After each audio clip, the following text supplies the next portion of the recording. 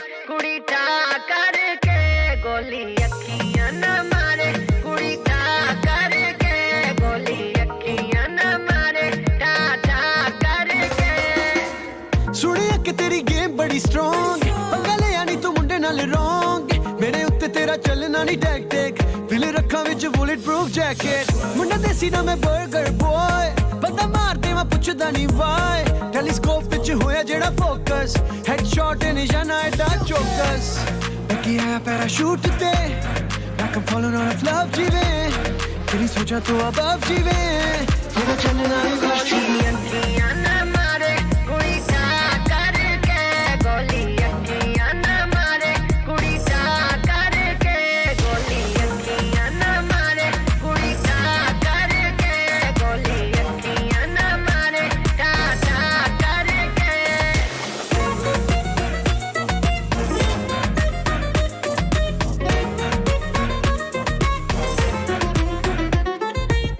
Oh boy, don't cry.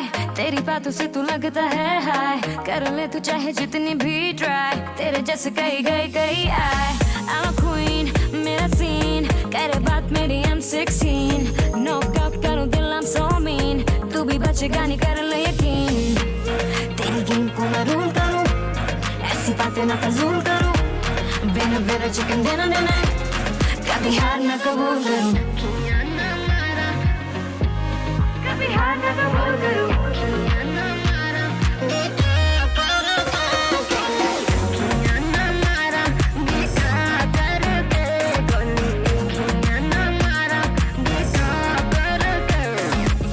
तेरी अखियां दी गोलियां भी सह गया तेनू लगेया कि तेरे ते मैं रह गया and you thought you knocked me out मैं तस्मा जो बंद करन लई बह गया एडा सौखा नहीं यू कुड़ीए हराना मैनू 10 साल तो मैं जानदा ज़माना मैनू मेरे लिखण दा एहो जिहा स्टाइल जिवें हत्थ विच पड़िया मैं PUBG मोबाइल ठाठा लिखां गाने राउंड जिवें खाली करा गल सीधी करा ना ख्याली करा मेरा स्वैग देसी मुंडा मैं ओरिजिनल कदी फ्लैक्स कुछ बन के ना जाली करा बैकी है पैराशूट ते like I'm falling on a flap जीवे तेरी सोचा तो अब जीवे तेरा चलना नहीं गोली अखियां न मारे कुड़ी टा करके गोली अखियां न मारे कुड़ी टा करके गोली अखियां न मारे कुड़ी टा करके गोली अखियां न मारे टा टा करके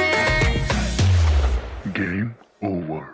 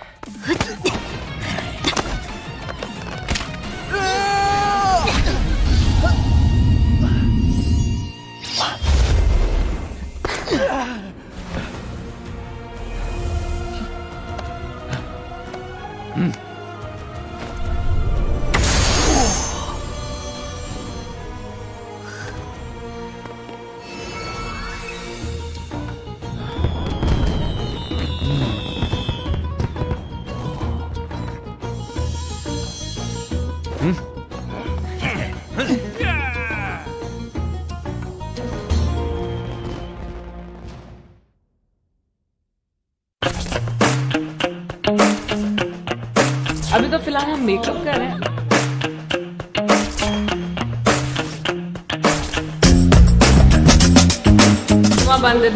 का मतलब ये कि डोंट शूट। गेम मास्टर माकफुल टीम क्या खले माँ का वर्ता। हाय बहुत अच्छा लग रहा है पबजी मोबाइल के साथ कोलैबोरेट करके, और अब मुझे एक और तरीका मिल गया अपने फैंस से कनेक्ट होने का, पख्तून फैंस से। अपनी आवाज में पबजी मोबाइल खेलने का मौका मिलेगा, अपना अच्छा लगेगा, आप खुद सोचे। तो कोई एक चीज वियर्ड नहीं है, वो तो बहुत कुछ ऐसा कई दफा हुआ है कि थैंक यू वेरी मच कह के या बिल्कुल खामोशी से मैं निकल गई। पबजी तो मैं सोच रही हूँ जो इस वक्त मेरी टीम यहाँ पे मैं इनके साथ खेलूँ, मजे का। Keep rocking. यूथ में मेरी बहुत फैन फॉलोइंग है और फैंस वाकई मुझसे बहुत ज्यादा प्यार करते हैं, बहुत हार्डकोर हैं। तो लेट्स गो। तो अभी हम रास्ते में हैं और हम जा रहे हैं अपने स्टूडियो की तरफ वॉइस ओवर्स के लिए। वॉइस पैक आने वाला है पबजी मोबाइल में पश्तो में। सो यस मैं बहुत एक्साइटेड। माँ कवर का अल्लाह का माँ सरा मदद का और मुझे प्राउड इस बात पे कि मैं पठान हूँ, मुसलमान हूँ। मैं आज जो हूँ जहाँ हूँ यकीनन मेरे कल्चर की कदर ही है जो मुझे यहाँ तक लेके आई। आप लाइव स्ट्रीमिंग कब शुरू करें? बहुत जल्द मुझे लगता है। इसके बाद तो एक बनता है सेशन, तो वो तो आप जल्दी देखेंगे मुझे।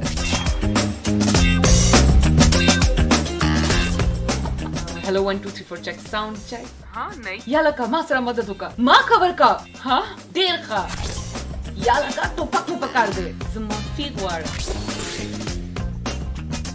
याला का ब्याह बप्पा यूज़े गेम का ज़्यादा बचक्रम मनना माँ खबर का देर का पमा बांधे डज़ों के। So thank you PUBG mobile, आप लोगों ने मुझे मौका दिया, मैं बहुत अच्छी लग रही थी, बहुत सारे कॉम्प्लीमेंट्स मिले। Thank you.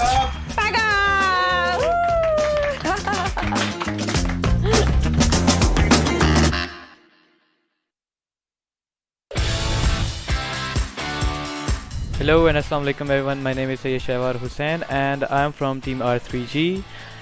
My team and I have reached top 20 in PMPL Pakistan. It's a great opportunity that has come our way and we'll make most out of it. We wish best of luck to all the teams and watch us live on all PUBG Mobile YouTube channels from March 22nd to April 17. Thank you everyone.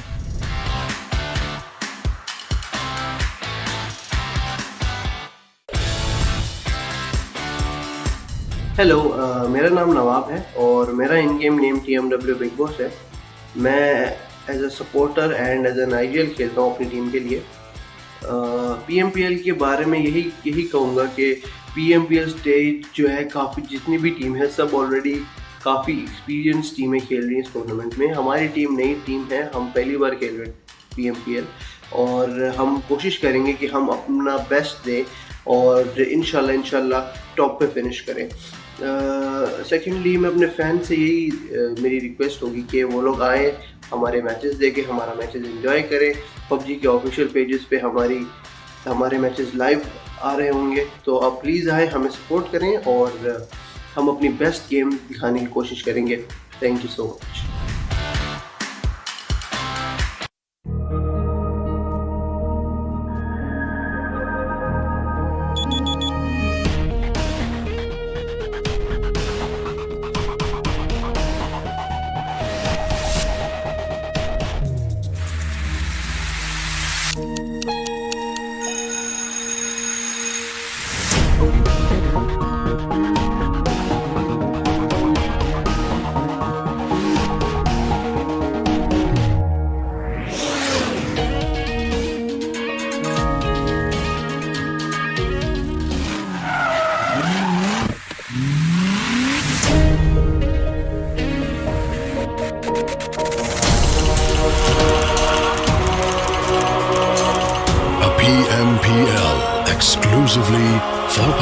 Battleground. A chance to push your limits. The squads are ready to turn their dreams into reality. It's our chance to reach the biggest. It's time to enter the dawn of new champions. Let the action begin.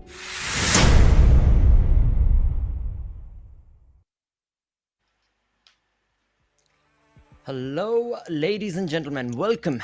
And today we jump into the final weekend, the final super weekend right here at PMPL for the Pakistan region. And again, when it comes to these teams, they have been battling it out since the past 3 weeks. But today is going to be that defining moment that these teams were waiting for, because through today, basically, we're going to be looking at the teams that will be jumping into, of course, the finals itself. With that, all of this, of course, is a huge thanks to Oppo with the new upcoming flagship smartphone, of course. That's going to be the F Pro 21. Definitely keep an eye out for that. Joining me, of course, is going to be Fixes as we take you through these 5 games, after which, of course, we will know what teams are going to be the ones playing in the finals. Oh yeah, I mean that is what we are in here for, right? I think we've got a slight idea because the last time during the league play weeks we had to say our unfortunate goodbyes to 3x Esports and the likes of Quraysh. Now that sort of broke our heart, right? But this Super Weekend is about the competition basically between the bottom order of the table. We've got teams like TmwEsports, XGeneration, everyone eyeing to prove, and I think they've got a the first hurdle is going to be Quraysh Esports, because in the second Super Weekend they sort of amassed 102 points. So if they can get more than that, then they can start dreaming, but it is not going to be easy at all. Oh, definitely not. Again, I mean, you talk about the way these players are motivated, right? Throughout the entirety of the 3 weeks itself, what we've seen is every single league play, and then moving on to the Super Weekend, the teams were so very motivated. They were so well reversed and well versed within themselves as they tried to approach different situations, that it was just a complete 360 story or 180 story that we saw from certain teams, where they were able to jump up their gameplay level almost to 300% and more. So yes, definitely. I mean, the stakes are so very much more higher. And along with that, as we talk about the entirety of the saga, let's move on and have a look at the format altogether itself, as we have been part of this since the past 3 weeks itself. We started off, of course, with the 2 days of league play, and then moved on into the 3 days of Super Weekend. And in those Super Weekends, of course, the teams walking away with the chicken dinner would also end up getting $500 heavy in their bank accounts as well. And again, there have been many teams who were able to get back-to-back chicken dinners, who were able to get a lot of money for them, that now, apart from all that money that was accumulated, now all those groups, the 5 groups, have been brought down to these 16 teams. And today is going to be the defining moment for all 16 of them. Oh yeah, certainly. And if you're talking about the prize money on the line, it says 1.76 crore Pakistani rupees. So that is some huge amount out there. And for every chicken dinner, of course, for the viewers out there, we've got to tell you that they're going to get $500 each. So I think, Lakshay, considering how this week really started, TUF seems to be in a blistering form the way they've been playing. Of course, SALTxi8 consistent as ever. And I really want to see how MetershotxSKY comes out through, right? One big shocker, of course, the Super Weekend is, of course, 2 big names are not going to be playing. Of course, Team H2E and 4VTFT. But that's going to be so interesting to see, if the teams make it, if the other teams that are playing right now in the Super Weekend sort of topple them over, or is it just going to be where it was, right? But as we take a little bit of look at the squad rosters playing the Super Weekend. So SALTxi8, Quantum Rage, TmW. I think TmwEsports, our eyes are especially going to be glued at them as to how they're going to be performing, at least out of this top 4. Definitely going to be a very important side for that team to be showcasing the perfect play that is possible to even make it, to even try and make it, because there is a difference. There is a little bit of a difference for them to try and overcome.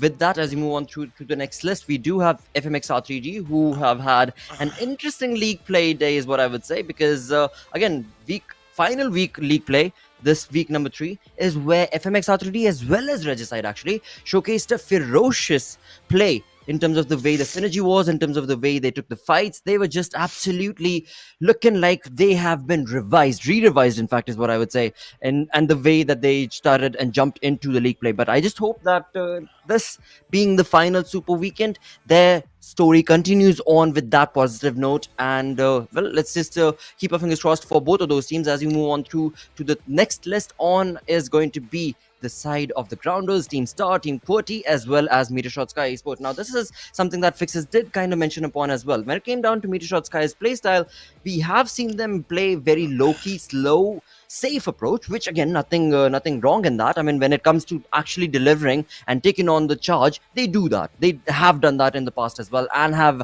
of course, given us some miraculous plays and chicken dinners, stolen chicken dinners as well. Same is the case for North Esports, but on the other front, there we have XGeneration, Magnus, and then Regicide as well. So now, Regicide, this team, they have the opportunity today, as well as again the next 2 days as well, the entire 3-week affair of the Super Weekend, to be able to capitalize every single game. In total, all of these teams are going to be playing 15 games, so 5 games per day. And 15 games, again, sounds like a lot, but when you start playing one after the other consecutively, the numbers start dwindling down real quick as the Battleground take charge.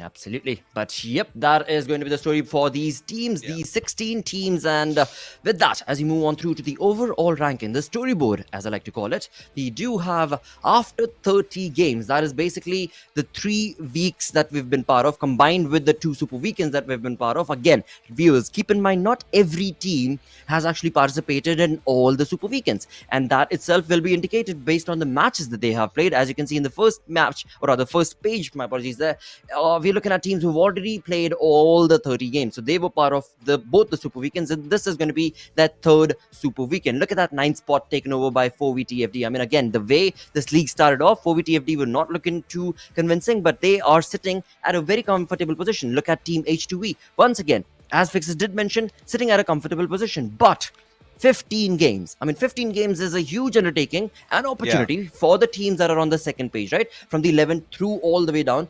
They have a big opportunity to be able to capitalize on this situation, because those teams, they're not playing. Yeah, absolutely. Actually, you know, I really have my eyes set at how Freestyle are also going to be playing, because are they still going to rely on Malik to be their Mr. Dependable to, you know, make them see the shorelines, or is it the other players also stepping up? You know, that is what I'm really interested in. Magnus Esports, you know, they start off with firecrackers, but suddenly they kind of fizzle out, right? So that has again been one of those major issues. The Grounders FMR3D did miss out on the last Super Weekend, so of course you're going to expect bigger things from their side. FMR3D did show us some signs of resurgence this time. The way, you know, especially Pika has been playing has really impressed me. They did manage to come out through, get some chicken dinners, and I'm really happy with how they progressed. But you know, they've got to sort of carry this on inside the Super Weekend as well. And what is going to be really imperative for all these teams on the bottom half of the table is get the first chicken dinner, have a good first day, because if you do so, then you're gonna you know, get off to a good start. You're gonna start feeling positive. But talking about a lot to prove, I think certainly this is one of the teams that we need to bring into the picture. JD69 and Thug clearly being those players that have been getting so many finishes for their team. So gonna expect nothing less from these lads. But yeah, I think likewise, Lakshay, they will really have to hit the pedal to the metal from the very first game.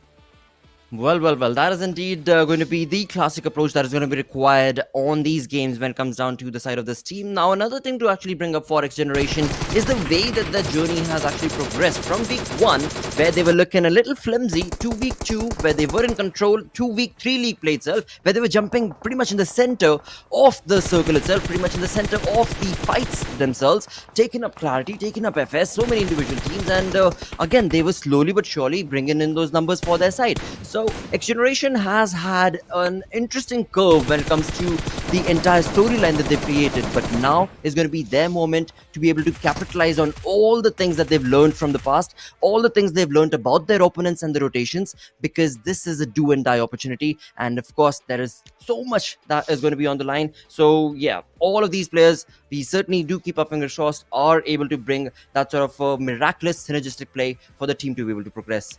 Oh yeah, I mean, you take a look at this particular team, right? They've sort Right. of always been that hit or a miss kind of a team, right? There are moments Exactly. when you don't really see them coming, right? Right. They come out of nowhere, they hold on to a good position, and they suddenly go Hmm. all guns blazing. You know, there are certain maps in which they really tend to thrive. So it's going to be True. really interesting as to how they're going to be playing. At the same time, you know, I'm going to be really interested with North Esports as well. You know, Oh because yes. this is one Oh of the yes. teams that did miss out on the first Super Weekend, so they've got some catching up to do. And I really feel, you know, the way they've started, they're gonna start their things off from 101 points, which they sort of accrued for themselves in the second Super Weekend.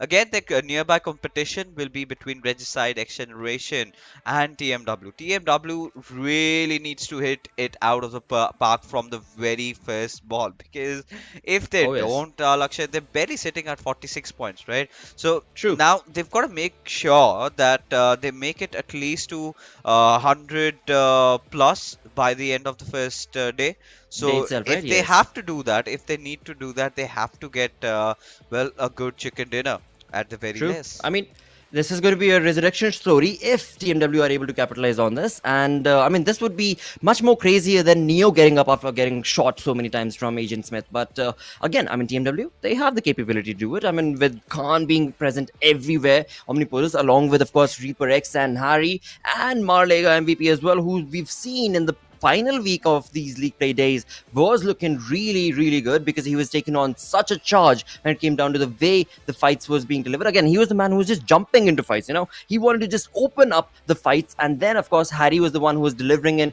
those massive blows and getting those points for the team. But overall, again, it does not matter. Whatever strategy they work with, let's just hope that they are able to capitalize upon it because it's going to be critical as they're sitting on that 20th position, right? If I'm not wrong.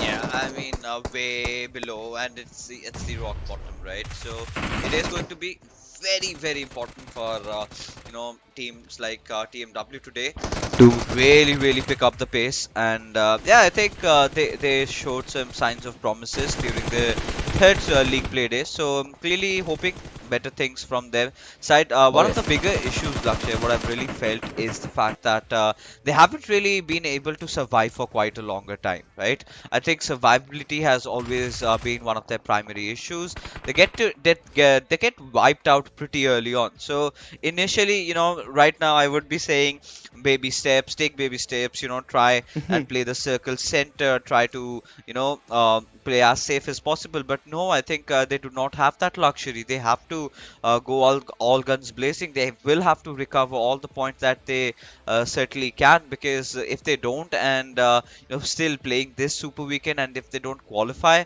then that's going to be Right. such a huge heartbreak, right? It feels as if it's True. a slot wasted.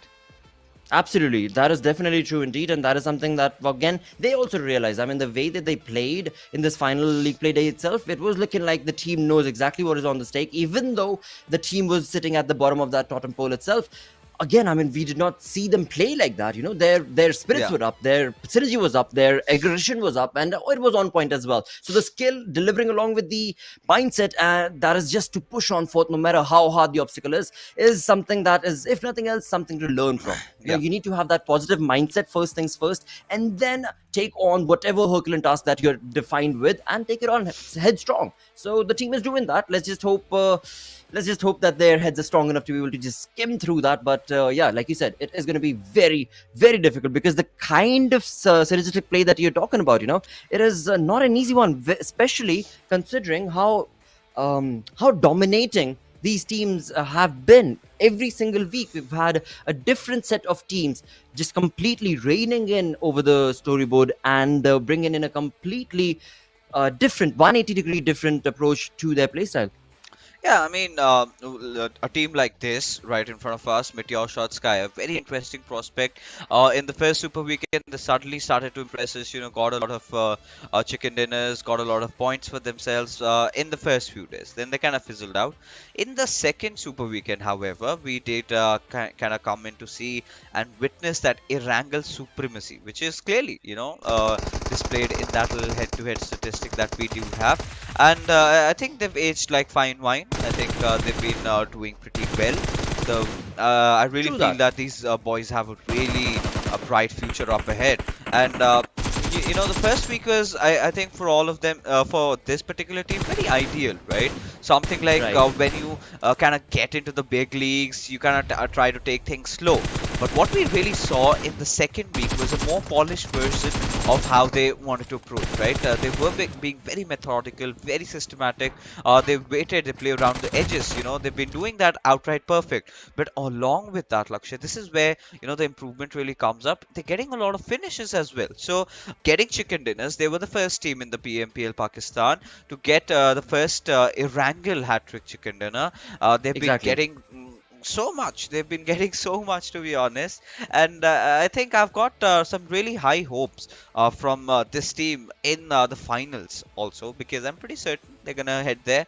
But I think a few areas that they can really work on out on, Lakshya, is their Miramar and Sanhok game, for sure. True.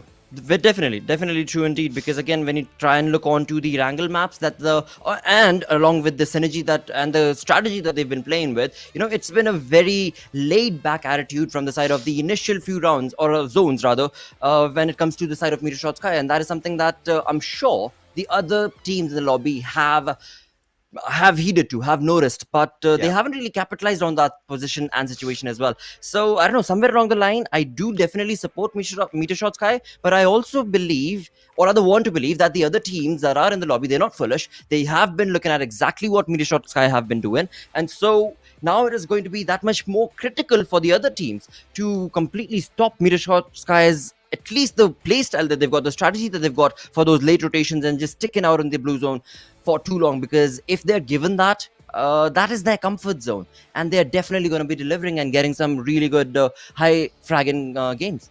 Oh yeah, and for the viewers out there, this is a live item drop exclusively for you guys. All you've got to do is just chill and wait and watch the stream till the very end, because there's gonna be a secret code that keeps on that will be popping during the breaks, during the matches. We're not gonna reveal that to you, but you've got to keep your eyes out for that. And if you get the code, make sure you get inside your game and redeem it, right? Free AMP True. skins, and well, considering the fact that AMP has lately been one of the most disgusting weapons, you know, completely broken, I think Right. a lot of people would want to flex those skins. And I like the color, Absolutely. both the color combinations, you know, the pink one and even the black and green. Absolutely, but again, I mean, that gun is it is just so very needing for a buff. But we shall see if that ends up happening or not. But overall, when it comes down to the day that is in store for us, we've got 5 games as was discussed earlier. Starting right off the bat, we are going to be looking at Erangel. But another thing that is going to be changing, especially when it comes to the Super Weekends, of course, is that 4th game, where every single time that 4th game takes us to the map of Sanhok. And well, today is no different as well. But one thing that of course is very different is this is going to be the final Super Weekend for these teams. And with that done and taken care of, it is going to be Erangel, where we'll be jumping into right off the bat for the first game. And based on the stats that we've seen earlier, again, all of these teams, they are highly fragant capable. Definitely there's possibility for any team to get that chicken dinner. All of them are motivated, all of them know exactly what is on the stake and what is on the line. But also all of that combines us towards this one question, or speculation rather, is what I would say. That, all right, yes, you might have zone locations perfectly set up for you. Yes, you might have individual areas that you know will not be contested for you, like Yeah. MetershotxSKY, like so many others.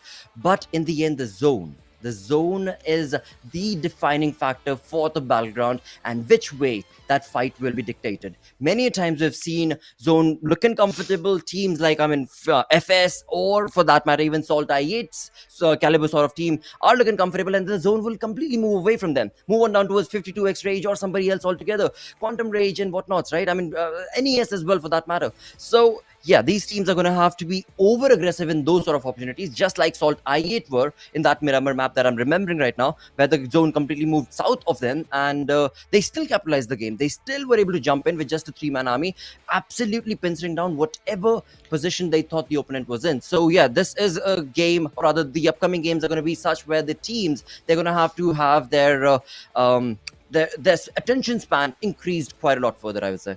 Oh, they certainly have to. And that being said, Lakshay, I think it's time it's game on, as all these players are, set apart in their favorite playing poses. Do let us know which one do you like, or rather, let's just head inside the first game of the evening.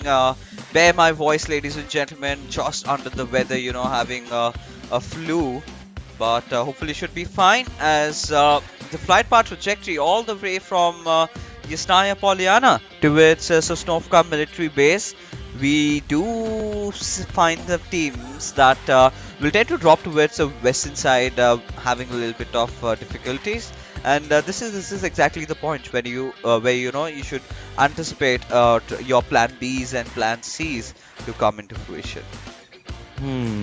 Okay, this is definitely a different flight path than all the others that we've seen. It seems like it is definitely going to be an interesting day right off the bat in the first game itself. The flight path looking very nominal. The flight path looking very much okay. But what is going to be the zone's dictation for this fight? And I'm just being told that we are actually looking at a rehost right now. The game definitely seems to have had a little bit of a hiccup, as this is again a very important week. The teams do need to get their opportunity, and of course they all need to have that fair and square opportunity. So we are definitely going to be providing that. We're going to be allowing a different game to be hosted once again, so that all the players are in that comfort zone. The day is just starting off. You do not want to have a team jump in with just a 3-man squad, or even a 2-man army, where they right off the bat, the motivation kind of just drops low, and it's just like, okay, so here we go, I guess. It's just not right. Yes. I'm sorry to cut you off, but when you are under the weather, when you're actually sick, really interesting thoughts come into your head. Taking a look at this arena, have you ever realized that we've got so many identical viewers looking at us? The ones especially in the orange jacket, rather the yellow jacket. So many of them. And then you suddenly find the ones in the school dress with that helmet on, and it's everybody there. So a little weird, but yeah, just some lame things to point out. Hey, fix this. Dude, that's no. Hold on. So I've actually spoken about this earlier as well during our league play as well as the League 2 days, right? And Yeah. I have actually spoken about this in such a wonderful way, I would say, because the viewers that we've got, the virtual viewers in the arena are there, but they're all there only because we've actually got fans who are sitting in front of their computer screens and, of course, the mobile phones right now. Right? And Alright. these people are representing them. So the more people we get chatting in IRL, the more of these virtual arena is going to get fulfilled. And again, more of those logos of these teams are going to be showcased because, well, this team is getting that much more love from IRL fans. Wow, technology, Lakshay, has gone Exactly. way too ahead. Now, who would have thought, it is sort of getting replicated? And what are you waiting for? The stadium looks like it could do with a few more seats, few more, or a few more of your friends. So don't forget to get everyone inside the chat, because it's, of course, the final Super Weekend. It's bound to get out of control. It's bound to get really mad over here, because all these teams, the ones especially that know that they're qualifying for the finals, they're gonna play without any pressure, and that is going to be Exactly. for all the top 8 teams that we do have, right? They're kind of in the safe zone. They know that they're qualifying into the finals, and this is where they're gonna play with no regrets, as if there's no tomorrow, right? We're gonna see a lot of aggressive players, or maybe they could just go for chicken dinners, right? Few extra money, $500, almost equals to 88,000 Pakistani rupees. So yeah, clearly this is the point where you sort of have to get into the groove, get yourself some finishes, get yourself that chicken dinner, and yeah, that's the road for glory for these Pakistani teams. Absolutely, but they're going to have to capitalize on those situations, right? Where again, in the past, this league play, the third week's league play days that we were part of, we did see, well, some really chaotic fights that took place right off the bat in the first 3 minutes, 4 minutes of the game itself, where things just absolutely were like, what exactly is happening? Where the teams were dropping into their known drop locations, but there were just some early contestations that nobody could have anticipated. And now, once again, these teams are, of course, in the final crux of this PMPL right here for Pakistan region, and it is going to be so very critical and crucial, as I said earlier as well, where their attention span, their attention to their awareness, their what is the word? Auditory awareness, basically, is what I'm referring to, right? The audio cues that you get from the environment itself, they have to be on hyper alert to be able to just get that information as soon as possible and then relay it to your teammates so that you are ready and set. Even if it's just one opponent player who you can hear a little bit like scuffling across, you want your teammates to know, you want to be able to create that flank, because you don't know, maybe there are more players. And again, I mean, like I said, it is going to get tougher and tougher, because 5 games back to back you're going to be playing with barely 5 minutes break in between, 10 minutes break in between. So yeah, the mental capacity, of course, is going to be tested for these players. Oh, it certainly will be. But taking a look at this flight path trajectory, not a lot has changed, but a little bit more room for the teams. At least the likes of Magnus to at least head out towards their respective drop location. That is going to be Gatka. But for now, XGeneration, QWERTY, they're all going to take a plunge over here as TMW. I believe they're going to be capitalizing on the fact that 4VTFT are not going to be playing with us. So ideally, we have seen them dropping off as far as SKY and Zaki. But this time, they've made sure that they kind of try to take someone else's drop location and then loot and move ahead from here on. But the only issue, Blotter, I really feel with this sort of a decision is that you've got to practice that rotation a lot, and I don't think they've done that quite often, and that is going to create so much trouble, right? Especially while rotating, because they've got 1, 2, 3, 4, possibly 5 teams around. But the good thing is that they do not have to rotate a long way, because the zone that has been formed is almost near around them only. Exactly indeed. So that will be a really good turn of events for them, of course. And as we move on through to the other side of this map, where we are looking at I am looking at the grounders, it is going to be FS that is very close to them. Once again, very much a default known path for both of those teams as they love to actually drop down towards that area. But I am kind of concerned about how Clarity are planning on doing this. Many a times we've actually seen them drop down towards this very pure region and then get into vehicles and drive all the way to Giorgio and get their loot segregated. So that is something that very much is an opening for the side of Clarity. But one thing they're going to have to be again careful of is the fact that they're getting away from the zone, right? The sooner you get into the zone, the better chances are that you'll find a compound that is not yet taken. So you can very well get your flank set up, you can get your entire team properly synergized and just easily waiting and chilling across. Whereas when you try and make those late rotations,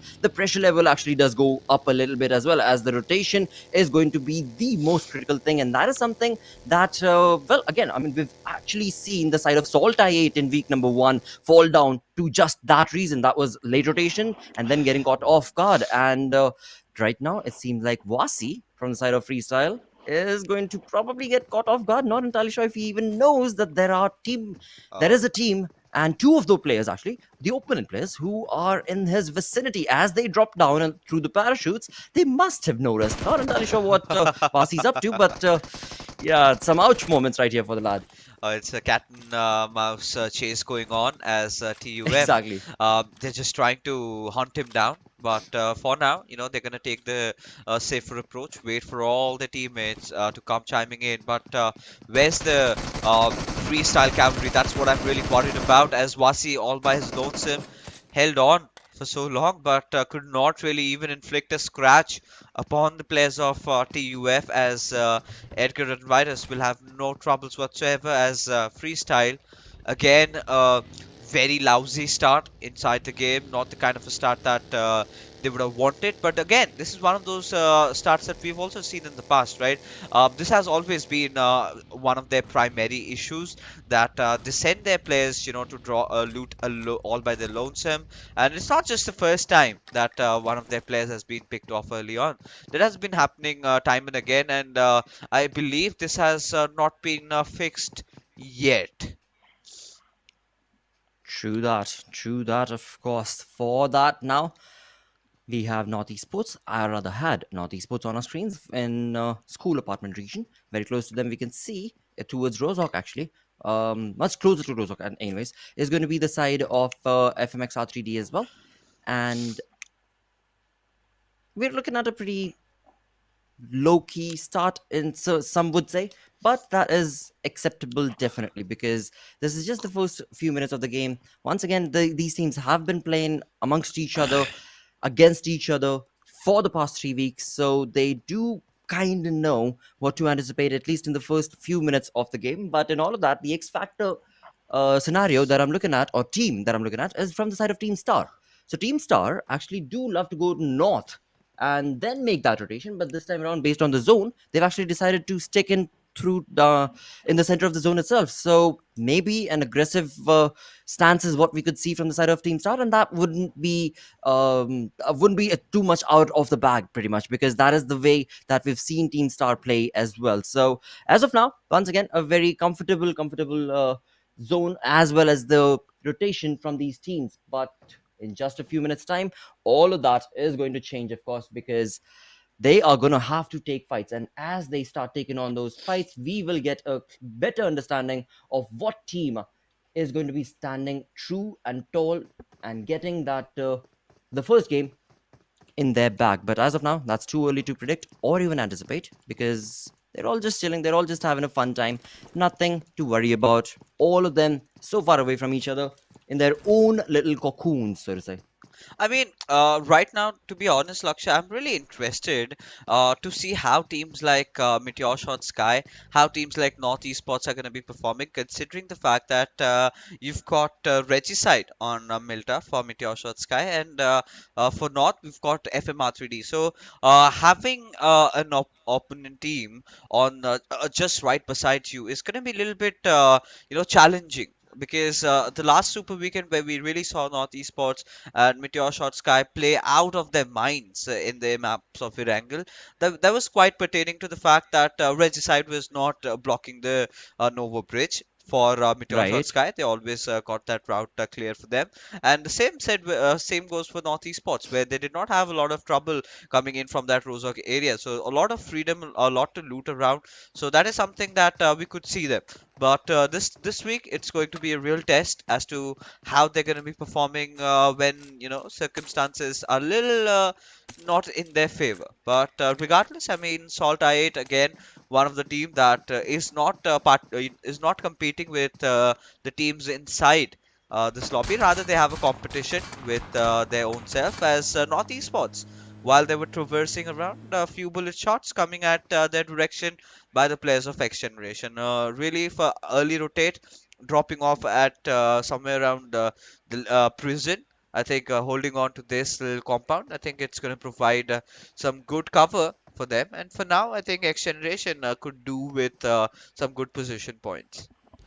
Absolutely. And again, I mean, when it came down to the way XGeneration have played this third week's league play days, they are very much improved in terms of the way they've taken those fights compared to the week number 1 league play days. So I am going to not necessarily worry about the side of this team, apart from the fact that, look at that. I mean, they are playing an aggressive streak, and they're wanting to do so because, again, those points, they want to be able to get the best of the best positions. They want to be able to get the best of the best fights, and of course that will mean their confirmation as they move into the finals itself, with, again, massive prize pool, 1 crore 76 lakhs, right? Fixes. Yeah. That is a huge undertaking, and right before that itself, right now, you get a chicken dinner, you've got $500 in the bank itself. So definitely all of these teams, oh wow, this is a good team to actually talk about. Regicide, a team that has had a perfect, I wouldn't really say comeback story right now, because I don't want to jinx it. But I want to believe that this team, the way they played this, once again, this third week's league play days, the team was looking very much in form. I mean, Johnny, Octo, all insane. They all just completely shown to the occasion and were not deterred from whatever the opponent threw at them. But once again, a one-time pony is all right, but they're at a critical position as well when it comes to the storyboard. So for them to get game after game after game in their favor is the only way that we can see Regicide move on forth. Oh yeah, I mean they will have to. They will have to throw the entire kitchen sink out of the window. Everything that they've Everything, got, yes. basically they have to display that, right? Because to be honest, again, you've got to sort of anticipate a really good kind of performance from this team.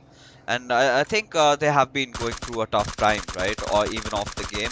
So it's going to be interesting as to how they are going to perform. But God Fury finds an initial knock on towards Maxi as FMR3D's Hassan just drops off, takes a fight against Sirius as both the players get knocked out. Anubis providing that quintessential cover fire over there as Sirius is gonna meet his makers as the remainder of the teammates from Quantum Rage are gonna come into the picture right now, with Anubis getting taken down. Of course, you've got a few other players also chiming in. Quantum Rage wants to get this fight done with, wants to get that revenge secured as Sparky is driving through the buggy amongst the players as he intends to open up his ADS. That was a really, really bad decision that he made over there, but FMR3D somehow have held on to their horses. All their players still alive, Lakshay.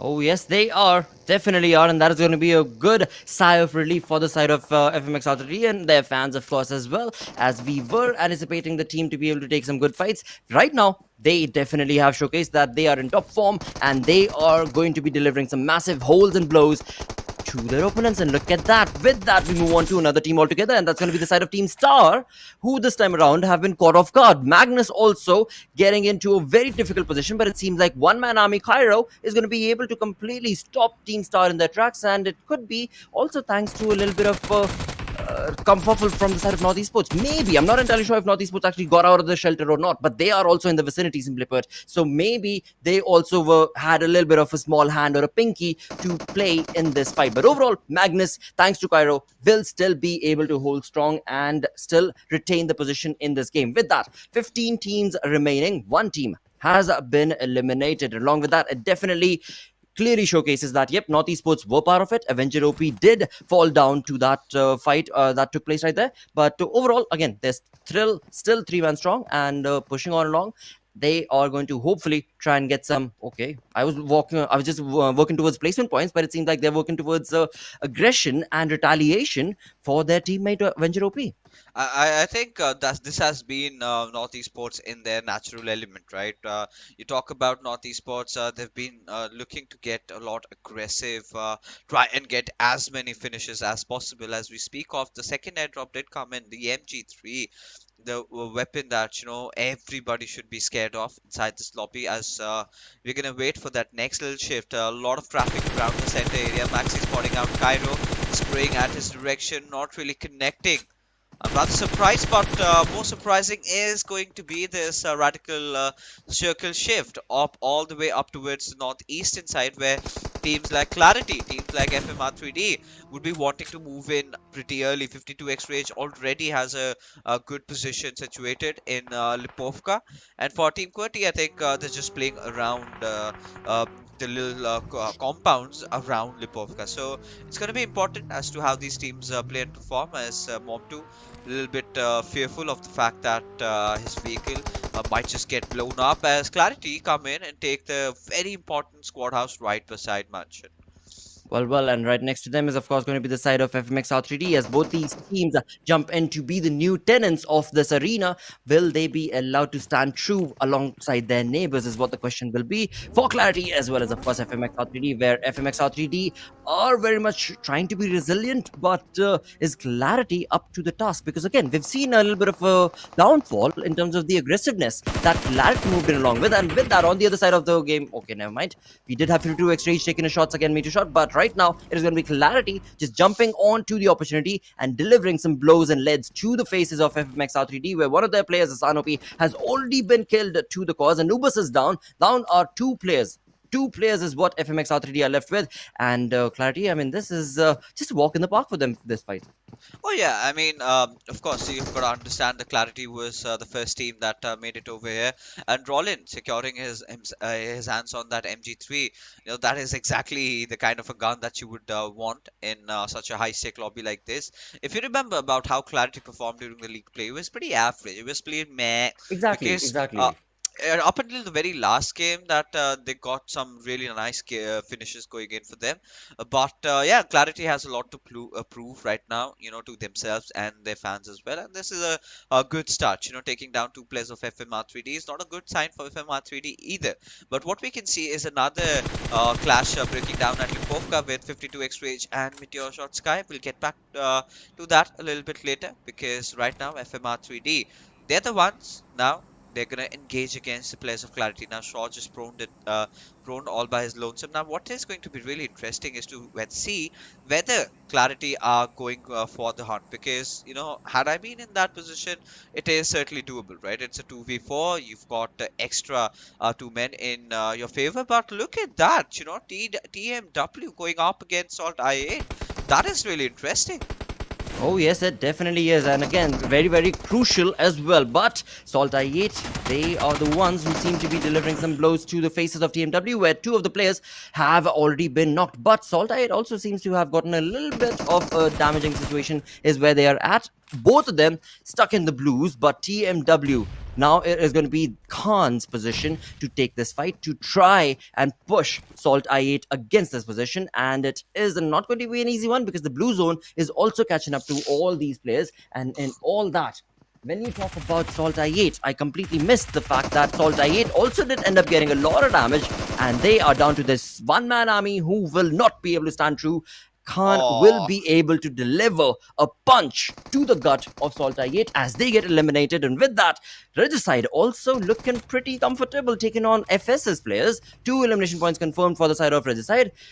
Decent play as of now. 13 teams remaining, and just a few minutes ago we did see 52x Rage take on shots against the players of MetershotxSKY as the rotation was being made, and it seems like Magnus Metershot, my apologies, is down to a 3-man army as of now. But what exactly is the case for 52x Rage? As of now, we do have Zen right in front of us, but where are his teammates? If you look onto the mini-map, they are spread out thin across Lipovka.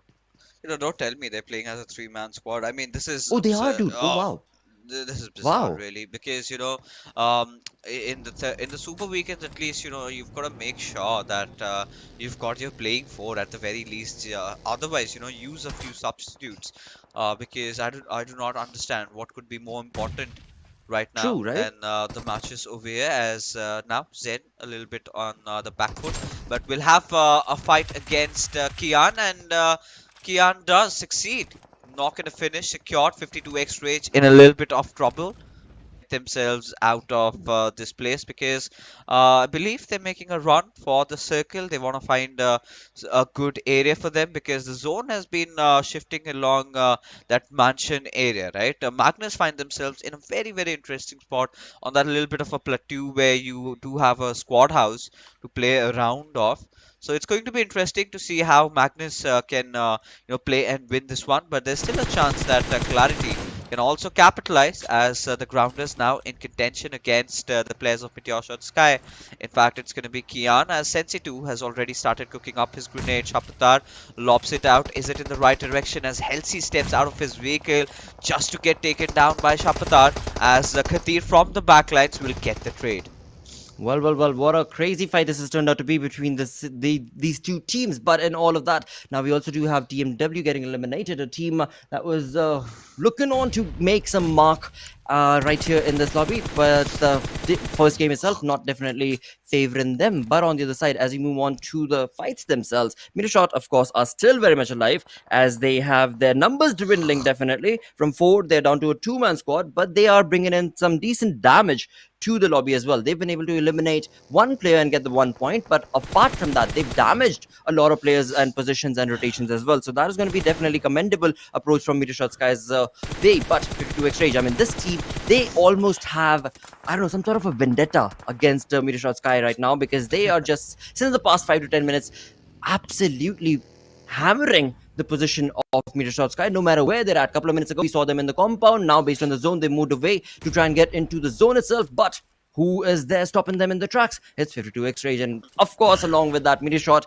even though they're just a two-man army, they are trying to take on some fights. They have one side, of course, 52x Rage. The other side, it is going to be the Grounders, who absolutely are looking not so good because they're also a two-man squad. But the one thing favoring them is going to be the advantage of the compound. But something that's not favoring either of these two teams is the blue zone is going to be catching up to them in just 15 seconds. Oh, it is indeed, and quite an interesting circle ending around that mansion area. TUF, well, they were off to a really good start. You know, got Wasi down, but ever since, just those two finishes, and that's just about it. Now Thor, he's got to protect himself over here as Virus is sort of knocked out, and FMR3D. They do not really want to leave cover because that is going to be some hefty commitment. But Teen Wolf and Zibian get the better out of Kian as MetershotxSKY not so good while rotating this time around, just caught off guard as the same fate awaits Khatir, already taken some massive amount of damage. As 420 Boy will be spotting out TUF's Joker, does fire a few bullets at his direction, but to no avail, does not connect. Well, this is turning into quite a chaotic fight right here in this 5th zone, where many of these teams are in the open. They moved into the zone a little bit early, and of course, for the side, we do have TUF standing true and tall as they take on the fights and the shots, as they've got the information and they've got the comfort of the zone. Same is the case for the side of Clarity as well, as they have been able to deliver some crazy blows to the faces of their opponents.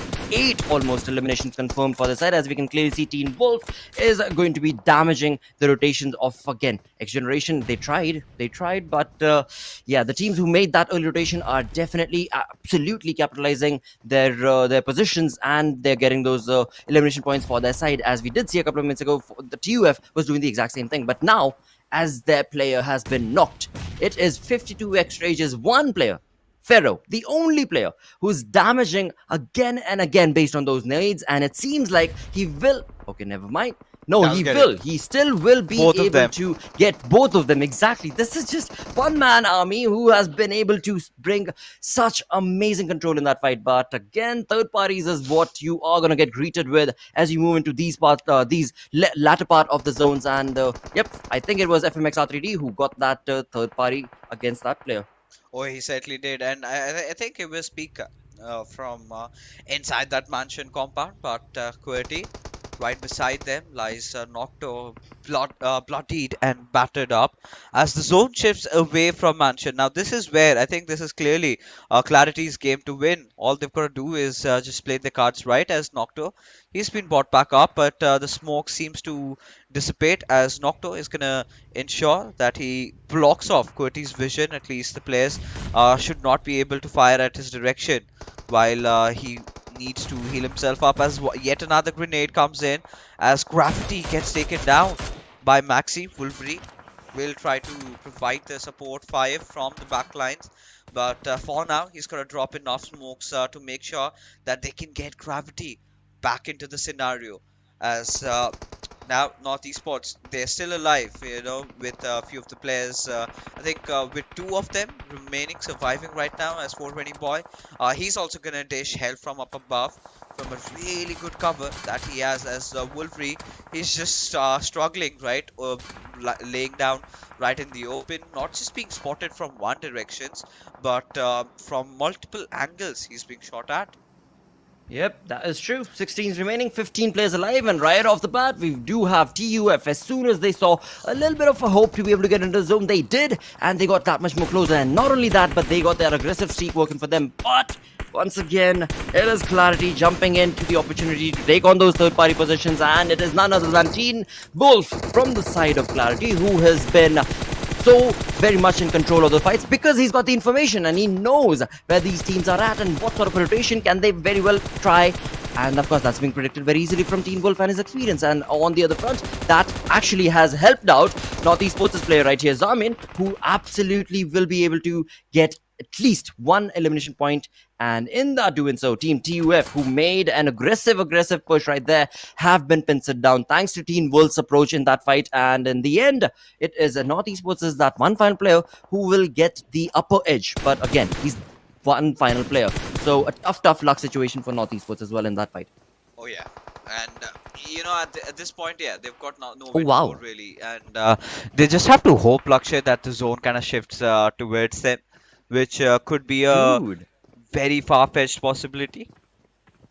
I'm so sorry. I'm just looking at the teams that are surviving. I mean, Clarity, we were talking about how their performance kind of dwindled down, but it seems like we're in this final weekend. This is looking really good. But not only them, look at R3D, FMxR3D looking completely secure in terms of the way that they've been able to hold the ground for themselves, right? They've got Regicide, we've got NorthEsports, and then is QWERTY. QWERTY, I mean, all right, they're here, they're there. It does not, all right, it does matter because they were just able to eliminate NorthEsports. But again, I mean, all the teams that we were talking about, they are delivering some very synergistic play right off the first game. Oh, they certainly are, and this is something that we absolutely love. And I think it is going to be such an important game for teams like R3D and Regicide, right? Because, exactly, yes. they have a lot to prove, right? Now, especially for teams like Regicide, because R3D still find themselves in a good position. But for teams like Regicide, a lot of eyebrows had already been raised as to how they've been performing. But for now, we've got to see how can FMR3D make their movement as Wolverine gets finished off, as QWERTY bite the dust, as the final three teams remain, and the zone shifts into a no man's land. And I think it is FMR3D that are the nearest to it, but Drawling being very smart, just making sure, flattening out their tires. Zibyan, I really felt that he was the one who would be providing that cover fire, but instead gets taken down by Pika. Steve Wolf did think of trying to come in and give him the revive, but he knows that he's got a job to do. You've got to cut your losses, as 420 Boy will now take his own sweet revenge. But Johnny from afar gets Teen Wolf, and Teen Wolf has no idea as to where that came from. Well, now it's an equalized fight. Now it's a really equalized fight between the teams that are surviving and remaining, right? We've got 3 teams still surviving. We had 4 numbers advantage working in the side of Clarity as they made that rotation. Not so much the case because it's only Drawlin who's all left by his lonesome. But that's not it at all. As we look on to the live rank, and we've got 3 players surviving. 2 players coming in from the side of Regicide and 1-man army. That's going to be Drawlin. But who shall get the better half of this fight? Who shall get this chicken dinner? Is it going to be Regicide or is it going to be Drawlin? Of course, both these teams know exactly where they're at, but the blue zone is catching up to Drawlin, and this is where things could maybe get tricky for him. But this is just perfectly set up. The tree could be his savior in this fight, but again, the numbers advantage not favoring him. So a tricky situation, but there is still hope. There is still possibility. Oh yeah, and at this point, Drawlin might consider trying his chance at the Chipko movement, if you remember. Right. Very historic. Exactly. Yep. But for now, I believe the tree is not really favoring him, but it's going to be Drawlin who gets the knock onto which Johnny now against Nocto in that 1v1 situation does have the cover. It is just out as a smoke, and I do not know if that's a boon for Drawlin. A little bit of a cover. Maybe Nocto's original intentions were to kind of try and reposition himself as he spots out Drawlin, takes a dig at him. But still not completely able to take him down. But the grenade just missing by Whiskers, does some hefty amount of damage though. But this is all Drawlin has to play around, right? Drawlin has to make some movements, because if Johnny gets that revive back up, then it is clearly not going to help their chances. But seems like Drawlin does not want to advance, rather would try and change his position. And this was the golden opportunity that Drawlin needed to really capitalize, because now he's been spotted with nowhere to run and hide, but still has a really good cover to play around with. Needs to be very careful while peeking from this particular rock. Instead, play zone gets the better out of him. We'll get the finish, and it's Johnny, the last player surviving, as Drawlin clutches it out for Team Clarity, making sure they get their hands on those $500 prize money. what a play coming in from this lad. The patience absolutely paying off. But for Team Regicide, they had this in the bag almost just to throw it around in the final moments. Absolutely, dude. And again, I mean, taking us back to the way Drollin moved away from that crate, right? And he's still, I mean, you were asking for him to be able to push along because that was the moment and opportunity, which definitely was. But also, a bigger mind play game was to reposition yourself, and that's exactly what he did. And not only that, right? He had planned it out. He knew that he will not be able to get up and get out of that cover without giving away information. So he stayed low, stayed crouched, and moved away slowly, and then 50% along the way, jumped up, went straight for the rock, got that cover, and then again it was just like easy shooting, easy picking. At one point in time, it was Drollin who was being harassed by that blue zone, and then in the later half of the fight we just saw, it was Regicide not looking too good. But boy oh boy, this has been a really good start, a really good momentum that is going to be rolling across the entirety of the day, I hope. Oh, certainly, especially for a team like Regicide, as they have Miramar coming up next. Their absolutely favorite map. They've got the majority of the chicken dinners in this particular map. So it's going to be really interesting. We're going to talk a lot about what happened in Erangel, but after this short little break. Go!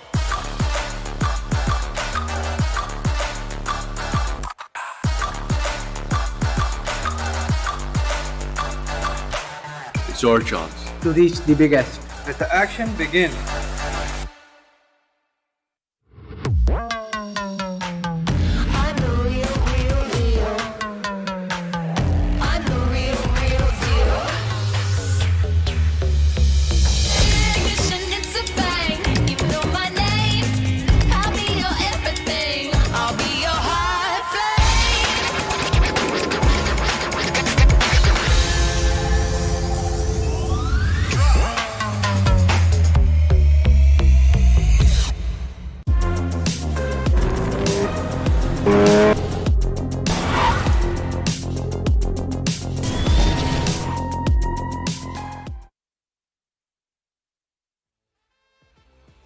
You're back. Our faces are back for just a few more minutes before we jump into game number 2 of the day. And again, I mean, right here we are in the final super weekend of the Pakistan region PMPL, and it is of course all thanks to Oppo, along with this amazing smartphone that is going to be the official support of this PMPL right here for Pakistan region. That is upcoming. That's going to be released. Correct me if I'm wrong, Fixers. 11th of April. Is that correct? Yes. Oppo. Yep. F21 Pro is going to be out in the market, so definitely keep a keen eye out for that thing, because it is going to be definitely changing the way the game is going to be played. With that, as we move on through, first game done, 4 games remaining. Erangel definitely, Fixes, was a good start for these teams, at least for a few of them. As we were talking about Regicide, we were talking about of course FMxR3D, we were talking about North Esports. They've all had a really good start.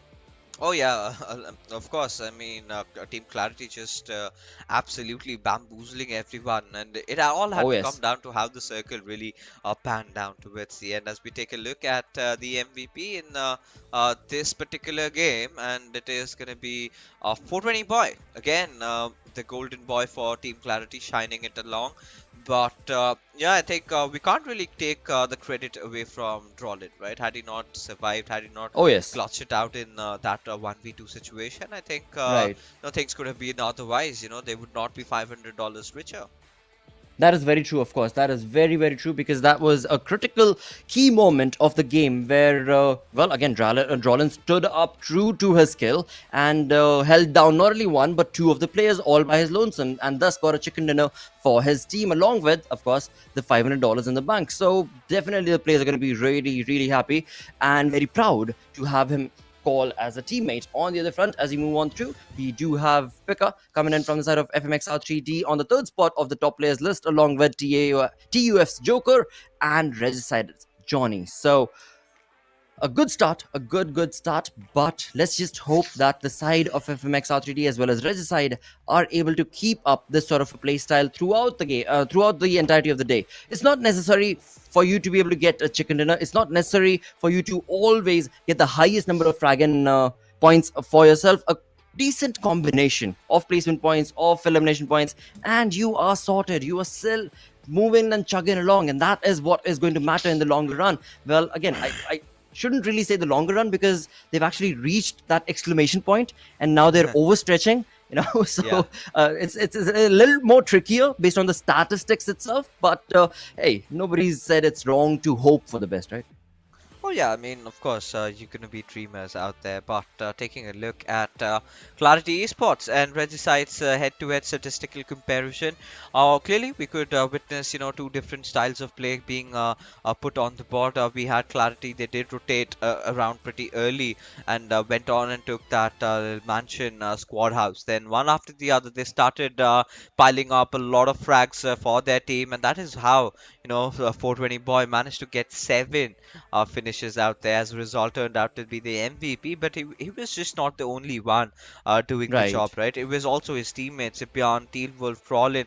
It's a pure QWERTY show that you could clearly see from here, as everyone was just performing out of the minds. And towards the end, I mean, we did see the players of FMxR3D also coming in. Regicide did come in late to the party. They kind of came out in the open, and towards the end, we really, I personally felt, if the res goes back up, and that is the end of the road for Rollin. He's not going to be able to do much, but I was still at the same time really shocked as to the fact that Rollin just clutched it out, had the perfect weapon, had found the perfect rock actually over there, and that was some really smart thinking as we take a look at the match rankings. And well, a really good start, I must say, for FMxR3D and Regicide, but can't say the same for TMW and XG. TMW especially, considering they've just managed to get 4 finishes, Lakshay, which puts them at 50 points, and with 14 more games to go, they've got to make sure that this week at least they get 100 points for them. That is true. But I mean, you spoke about all the wonderful things that happen in the game, right? And now I'm gonna bring our attention to the bottom of that leaderboard. Did you see there? You had Quantum Rage, you had Freestyle, you had SALTxi8. I mean, the teams that are looking so very good in terms of the overall ranking when it came down to it is not going to be the start to the day that they would have anticipated. But again, I mean, there's still, like you so perfectly mentioned, 14 games that they have the opportunity to be able to capitalize upon. On the other front, looking at the rotations being made, look at that again. This is something that we were talking about as well, as they moved on from the ferry pier, got into vehicles, and then straight off went down to the Georgia region, where they got their loot, and that is what gave them the boost to jump in pretty much, not necessarily at the edge, but of course pretty much in the center to get the area control and the information. And once they did, then of course we saw in the game itself, they were popping off a lot of heads based on the compound that they found there. Yeah, I mean, that was the dream compound that they could potentially own, but that was not just around it, right? The real class was visible when the circle kind of shifted away from them, especially in this particular shift, which sort of favored teams like FMxR3D and Team Regicide. But still, despite the fact they did take a few losses out there, but they still managed to clutch it out through, which is, I must say, a really impressive thing, considering the downfall of QWERTY during the league play days, and suddenly this little resurgence, getting things started up with a chicken dinner into this super weekend. I think that is exactly what they could hope for at this point.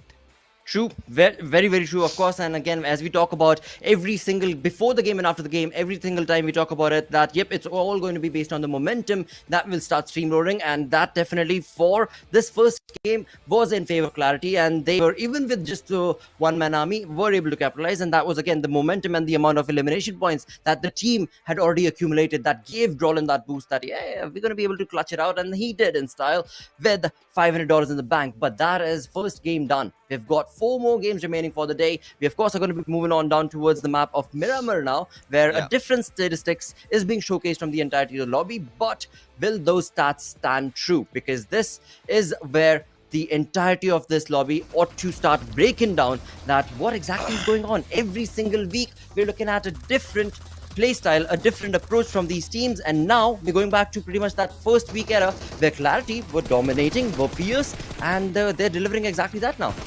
Yeah, I think clearly the circle really also favoring them taking all the right decisions. But this gives us the perfect chance, to to talk about so many teams trying to play around the center this time. We did see action breaking down really early on, but for SALTxi8, Lakshya, let's be honest, you know, this is something that they can really afford at this point. All I really would hope is that they do not lose their form that they have. So we've seen a very aggressive approach from SALTxi8, right? And no matter whoever is in front of them, they just go right at them. And this time, however, the luck was not in their favor. But clearly, you could see, you know, especially at this point here onwards, 420 points, just racking up finishes one after the other, and had no intentions of stopping. You know, the moment he spots players down, that is where he was getting everything secured for himself.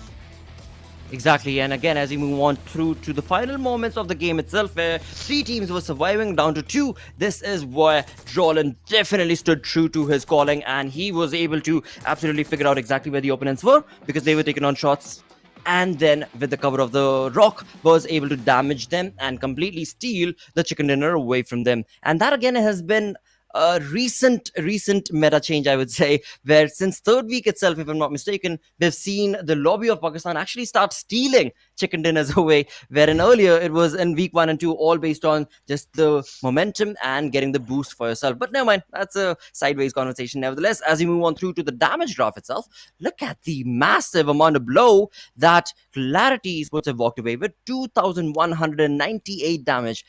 Incredible, just phenomenal. And then we do move on through to Regicide as well as FMxR3D. Really good to see and say these names right off the bat in the top 3 position. Yeah, absolutely. I mean, you talk about clarity. Clearly, you know, 17 finishes somewhere down the line, you're going to anticipate them that they're getting, you know, enough damage done. But I think what really stands out for me is the fact that FMR3D have really stepped up, right? Getting those 7 finishes, it's going to help them.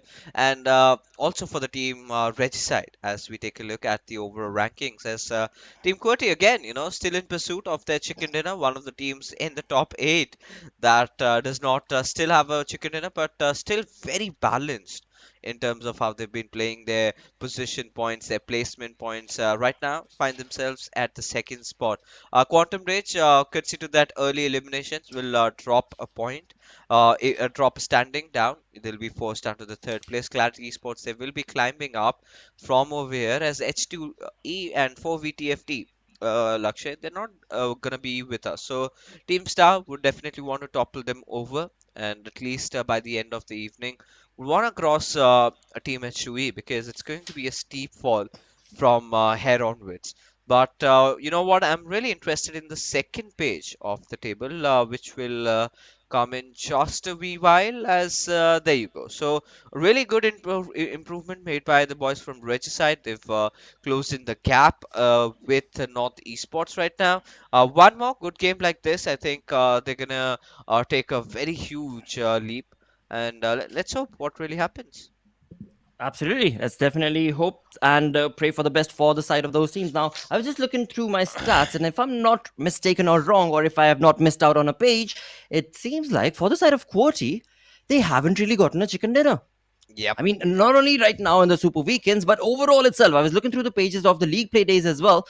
They've gotten all the way up to 2nd position, but I don't have a stat written. Well, maybe I've missed out, like I said, where I'll definitely be biting my own tongue if that's the case. But yeah, they have not gotten a chicken dinner, and they are so very consistent. This is again, I mean, this is what experience does to you. You don't care, all right? $500 on the bank are going to be around, but they're like, all right, does not matter. We know what is on the line, and that is to be a part of the finals, the grand finals itself. And then from that also, there is that chance, right? There is that team that will be pushing on to represent Pakistan itself, and that is what these big names are working towards. You know, a lot of you know, questions were raised when we did see a little bit of changes in QWERTY's lineup there, right? Letting go of a few of their players, them forming a new team, and everything. A lot of ruckus was created, and sort of questions were, of course, like we just said, no, were brought up. Like, why are you doing that when already your team is doing so well, and getting Gravity into the picture? Yeah, likewise, they haven't you know, reciprocated or replied right back with a chicken dinner. But the consistency speaks for itself, right? There's still a lot of areas to improve upon for Team QWERTY, and they're well aware of that. But as we move along, the schedule right in front of us, ladies and gentlemen, the first day of the third Super Weekend, we're going to be having it down in Miramar. And Miramar, as we all know, is one of the favorite maps for Regicide to clearly try and dominate. But can't really rule out the chances of teams like TUF and FS. Well, when you talk about Team TUF, I think they should be part of the the map chance, every game. Because the way TUF loves to play, at least have been in the recent past that I've been noticing them, has been so very open and aggressive streak, and with all 4 players jumping in towards that one collective goal, which is to just dominate that entire circle that they're going to be moving into, that entire area that they're going to be moving into. So I definitely am keeping my hands off this conversation for TUF, because they will always be there. But on the other side, like you so were mentioning, Regicide, I mean, that is a team that we've been talking about. FMxR3D, another team, North Esports. These are the teams that we would love to see just bring in that sort of synergistic play again in this game as well as we progress on towards the map of Miramar. But also another thing to consider is going to be, we've actually seen both sides of the coin in Pakistan region when it comes to the map of Miramar. There have been matches where 18-20 minute marker, we've seen majority of the teams and numbers dwindle down on the map of Miramar. Also, we've seen really extended fights taking place on the map of Miramar as well. So let's see where this lobby is going to be divided and dictating the game of Miramar today.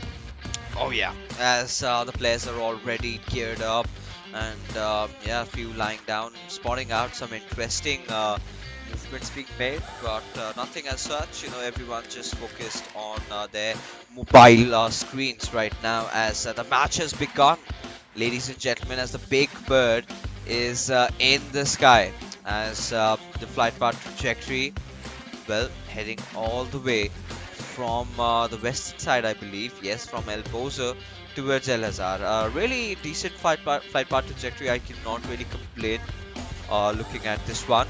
But where do you think it's gonna? Where do you think, Lakshay, is the zone gonna form? Is it going to be something of a very plain default circle, or is it going to be something really radical, something really way off the charts that maybe we haven't really seen? Again, I mean, on the map of Miramar, I think it is going to be not so radical, actually. At least not yet, I don't believe. And there's only one reason I say that. That's because CA is not here yet. You know, whenever CA actually points it out like that, every single time he's pointed out, the circle has taken a very different stance. Even if it's looking comfortable and like a common zone, by the time the game comes to an end, the zone has shifted in so very thwarted ways that you have no idea how that happened. And yeah, for this game, I want to believe and predict that the zone is going to be comfortable for these teams. But again, I mean, even if the zone is comfortable, that's all right. You have more time to loot and segregate different areas for the entirety of the team. But that does not still give you the oomph power that is needed to be able to capitalize the game. And right off the bat, we're looking at an El Pozo. Interesting one. We haven't really seen this western shift of the zone, or this western circle, the first one itself. So again, this is a dividing moment right now, because if the first zone itself is so western, favoring towards the west of the map, there are high chances that it's actually going to shift in the third time. Oh yeah, of course. I mean, we've seen some really drastic shifts, and likewise, you know, it's been so much fun with CA around. You know, every time he comes in, mostly during the final games, we get to see that really insane circle shift. But this one, the one that we've got right now around the western side, somewhere down the line, you're going to be anticipating it to be Regicide's game, because dropping off at Monte Nuevo, you're bound to have that little bit of a high ground to yourself, and a lot of traffic will be emerging out from the eastern side. We could clearly see, you know, a lot of teams over here. Quantum Rage, MetershotxSKY, FMR3D, they're all going to try and enter inside the zone. But what is going to be really wise for them is to try and maybe enter in through the northern side, or maybe come all the way from the eastern to the southern side. That is the kind of an opening that they can have. But for now, I think clearly, if you take a look at the early moments of the game, nothing really out of ordinary. As SALTxi8, they're just gonna get back to Los Leones, and North Esports are trying to do exactly the same. For freestyle, to be honest, Lakshay, to have a good start is they've got to start with retaining their players first, right? Making Right. sure that they do not have any early casualties, and I believe then they're good to go.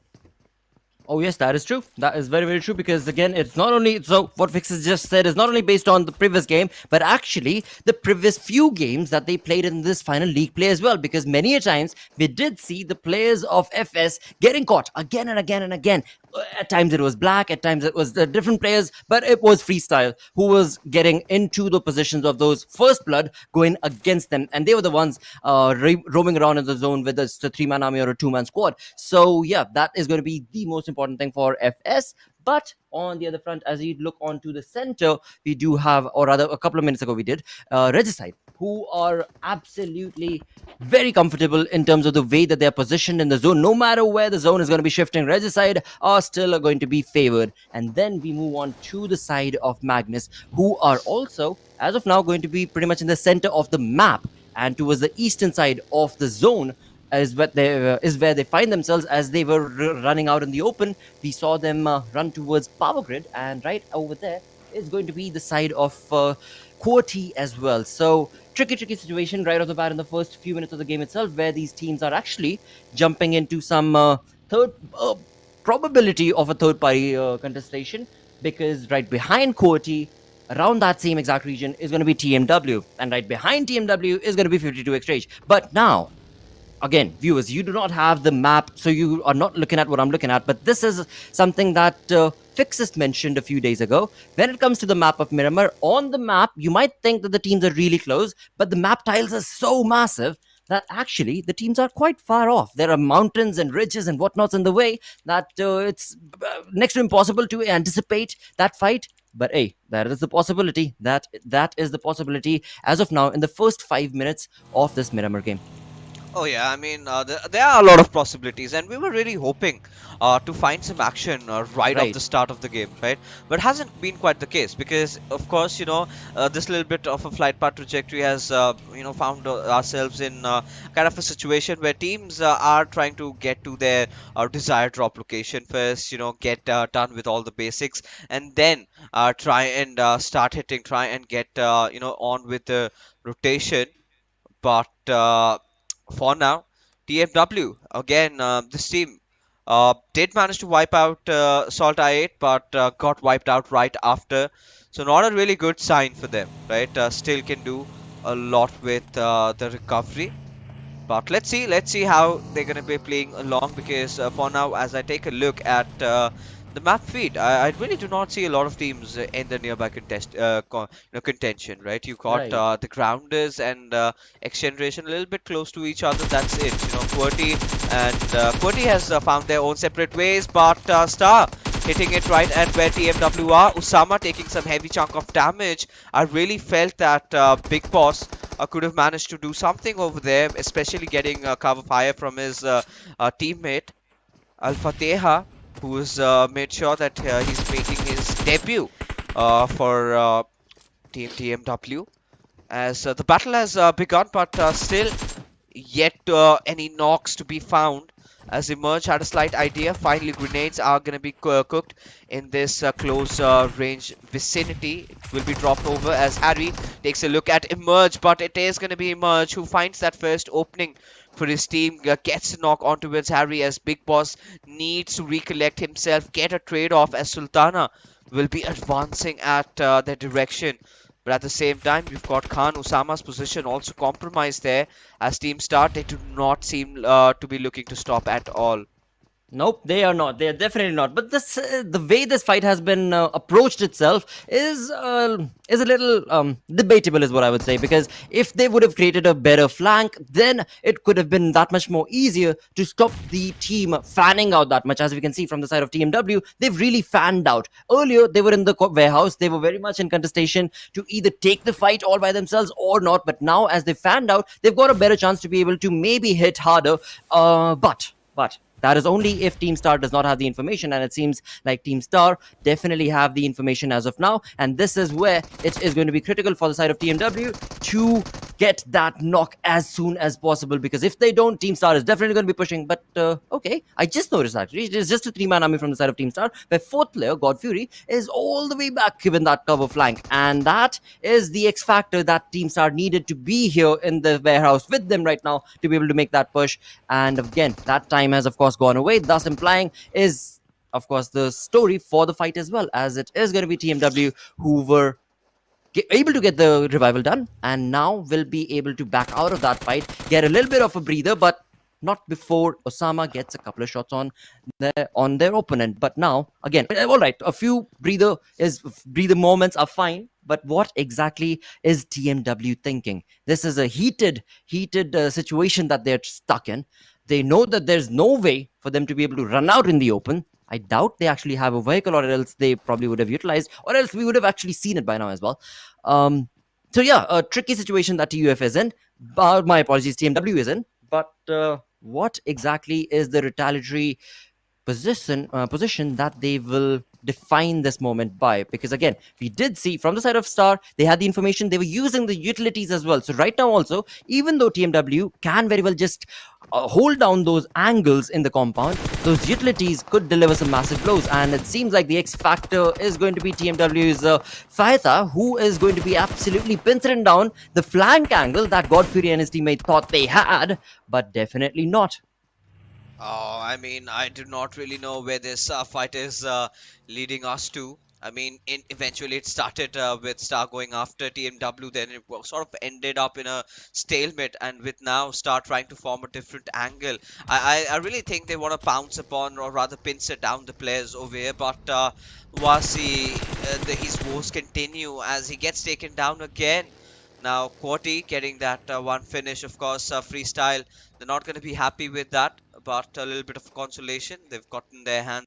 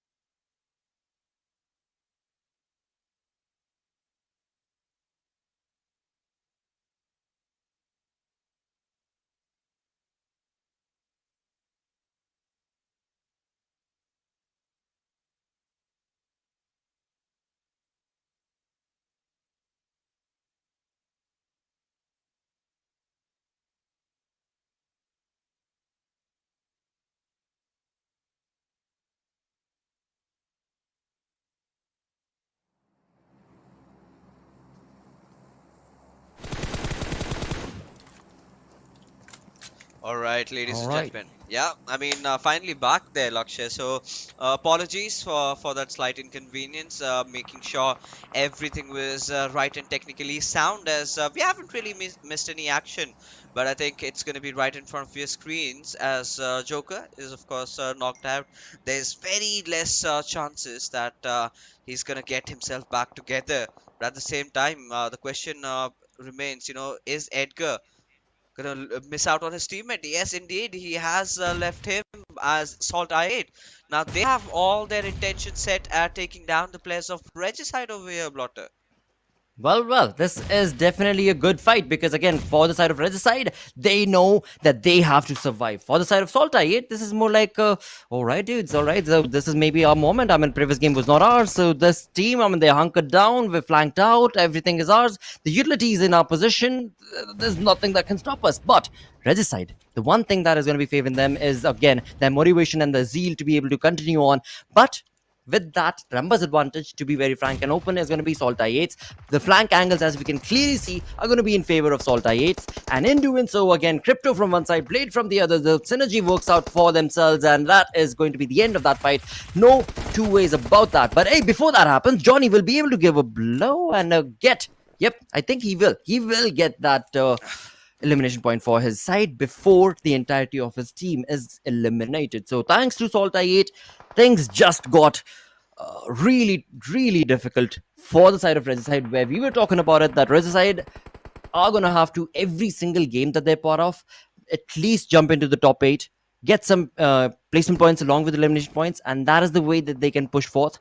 But right off the bat in this game, they have been eliminated. So once again, I mean, viewers, you did not really miss out on much. There were fights that took place, but still, we had 16 teams surviving. But right now in front of you, that first team has been eliminated, and that's going to be Regicide. With that, 15 teams surviving, 45 players alive, and in that black hole that we were stuck in. Another point to bring up is going to be the side of TMW. Now, TMW is another team that we did bring up and talk about along with Regicide as well as FMxR3D, who are going to have to be very synergistic in terms of their play. First game did not favor them this time around as well. They're left with only a one-man army. That's going to be Reaper X. So tough luck for TMW as well. Oh yeah, I mean at this point, SALTxi8, this was bound to happen, right, Lakshay, because they have been having that free hand and doing with whatever they could do. Did wipe out the better out of Regicide. Not a good run in Miramar, which is Regicide's strongest map though. So a little bit of a disappointment, but yeah, for TMW, a perfect chance to try and capitalize and make sure that they get the most out of this game, as SALTxi8 now have their eyes set at the players of Team Clarity, kind of completely surrounding them, at least from 3 sides, if not 4. But with not much to run and hide, they're taking quite some hefty amount of damage. But 420 Boy gets the better out of Uzum, gets a knockout at his direction. The grenade going out from Reviews, has it found its mark? Not yet, as he's gonna continue on towards with that spray. Still manages to keep himself alive. 420 Boy will definitely want to get the trade-off in the process. Still does manage to get the second knock as well.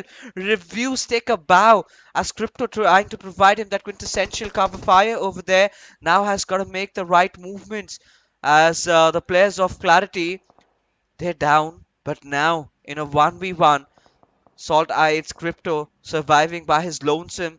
How does he do it? Can he clutch it out, or is it going to be the end of his run? Because there's another squad that's over the hills that has their eyes set at SALTxi8's Crypto, as Crypto has made it through cover. But can he get something more than this?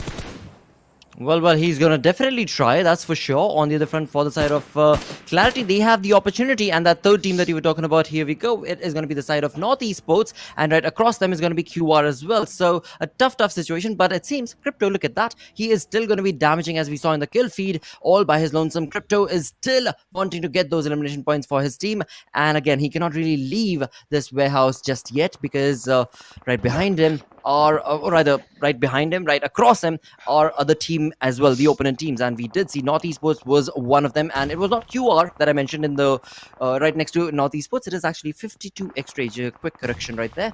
But now, what are these two teams going to be doing? Clarity stuck, Crypto from SALTxi8 also finding himself a little stuck, and it seems MetershotxSKY are the ones who not only stuck, who are getting eliminated on that 13th position. So 12 teams remaining, and Magnus right now taking on some heavy blows and delivering some blows and punches to the side of QWERTY as well. But again, for now, both of them are still holding strong. Oh yeah, they certainly are. As now Khan, all by his lonesome, two of the players of Team QWERTY just bleeding and all in bruises over there. As Malik gets finished off, and Freestyle, another not so good game for them, as Adil will be lobbing that grenade at Thug's direction in order to secure a knock, but does not quite succeed. And for now, Bashir from the backlines, he's got to provide that quintessential cover fire, as he gets taken down by Adil, as Thug will have to come out right out in the open and will eventually fall down to Mom2, as XGeneration taking a quick early exit at the 8th spot, as Pika from R3D was on a dominating spree up until the point he just got eliminated over there. Now Esports, they're going to be trying their luck. They're going to be hoping that the circle sort of shifts towards their direction, but no, it's going to favor Team Clarity again. Yep, and SALTxi8. One player from SALTxi8, that's going to be Crypto, and the two players from Clarity who are also sticking around and are definitely wanting to take care of Crypto first things first more than anything else. But right now, that is not the only side that they've taken damage from. Zibian, we did see, he did get a little bit of a damage. Not entirely sure if that was from Crypto, because that was an edge. But never mind that. They are still surviving. That's what matters. And with that, when it comes to the teams themselves, in total, 7 teams are surviving. We have the side of QWERTY with the 1-man army. As you can see on the map, we do have Esports with a 3-man squad as they try and get closer and closer to the warehouse itself. They are going to be out in the open, but the sooner you get to the warehouse, the better are your chances to be able to survive. But that is at a clause, and that clause is you are going to have to take down the 2 players of Clarity who are absolutely waiting to pounce on anything that moves in that warehouse. Oh yeah, it is going to be really interesting as to how the teams are going to enter inside the circle now. Could be one of the games that is definitely going to propel teams like Magnus into a better position. Already 7 finishes secured, but look at this Zen, just losing his mind over there. Instant knock, but still yet needs that finish though. But the big challenge over here, the Herculean task for them, would of course be trying to get inside the circle, as Zipian just pinpointing knows where Crypto exactly is hiding, as Crypto kind of gets to the back lines. But how long is he going to survive and sustain like that? But for now, he's going to be just hoping that the players of Magnus charge at Clarity and get the better out of Zibian and 420 Boy, giving him a little respite. But no, for Crypto, it's gotten even worse, as a Venture right in front of him, who's going to have no trouble. And with that, Esports eliminate the last player of SALTxi8, and with that, the squad also goes down out of the server. Absolutely. 4 teams remaining right now. We've got Magnus looking very comfortable with all the 4 players, along with Esports. Again, a very consistent play being showcased from this side of this team. They're sitting with only 2 elimination points, but that's okay. Same is the case for the over-aggressor 52x Rage. But in the end, it is the placement points that these teams are going to be walking away with that much more. And that will bring in the consistent approach that was spoken about as the day started off. As of now, it is going to be 52x Rage out in the open, trying to not allow the players of Magnus to get around and close into the circle itself as they try and gatekeep the situation. They are also getting hurt quite a lot, as one of their players, 52x Rage Faster, is down. From the other side is going to be Magnus approaching the conversation and situation as well. So a very, very tough position that 52x Rage are going to find themselves in, because all the crosshairs that we move on across from one player to the next, from one team to the other, is looking at 52x Rage. But they are single-minded, and they have only one team that is in front of them, and that's going to be, for now, Magnus, as they try to get into that flank angle. Oh yeah, they certainly have to. But for now, Pharaoh, this one little grenade getting the perfect knock secured. As Respect, he's down on his knees, as 52x Rage somehow they're doing it, somehow they're making it possible. With all their 4 players, they have their eyes set on the big prize, the chicken dinner, at least in this map of Miramar for them. As he gets one more, Pharaoh's just gone insane this time, getting into a dominating spree, and with a whoosh and a swing of his wand, has wiped out the entirety of Magnus Esports. 52x race. They're on fire, Lakshay. Oh, yes, they are. I mean, I was talking about it. This is an over-aggressing team that was sitting at only 2 elimination points. I think they took it to heart. And yeah, they're delivering some amazing point eliminations right here, where they have moved up to 4 more eliminations for their side. 6 in total. 3 teams surviving. And Clarity, they have been sitting out of all of that chaos that was taking place, but now it seems is going to be them trying to get the better half of this fight. A perfect setup right there to bait out the opponents. From one angle, he is going to be giving away the position. From the other, he's going to be taking his teammates is going to be taking the shots, and that is 420 boy back. And this is going to be now all down to how 52x Rage approached this area, because for Clarity, they do not have the vision as of now, but 52x Rage, they definitely have the audio cues as to where to anticipate their opponents. Oh yeah, and for now, Clarity, back-to-back really amazing games, making it into the top 2. But can they see this through? That's the big question. And I think at the very least, the job has been done at this point.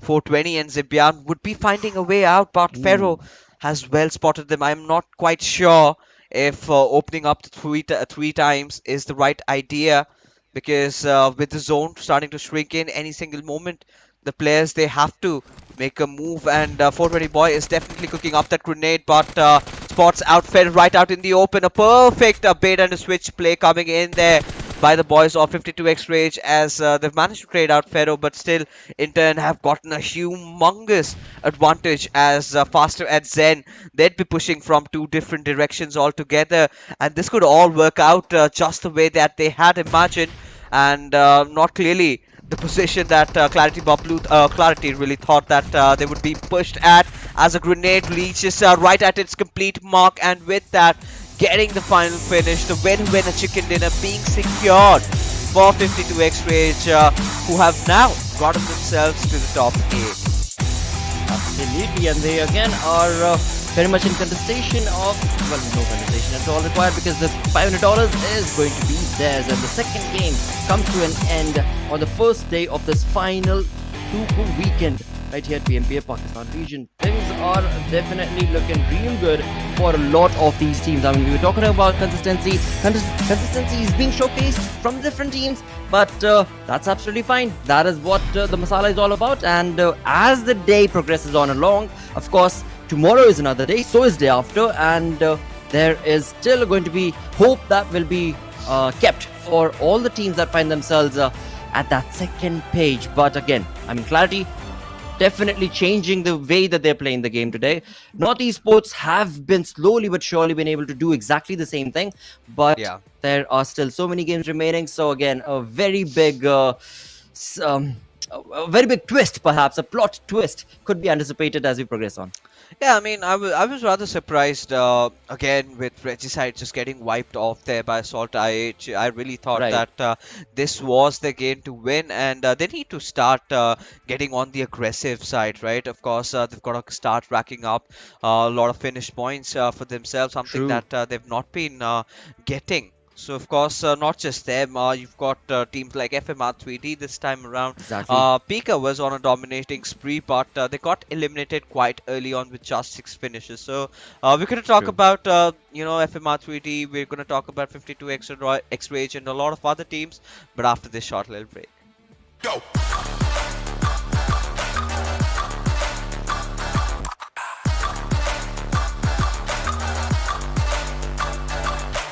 It's your chance to reach the biggest. Let the action begin.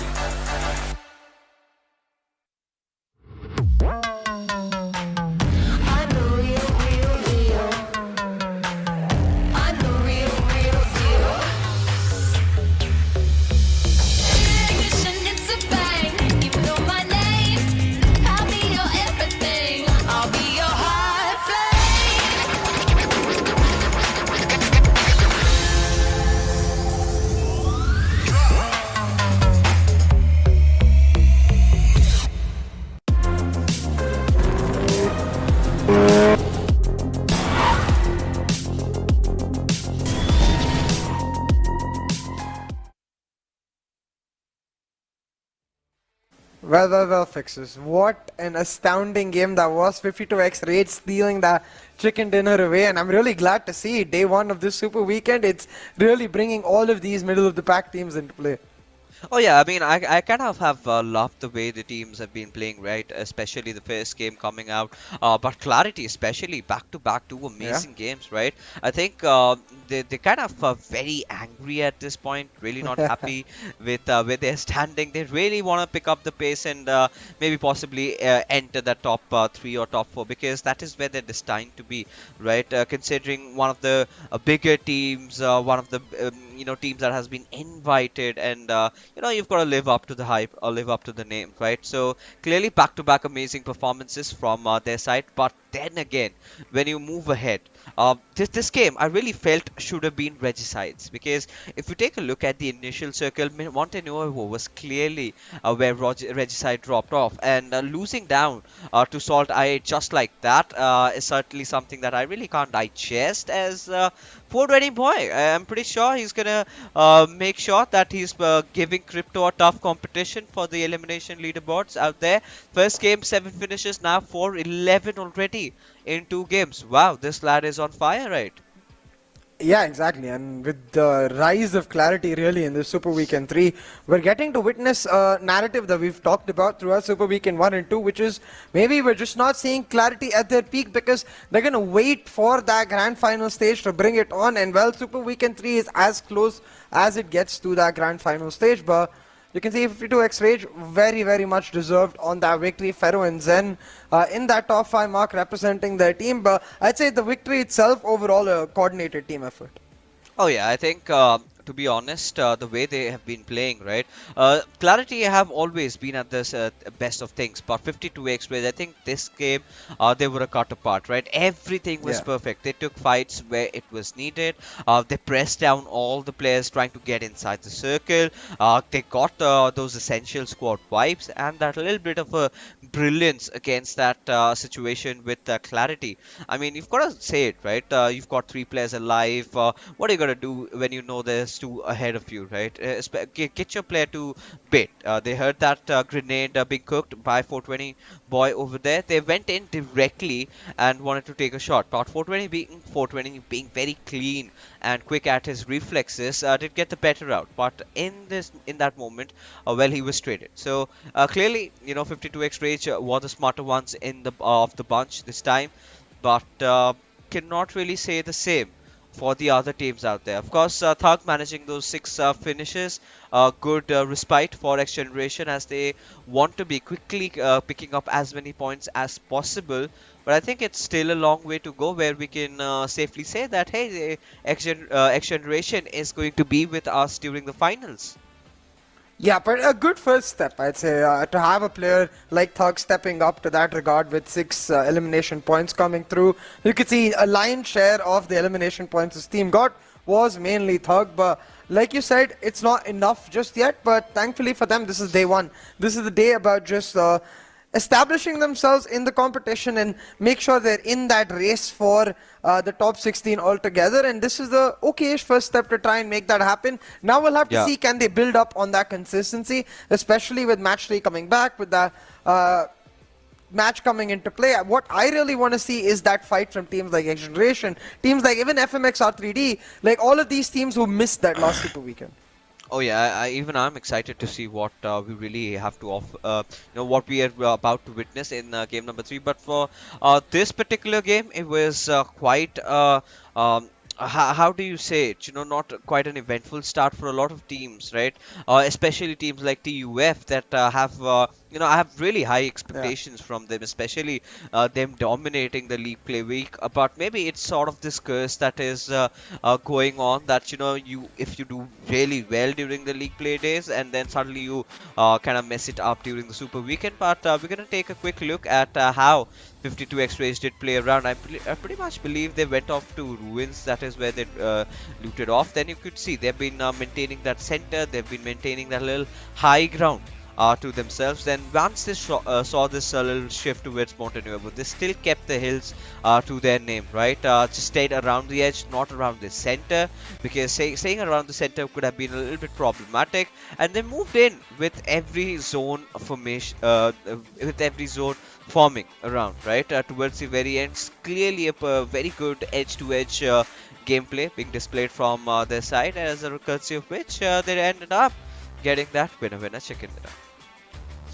Yeah, beautifully done altogether by 52x Rage. As you put, I think really a well-rounded performance that got them this win coming through, and it is going to mean that moving on forward, 52x Rage as well, again a middle of the pack team, right, that potentially was in danger coming in from all of the teams trying to make that rise from the bottom, all of the teams basically that attended only one super weekend. And I think that's where, by getting this chicken dinner, 52x Rage already setting themselves apart and trying to create that gap which will help them have a bit of a cushion going into day 2 and 3, because that's where I feel like teams will start getting a little desperate with their backs to the walls, and that's where they'll come out with just all guns blazing.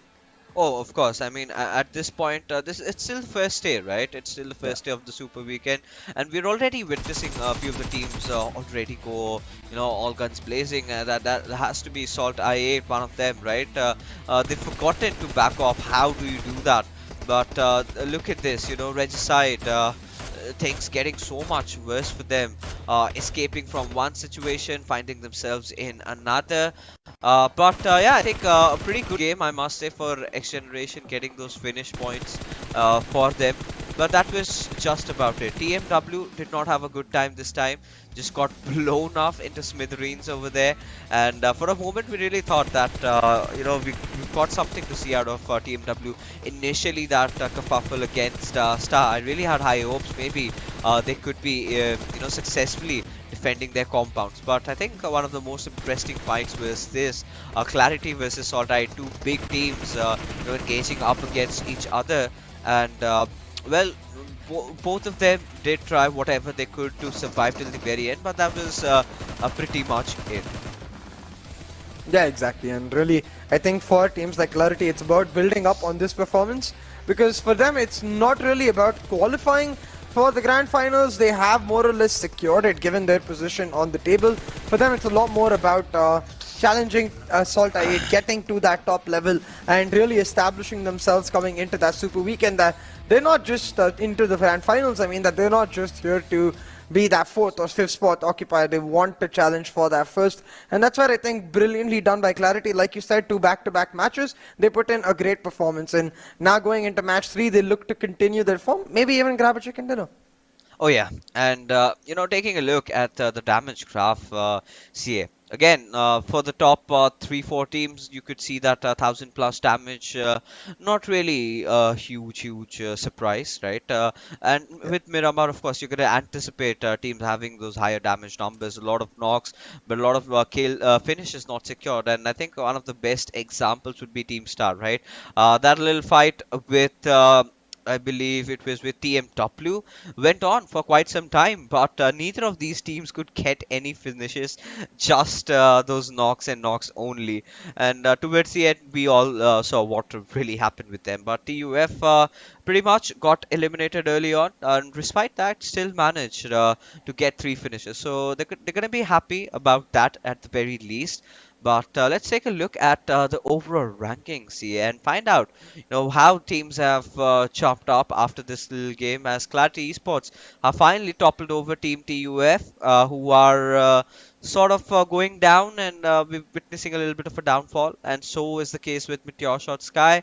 But 52x Rage have managed to pull themselves 2 spots above, and now are at that 8th spot.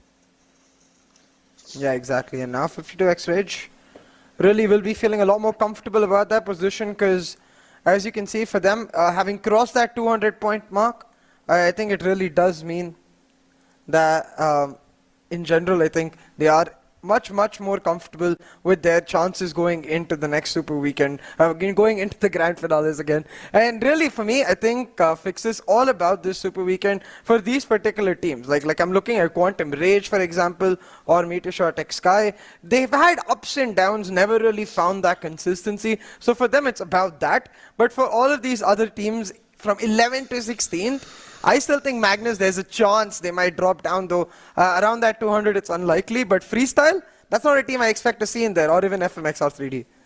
Oh yeah, I mean, freestyle, I do not know what to say. They've been looking so off, right? Clearly, the way they had started their journey in the PMPL this time, I really thought that they could be our top 3 contenders. And certainly, you could clearly see the lack of confidence between amongst those players, right? Even during those 1v1 situations, during the first week, which was very much at their pinnacle, right? You could see Wasi pulling off those 1v2s, 1v3s. You could even see Tyrant showing some really good, might over there. But this time, the second it got worse, and the third hasn't really gotten any better at the very least, because they've been relying on Malik so much. Every single good game that they've had so much has been courtesy to Malik. But for all you viewers out there, we know is the broken gun right now in the meta. You could get your hands on 2 of these amazing skins and also a parachute. All you've got to do is be subscribed to all our channels on our social media and watch the stream. We're gonna have a secret code being displayed anytime during the live broadcast, so might as well find that one out and redeem yourself these lovely weapons.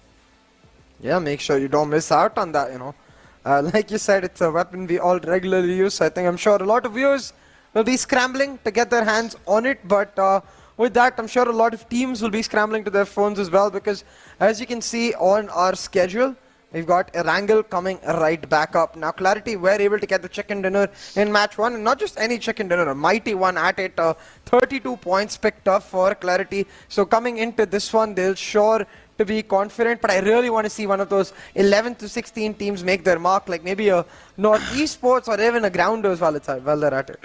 Oh yeah, I mean, at this point, we would want those bottom half teams to be stepping up, right? And this should be somewhere down the line. I really would want Freestyle to get back, because I have so much hopes from that team. But SALTxi8 FMR3D. All right. I mean, I would be even satisfied if FMR3D come out on top, or maybe Esports, like you said.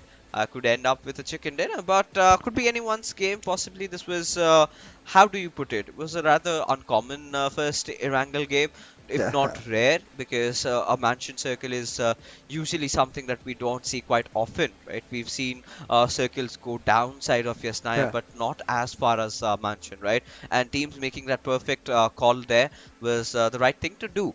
But this time, I would be wanting to see some action around the western side, possibly maybe around QWERTY a little bit towards the southwestern side. So see some action over there. Maybe a military bridge circle is also not gonna hurt us. But where do you want to see your circles here? Georgiapur containers. I wanted that since they wanted it. It hasn't come through. So as soon as you said the west, Georgiapur containers instantly in my mind. I mean, no slacks for CF there. But, again, Georgiapur containers early on, like let's say a year and a half ago, Georgiapur containers were the go-to circles that we have seen being formed. But lately, I do not know what has happened with the algorithm, with the way that the zones are functioning. We barely get to see anything out of Georgiapur. And even if we do, it kind of is more steered towards the squad houses, just beside it, and the one just crossing that little bridge over there. Or maybe it just tends to shift around that ruins area. Again, this time we haven't seen a lot of ruin circle though, but we've seen circle around ruins quite a lot. So it's going to be really interesting if it's going to be a western shift or an eastern circle.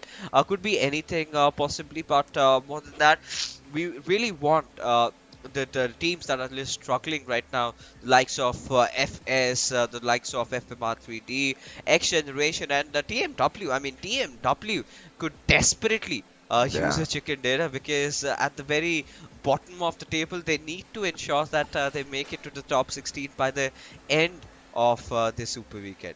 Yeah, and I want to see some of that energy we saw in the second day of the league stage coming in from TMW. Like you said, they're one of the bottom teams, the most bottom team, of course, in this overall rankings, the way it is right now. But I think for them, it's all about the fact that the top 5 teams above them till 16th spot, nobody is there in this Super Weekend at all. You've just got to try and attack the Regicides and North Esports. Maybe even go for the drop contests while you're at it, you know. Attack them while they are, get that early start as well as hamper their chances. That's what I want to start seeing popping out from teams, and who better than teams like TMW who are already at severe risk.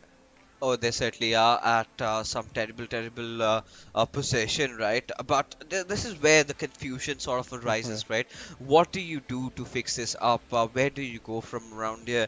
Do you go really aggressive? Do you go after every team, or do you kind of play it safe? Because I honestly feel that, you know, today's day should be all about playing it a little bit safe, you know, trying to get as many points as they possibly can.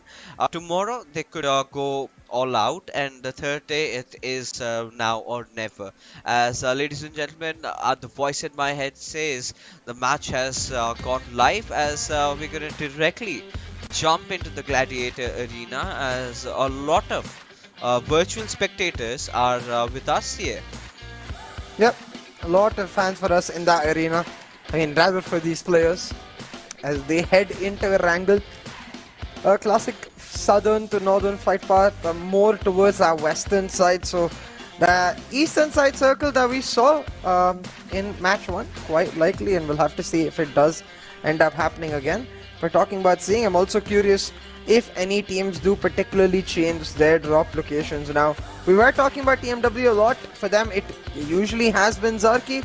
I wonder if they go there again and maybe at least in the rotations bring about somewhat of a change. Try to attack the teams that lurk around Georgopol. There's a team that even goes to shooting range, so maybe you can find some success there. But right now, all of the teams fanning out to their standard locations. Doesn't seem like there's going to be any change. Yeah, I mean, not a lot, right? Not a lot. I think not at least up until now. But this little flight path trajectory is gonna surely annoy a lot of teams, especially Team QWERTY, Team XGeneration, as I do not really see them in on my screen rather here, or maybe they're just moving along with QWERTY, or am I just XGeneration is in Georgopol right now. Okay, I mean, this is interesting because I think we've seen them also growing over there. If you remember, right, every time the circle kind of goes a little towards the west, they kind of create trouble for teams like Clarity. Now, and that is going to be the case now as well. But again, Eastern Circle, again a kind of sort of a similar circle, so as to speak. Let's see what happens out of this one. Yeah, we'll have to see. The Eastern Circle, though, this time quite uninhabited, with only 4 teams currently inside the circle. So I'm sure one of those 4 teams, or maybe even more, will try to make the early rotation, get into the base. But actually, I am noticing, looking further south, MetershotxSKY didn't go no rip no fixes. They rather went to the northern part of the Sosnovka military base, or basically the shoreline close to the bridges. They're looting the small compounds and going for an early rotation maybe. And I say that with that voice because when I say the words early rotation and MetershotxSKY, you know, it doesn't sit right with me. They're usually the team coming through on the last rotation. Yeah, I mean, well, you can't. A lot of weird things really happened, right? Yeah. And this is nothing less. But the Grounders, I mean, don't you really feel they've kind of gone off the charts a little bit? Because, you know, again, this is one of the teams that we know that have, have had shown some good potential, right? But ever since they could not qualify for the second Super Weekend, we've seen that a little bit of a downfall. They kind of gotten a little off. But today, again, they would be trying to get some decent games, some decent points picked for themselves. But for Team QWERTY right now, they've got all the freedom to loot around the entire eastern area, right? The entire eastern zone. XGeneration not being here gives them that room and space. But what I'm also going to be interested is the fact that how many teams are going to rotate early on, right? A lot of teams can possibly do that, especially the likes of Regicide, who are yet to get towards their desired drop location. But Quantum Rage, interestingly, you know, still have managed to retain themselves in the top 3. Let's see how they perform today. It's going to be a very interesting affair right now for the teams you mentioned, particularly I think Quantum Rage and TUF immediately strike my eye, especially when you look at how close they are in the rankings, trying to vie for that #1 spot. But the trying word is key, because at this point, with over a 100-point lead for SALTxi8, even if they decide to mess around, it's quite unlikely that they are going to end up losing that lead. So that's why teams, they're going to have to find some other way of nudging at each other to keep themselves alive. But when you look more towards that bottom of the table mark, you look at teams like Grounders that you were mentioning, who most definitely have fallen off the radar, had a decent Super Weekend 1, but since then they've just been completely missing, and I think that's where they're going to have to try to make sure they're able to fix it up. So far, no changes for them, just that stranded drop location of Primorsk, and it is going to put them in a slight amount of trouble with respect to the rotations. But with no Team H2E in play this week, fixes Pochinki is wide open. I think teams should realize that, at least on their rotations, that they can maybe take a look at Pochinki. Yeah, I mean, that is, of course, one of those areas where you not only get really good loot, you also get your vehicles and an easy accessibility to everywhere inside, the zone.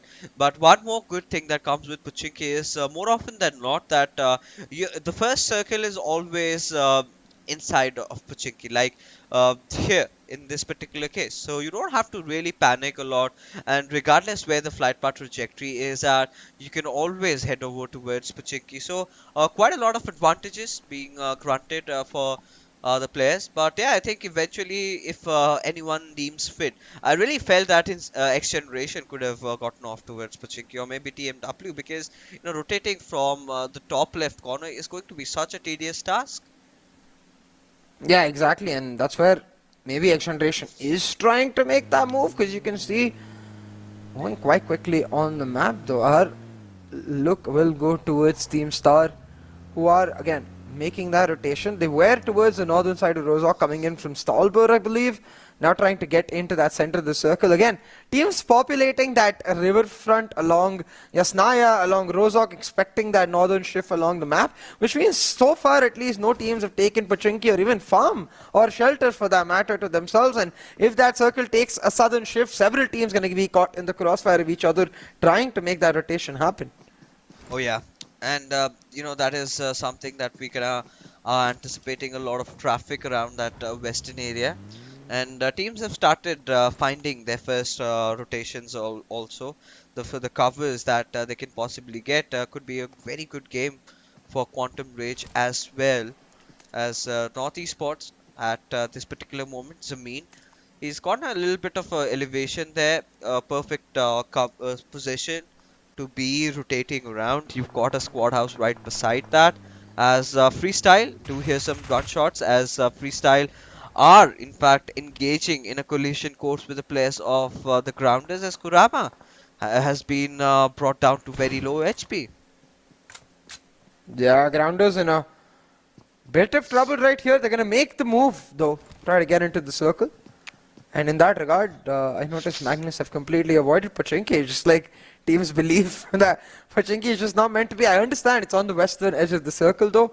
So of course you can see the congestion, that traffic you mentioned, as teams try to settle around where they believe the circle is going to go. And the consensus is Rozhok. Now I don't blame them. We've seen quite a few circles end up towards Rozhok, and that's why teams think so. But what it does mean is you have congestion the way it is, and teams like XGeneration, they get caught out of nowhere. Star already finishing a member of XGeneration with Thug, their MVP, downed as well. XGeneration doesn't look like they're going to be able to get much done in this Erangel fixes. Oh, surely, facing a lot of trouble. Their team, as TMW's Harry keeps on spraying at Stars Usama's direction, and it is going to be Marlega who finds that knock and will eventually get the finish. As yeah, I mean, this was sort of anticipated, right? Few of the teams are trying to rotate around and dealing with the brunt of things. Now, I guess Star from here onward would have to change their course, would have to head out somewhere else, as now a lot of teams are hearing these gunshots, as the circle has again taken that eastern shift. Again we can anticipate that mansion circle being formed up, but this time Team QWERTY has made sure that they are the first ones to arrive, as we're still not done with this fight, right? Even after losing out on Usama, Team Star, they want redemption, they want some sort of revenge. But the big question is, can they get it? Because some point or the other, you're gonna have the players of TMW trying to come at Star's way. So they've got to be a little bit patient, and if they uh, do that, then that is all is required, as Hassan has approached the backlines as a push is coming at Star's directions here. Oh, and Star in a wealth of trouble right here. They wanted to avenge their teammates, but they might end up becoming prey themselves. Sultana, though, trying to hold on for dear life. He's dealt a chunk of damage to Anubis, and now trying to look out for Shaw right now. Is not able to find him yet, but Sultana, the amount of time he's able to buy, has got the alarm bells ringing for his team. God Fury coming in to help him out. Emerge giving that long distance cover, but God Fury, he gets spotted out and stopped in his tracks, leaving Sultana again alone in that 1v1. He's got to win this. Oh, he certainly has to, and Anubis, there you go, manages to take down God Fury in this process. Will try to shoot from under the fence, a little slit of opening that we do have, as Sultana will eventually get taken down by Shaw with his AMP, as TUF seem to have pushed it on towards the players of TMW, as Marlega and Big Boss, both of them have been taken down, and finishes will follow suit, as El Fatiha and Harry are the last two players to survive, as TMW again the start that they never wanted. Yeah, unfortunately TMW just falling prey yet again to the same tendencies. The standard textbook plays coming in, very well anticipated by most teams, or rather done by most teams in that regard. They just a prey of that simple congestion. That congestion, it's not just over yet. The bridge into Yasnaya Polyana, populated by several teams, amongst which is TMW, with FMxR3D, TUF, and 52X Rage as well coming into the picture. Quite late and quite separated. They might end up finding themselves at a chunk of difficulty with respect to getting to the circle. But other than that congestion, when you look to the rest of the circle, you can see most of the teams have already reached the mansion area, and that's where the action will go down. But right now, TUF being stopped by TMW in their tracks while they try to stop 52X Rage. It feels like TUF is caught in a sandwich, but that's why you can see they're going to make the decisive move, find that rotation. Oh yeah, and it's going to be really interesting. Harry, well, has given away his heads, but still trying to take a dig at Edgar's direction, as Joker trying to provide that quintessential cover fire, as FMR3D, they want everything. They've got their eyes set, already wiping out one of those teams. They're looking to get the second one, as Harry is going to continue on with the spray, as finally, TMW somehow have managed to retain two of their players at the very least. And this could be a saving grace for them if they could end up with good position points. No, don't tell me Hassan's going to get the better out of them. Are they aware of his presence? They know for sure that FMR3D were there. But now just looting, making sure to get enough meds from their comrades' fallen body. I think that is the intention. Got the vehicles. FMR3D playing the rather very careful approach, or the careful game. Now open up, as they're going to be taking a lot of shots at TMW's direction. But however, the players have managed to keep themselves alive till the very point. Yeah, very well done by those players. I think they should also be able to get into the circle. Though again, it will be quite populated, the area they're in, so they're gonna have to count their chickens once again and hope that somehow, somewhere, the area they're getting in is either empty or has a fight going on. Though the way it is situated doesn't seem quite hard. As you can see, QWERTY and Magnus already erupting into one player from Magnus's side down. But amongst all of this, what I do notice is this compound that we're seeing on our screen. That mansion area currently occupied by Freestyle, Team Grounders, and Quantum Rage to that regard. But still, it's QWERTY and Magnus actually towards the east of this area that's continuously taking shots at each other, trading blows and knocks. Well, again, Magnus, they get those knocks, they get those early finishes, but it's their mid-game and their end game where they find themselves completely just collapsing. As well, Wolverine, he's going to get back on his feet. A really good rotation coming in from the players of Freestyle, at least this time, CA. They've managed to keep all four of them alive. So that's a good thing for starters. Now that is something really appreciate. As Momto, he's going to get his hands on Gravity again. As Katir this time takes down the big man, King Crypto, as he lies knocked out. But it is going to be some even trades out there, what we see. As Blade this time, he's going to knock out Ash as well. Now 3 teams just around the mansion area, as Halsey is going to try and come for the rescue of his teammate, get that rest back up on Ash. But Katir, he finds himself in a really tough position, can get knocked out any possible moment. There you go, as only one player survives from FMxSKY, but seems like Ash has been gotten back on his foot, as Blade way too much in the open, as Ash also has no intentions of engaging, would really make a run for his life. No fight ceasing at the moment, as all of the teams are just at each other's necks, but unwilling to make that final move to go for the slam and pick up the finishes, because they know immediately another team will try to collapse and try to take advantage. And that's where you've got QWERTY and Magnus at somewhat of a stalemate, though currently Magnus in a much better position than QWERTY are in, because of the simple fact there's much more spread out. They force QWERTY into a tiny corner where Gravity is going to get revived, and they're going to try to move out. But Gravity, okay, play very aggressive there. Could have been spotted out a knock, but he will survive. Instead, we see the knocks coming through for 52x Rage, where TmW has come through on the late rotation trying to punish them. Yeah, and for now, TmW lobbing that grenade. Oh, just gets it right at his face, as El Fatiha has got no choice, no chance, has to escape. And as a sub coming in, I think it's right, TmW taking a huge gamble.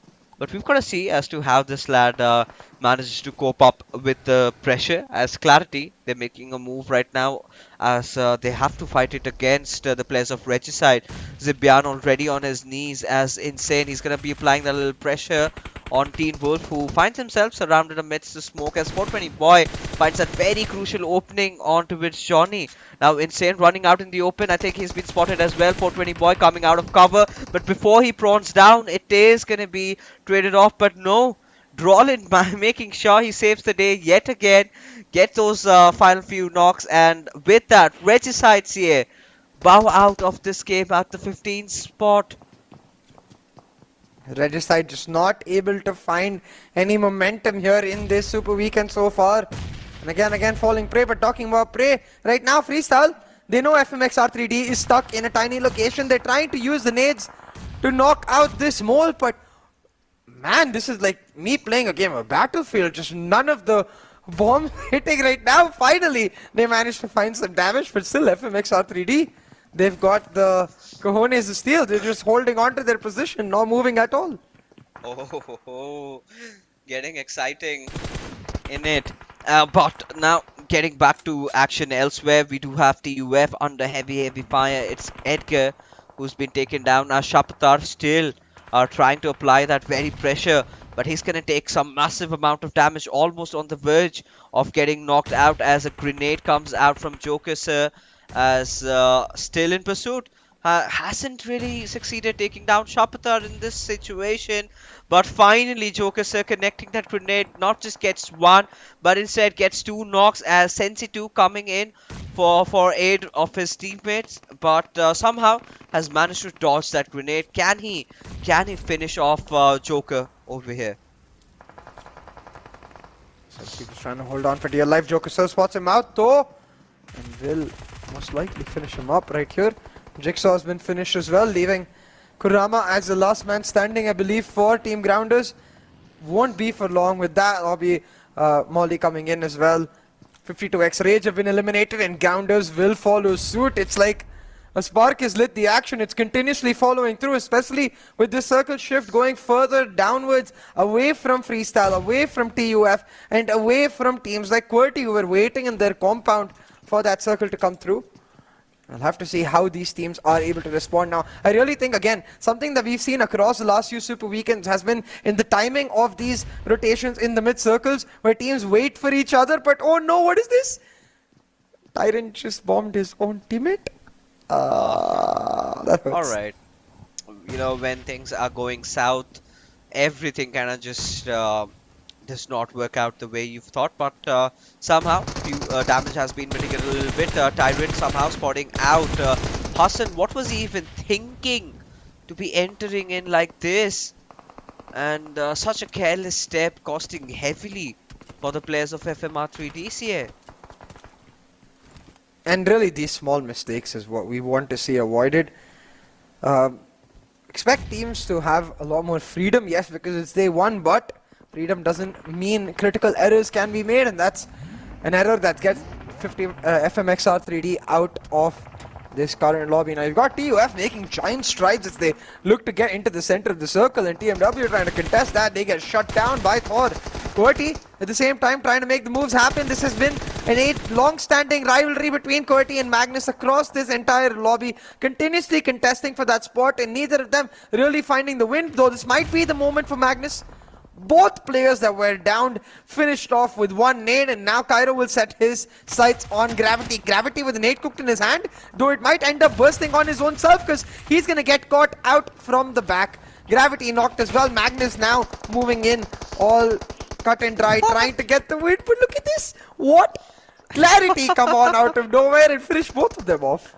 Yeah, and still have all their players alive. Now, FS is quickly going to follow them after. Would want to contest their compounds, and so will the players of SALTxi8. It is going to be a battleground over here in those open compounds as freestyle.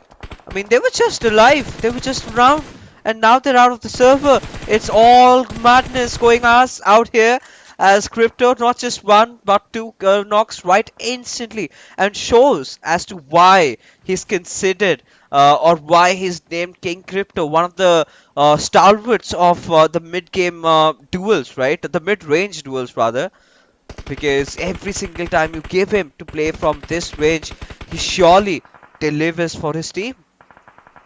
Every single time indeed, and this time if the circle, if it takes that southern shift again, but SALTxi8 into focus, he might see a resurgence of those kings, and the circle takes that exact shift, though SALTxi8, they lose a member. Contesting with both TUF and MetershotxSKY for their position. It's really down to Blade, separated from his team, trying to be that X factor to try and make something happen. But again, on the borders of the circle, you've got teams like North Esports and Quantum Rage engaged in a fight, trying to just get in. You've got TUF with XGeneration and Clarity again lurking in the shadows. They were able to enact a successful third party once. They will for sure look to do it again. Oh, they would definitely want to. But for now, 420 boy just taking shots at Thor's direction, just got trampled over. Or did something else happen? Because, I mean, I still can't process what just went on. But for now, 420 boy from XGeneration has his eyes on IQ, will spot him out. The final player wipes him out of the lobby as XGeneration. This could be a really good game. The game that could propel them from their miseries. Maybe if they could get into the top 3, they could be looking at toppling over teams like Regicide, who now find themselves struggling at the 16th spot as Joker Sir is just going to be spraying left, right and center, and does not find any knock yet, though, as Clarity find themselves in a little bit of a situation over there.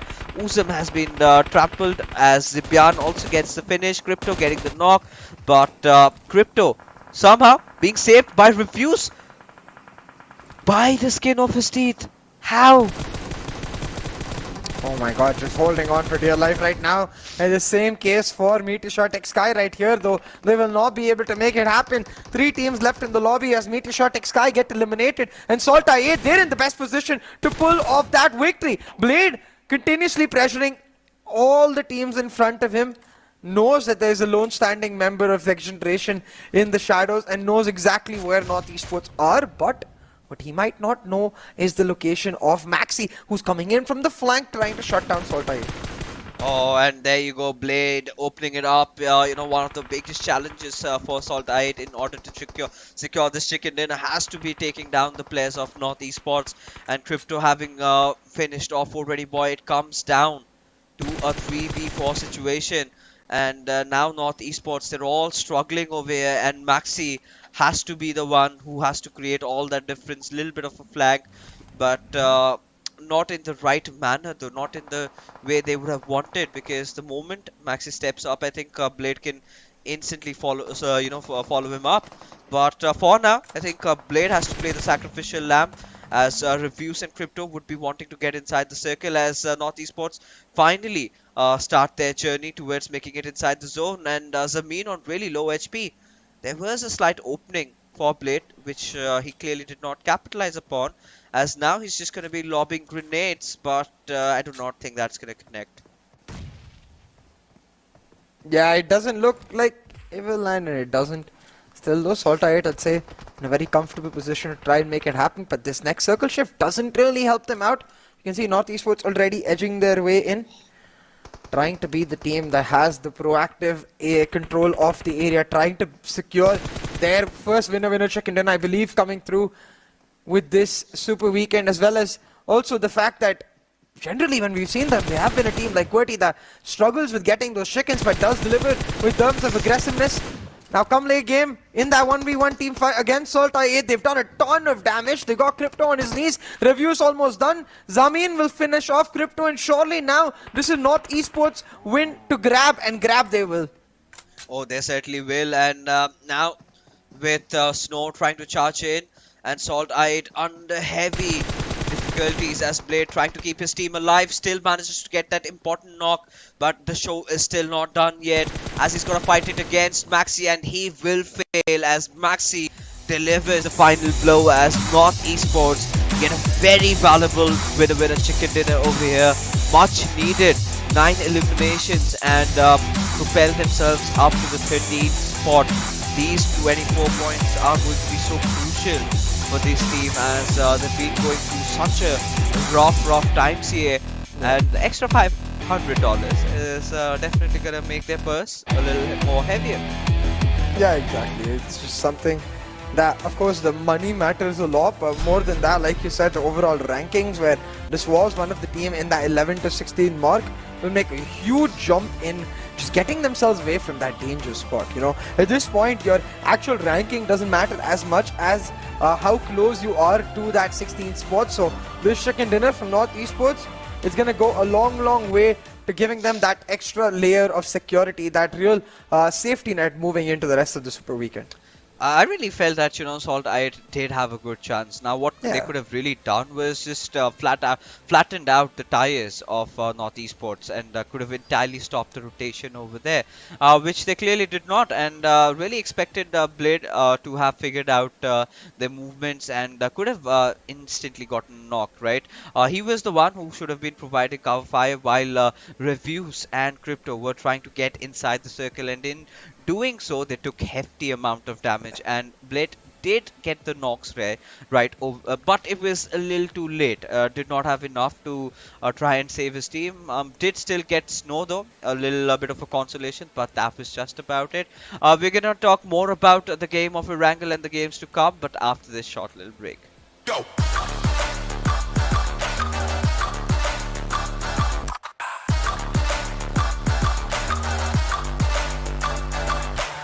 It's your chance to reach the biggest. Let the action begin.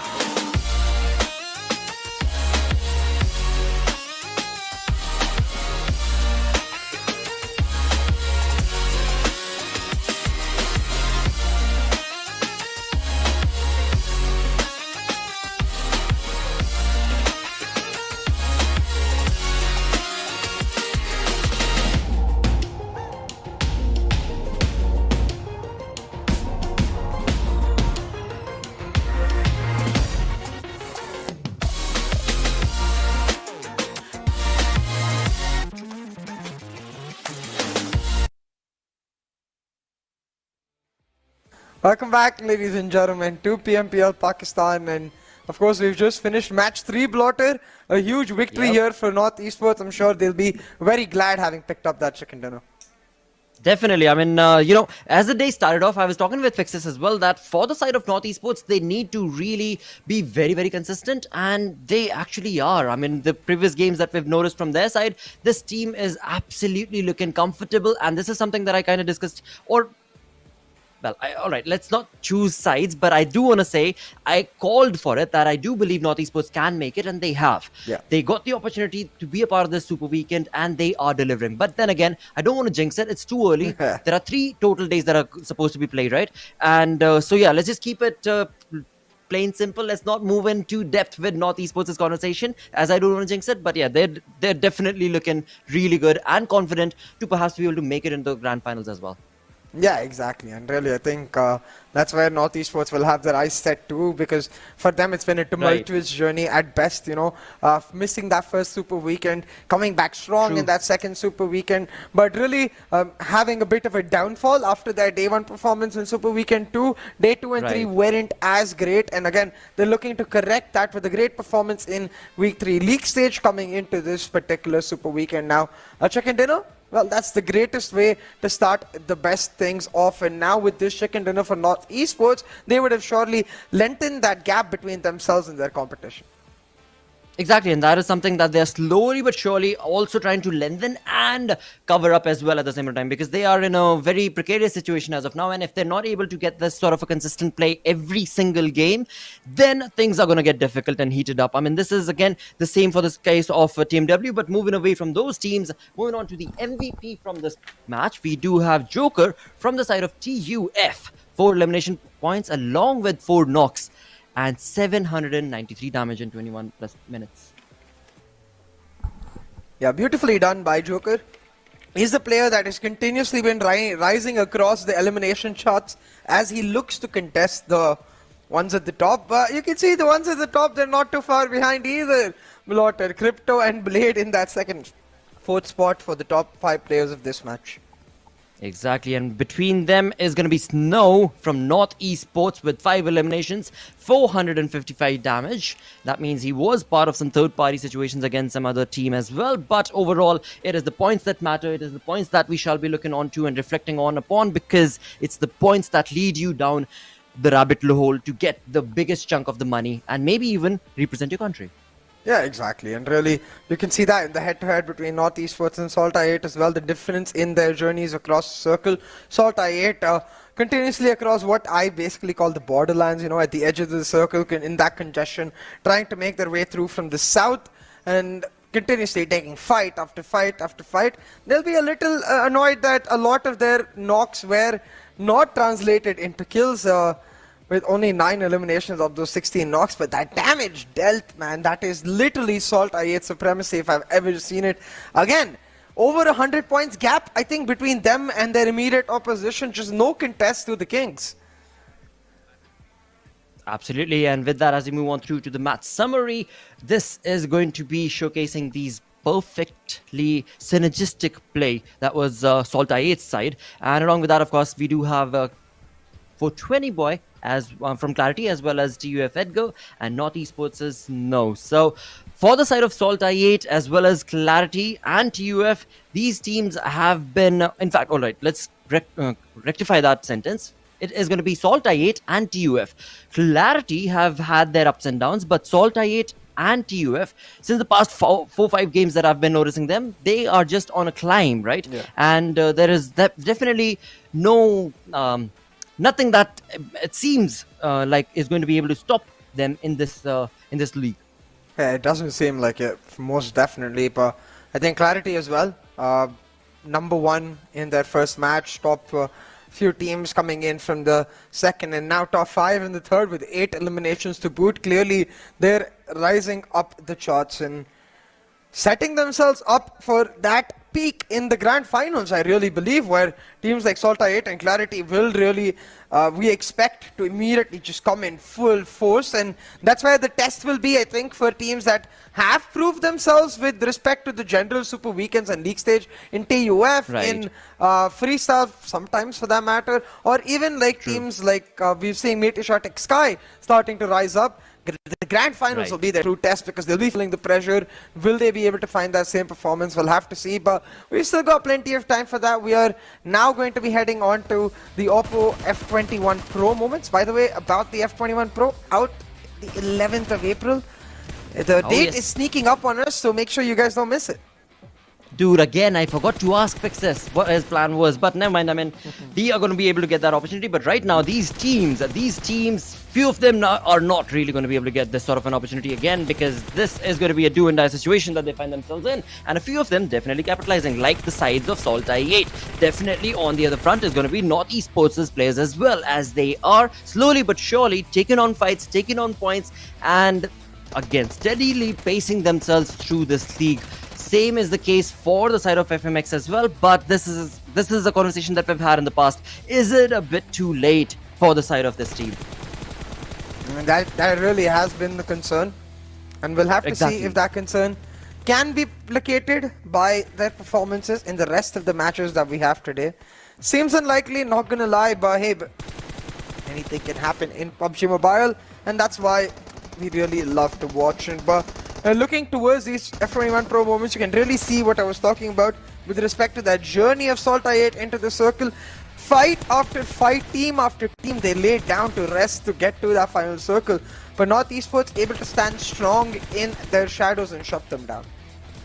Absolutely, and with that, as we have a look at these final few moments of the game itself, of course, we did see the the side of SALTxi8 stand along for the longest they could, but again, I mean, to our surprise, it is MetershotxSKY jumping in to get that chicken dinner, and of course, the $500 that's going to make their bank a little heavy, but again, that is not what this team is here for, is what I want to say. This team is here to prove their worth, and they are wanting to show that every fight that they take, and they are doing that as well. On the other front, as you did mention MetershotxSKY, I mean, I completely agree with you, by the way. The fact that you did point out that is absolutely going to be so very important to bring up. But also on the other front, I mean, when it comes down to the side of MetershotxSKY, one thing that pretty much always throughout the entire 2-week, 3-week league that we've been a part of right now is the fact that, you know, this team is always able to, if nothing else, find those placement points. And those placement points is what this team's backbone is made of. And here they are. I mean, only 200 damage done throughout the entirety of the game, but they are sitting on that 4th position. Yeah, exactly. Very consistent in their way to be able to continuously sneak into that top mark, you know, and that's where they're able to find the value. And that's why I want to see teams really that are towards the bottom find these small tendencies and attack them. Exactly. Because we've seen MetershotxSKY in Sanhok as well that we've got coming up. When they have the early contest against 52x Rage, they usually struggle with that. And for a team that is looking to find some early momentum, teams like MetershotxSKY, who are brilliant in the late game but not as great in the early, might be a ripe pick. Well, it is definitely going to be a very long weekend for these teams, I believe. You know, when the pressure level rises so much that time itself slows down for you, right? That is where you know for a fact that things are going to get trickier. And well, for now, the side of first page at least is looking, the site is looking very good. The site is looking very comfortable for these teams. As we move on through to the second page, let's see what is going to be the story that is going to be created right there. Yeah, and I really want to see how much of a leapfrog MetershotxSKY has been able to make. So yeah, 2 spots into that 13th place, though looking at Freestyle's run of form, it's not looking too hard right now for MetershotxSKY. Really, you can see almost double the matches played for Freestyle, but just that 30-point difference, really showing you how far MetershotxSKY has come in the 2 Super Weekends they played. But when you go further down, XGeneration and TMW, they're starting to look like they're in real trouble, man. They need to step it up. They definitely do. I mean, it is looking like they are almost on the precipice to not be able to make it. But one thing that stops me from saying that 100% is the fact that there are 2 days still remaining. 10 games in total. 10 times you will be dropping onto that battleground. You will be given all the opportunities that the other teams are given as well to make it count. And yeah, so I definitely root for the next remaining games. What has happened till now, forget everything, forget where you're at on the leaderboard. Just keep one thing in mind, that we have to finish in the top 5. Simple. That is the only way you're going to be able to progress. That too is going to get really tricky and really close based on the points and the stats. But yeah, that's the only attitude that can make you survive in these sort of strenuous situations that these teams are in. Really, and like you said, they've got to just take it game by game and try to enact that attitude. They've got to just be focused on what they can achieve together and somehow pull it off, because at this point the somehow factor, it's exponentially increasing game by game. The idea that you're losing the grip on your chances to qualify for that super weekend towards the start of day 1 very high, towards the end of day 1 if your performance is not so great, not so high whatsoever. And that's where teams like, they have 2 more matches left in day 1 to make their mark. I hope they are able to do so. Absolutely. With that, we move on through to Sanhok, the 4th game that is going to be played for the day. And again, when it comes to the map of Sanhok, we've seen some very interesting change of pace in the lobby, especially when it comes to it being the 4th game of the day altogether. We've seen some real big blowbacks showcased as well on this map. And we've seen some comebacks from teams that were not performing. So an X factor pretty much is what this map holds for these teams. But which team will be able to, stick it and get that chicken dinner for themselves? Will it be one of these underperforming ones who have not really had the wonderful pace that they would have liked to in the league? Or is it going to be one of those dominating ones that are sitting on the top of the leaderboard? For now, one thing is certain, that it is going to be an aggressive one. It is definitely going to be a bloody one between these teams, because yeah, they are determined. They are wanting to utilize every opportunity, every information to just get them eliminations. And I have a small plea to MetershotxSKY and 52x Rage.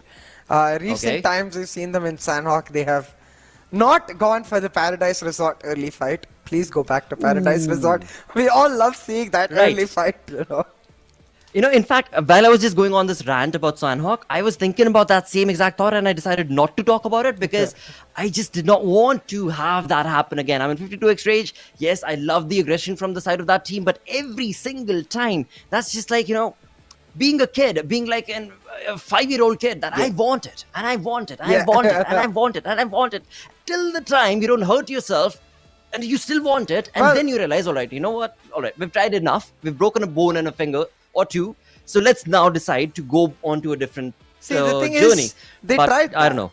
They went to Lakavi one game. They tried that as well. Yes. Every time they went to Paradise Resort and fought early, they would win. One game they went to Lakavi, I think they got eliminated outside the top 10. So maybe it's time to just go back and fight. Like, as just screw the fact that you might want to play it safe, just go for it early. But the best part about all of this, all right, with that, of course, the most important part is going to be that the match is live. But what I was going to say is that the best part about all of this is the fact that, if at all, we've got people who've been watching since the past 3 weeks itself, they will definitely notice. You and I have been mentioning this again and again. When it comes to the 3rd week, just wait for that super weekend. Wait for that final day. Fixes mentioned it as well, because there are going to be a lot of those third parties. There are going to be a crazy amount of rivalries that are going to be contested against each other. And again, if you're calling for it, then maybe this is the map and the match where that might be delivered from these Pakistani teams. Quite possibly, Blotter, I have to say. Right now, just standard Fruit Ninja flight path, slicing the map in two almost perfectly. You can see the PUBG Mobile gods today came in the mood for some symmetry. Though, will that symmetrical nature come through in these teams' gameplay? Will they think along the same lines and go for the same draws? We'll have to see, as the answer seems to be most likely no. 52x Rage are going for Mongnai, I believe. Will not be going anywhere near Paradise Resort. So, no early contestations, it seems like, between any of these teams. They've spread up nice and dandy all across the map, but this northern circle coming through, this will most certainly spice things up, potentially even give us a Paradise Resort ending.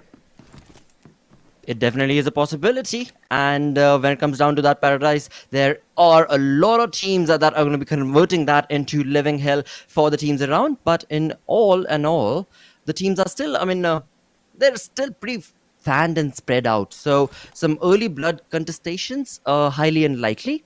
But overall, when it comes to the teams themselves, they're all looking very much comfortable in their own drop locations. No contestations, no crazy fights, no contesting for the drops, nothing of that sort. They're just slowly easing themselves into this match, into this fight, because it is map of Sanhok. So once those fights start taking place, which again, we don't have to wait for too long, I don't think. As soon as they start, we know for a fact that the third-party situations are also going to be chiming in along. And that is something that few of these teams, like the ones that are on our screens, TMW, they don't want to be a part of that. They rather would want to stay as far away from those third-party contestations as they possibly could. Maybe even try the Metershot way. Stay out in the blues, wait till 10 teams are remaining, jump in, get some elimination points, get that chicken dinner. Most definitely. Actually, I shouldn't have said it like that. No, I shouldn't have said it like that. Now, on hindsight, I'm thinking, yeah, that's a little demotivating. Correction. That's not what I meant to say. Just play a safe game is what I meant. Yeah, definitely. I think that's what teams should understand from there. At this point, being able to survive till that later moment can really add a layer of value to your fights, because of the nature of it, it becomes a lot more impactful. But talking about impactful, right now I am noticing the XGeneration and MetershotxSKY inching ever so close to each other, and 52x Rage will definitely have in mind that MetershotxSKY will go to Paradise Resort. So maybe we see them going in for the rotation, trying to catch MetershotxSKY off guard and take the fight anyways. And to add to that, a team that we always see coming into third party this situation is usually TUF. Now they're in the vicinity. They're going to all congest around that Paradise Resort outskirts area. So really at this point, it's a wealthy stack of haystacks all the way across Sanhok. All it needs is one spark to light it up, one brave soul to take that initial shot. Well, we are only 3 minutes into the game itself, and definitely are waiting to see where the first drop of blood is going to be brought on this map of Sanhok. For now, as we did see on the map, teams are slowly but surely getting closer and closer to each other, and as they do, it is going to get that much more closer for us to be, well, again, enjoying the game, as fights is what we wait for on these battlegrounds. And this being Sanhok, we won't have to wait for long, because the side of FMxR3D, since the start of the day itself, we have seen them many a times in so many different positions and situations where they were the ones who were the early aggressors, and rightfully so, because this is their moment to outshine. And it is, again and again, I keep on saying it like a broken record, if it's a bit too late or not or whatever, but never mind all that conversation, because right now what matters is for FMxR3D to regain that lost prowess that they had, that lost synergy that they had, and now it is pretty much happening right in front of us. So that itself is a really good thing to be a part of. Definitely is, Blotter. FMxR3D, the team we were talking about, now on our screens and currently situated on the western side of Paradise Resort. As you can see, teams have really grouped up around the resort, ready to turn Paradise Resort into Blood Resort real quick. But that's going to happen on the northern side first. 52x Rage coming in from Mongnai on the rotation to capture this northern area. Spotted out by Star. It's 52x Rage who found that initial knock on God Fury, but they themselves taking a decent chunk of damage. Can't really aggress in immediately, and Daku being down. The trade comes through towards Sultana.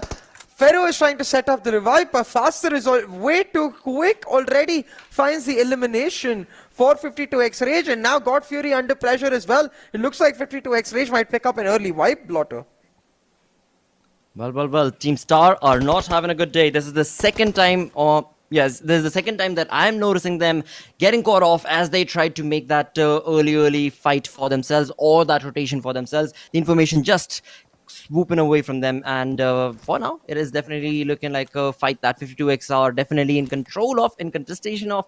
Also, the fact that they've got the cover of the compounds working for them. And for now, for Team Star, it has slowed down a little. But again, I mean, they have showcased us some very aggressive stances earlier. I mean, with taking on fights against the players of Clarity itself was a big undertaking that we have seen Team Star do, that we have seen 52X Rage do as well. So it is going to be a very close contestation between these two, but eventually when it comes to the position and the way 52X Rage are aggressing all along, this is going to be a little tricky one, because the cover of the wall will definitely help Team Star, but the firing rate and the firing power that 52X Rage have with the numbers advantage working in that team's favor is definitely going to be the cause of a concern for Team Star. In doing so, they will be easily eliminating one by one all the players of Team Star, with only God Fury left onto the side flanks. And he's going to actually retaliate to that. He's not interested in falling back for some lousy placement points. No. He's interested in getting some retaliation, getting some shots showcased, and he will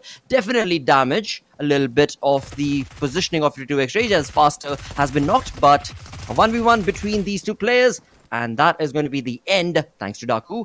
It is going to be Team Star getting eliminated in the first 7 minutes of the game itself. And as we move on away from that fight, we've got the side of SALTxi8 very close, very, very close to the proximity of freestyle.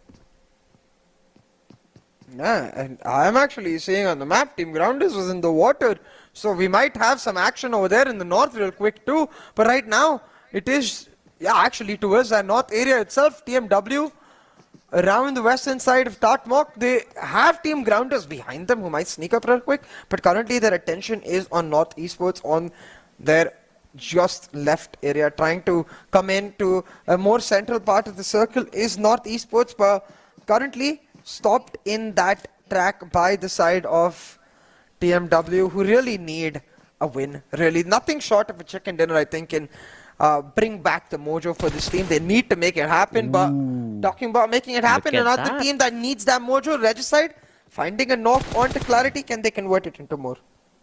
Well, this is a good one. This is really a different breeze on the map of Sanhok, with Regicide taking on shots against the players of Clarity, catching them off guard, and getting Teen Wolf, one of their most important critical players as when it comes to the fights. He's the man who is actually leading the charge and letting the team know. But right now it seems like it is going to be Regicide who's definitely going to be leading the charge and letting the side of Clarity know that we're not fooling around, mates. I mean, you might be, but we are not. We are here to definitely undermine you and bring in some elimination points for ourselves. So that first knock was given away. Again, Teen Wolf has moved away from his teammates as well, so it's going to be very tough for him to be able to give that for his teammates to give that revival. On the other side, though, the fight has kind of slowed down, as that early contestation was only based on the fact that Clarity were not paying attention. But now, as they do, they have moved back into safer angles, and Regicide is left out hanging. They're hanging, and they're certainly not feeling comfortable, because they've got eyes on them from the south, from the east, and from the northwest as well, if you count QWERTY, to be honest, because QWERTY have got their attention on many spots at the moment. But with the circle finally starting to complete its closing in period, we've got 5 seconds to go before we figure out where that next circle is going to shift, and takes a centralized shift. So again, teams not really going to be feeling quite necessarily trigger happy. They are going to be playing as safe as they were before. The only area where we might see the action erupting is towards that bridge into the main island, where Quantum Rage around Hatin will try to make their move, and most likely North Esports will be able to stop them.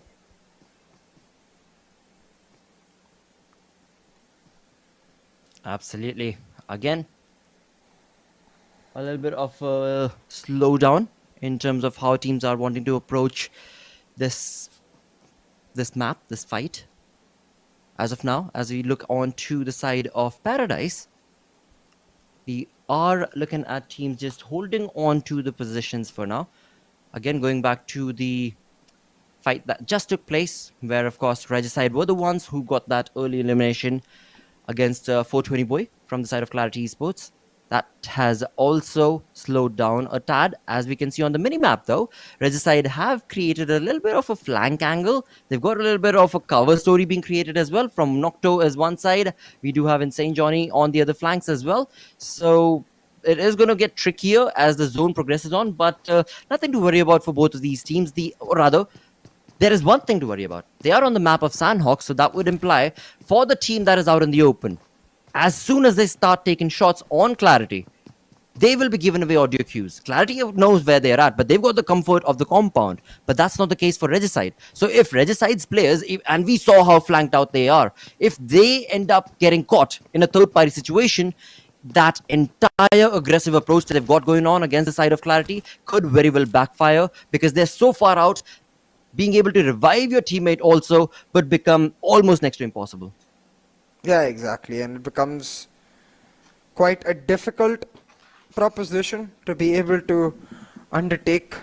We'll have to see how teams are able to make it happen. Now, Edgar, very safe on that bike. You know, not the usual speeds I see bikes going, but he's the exact opposite when it comes to that gun in his hand.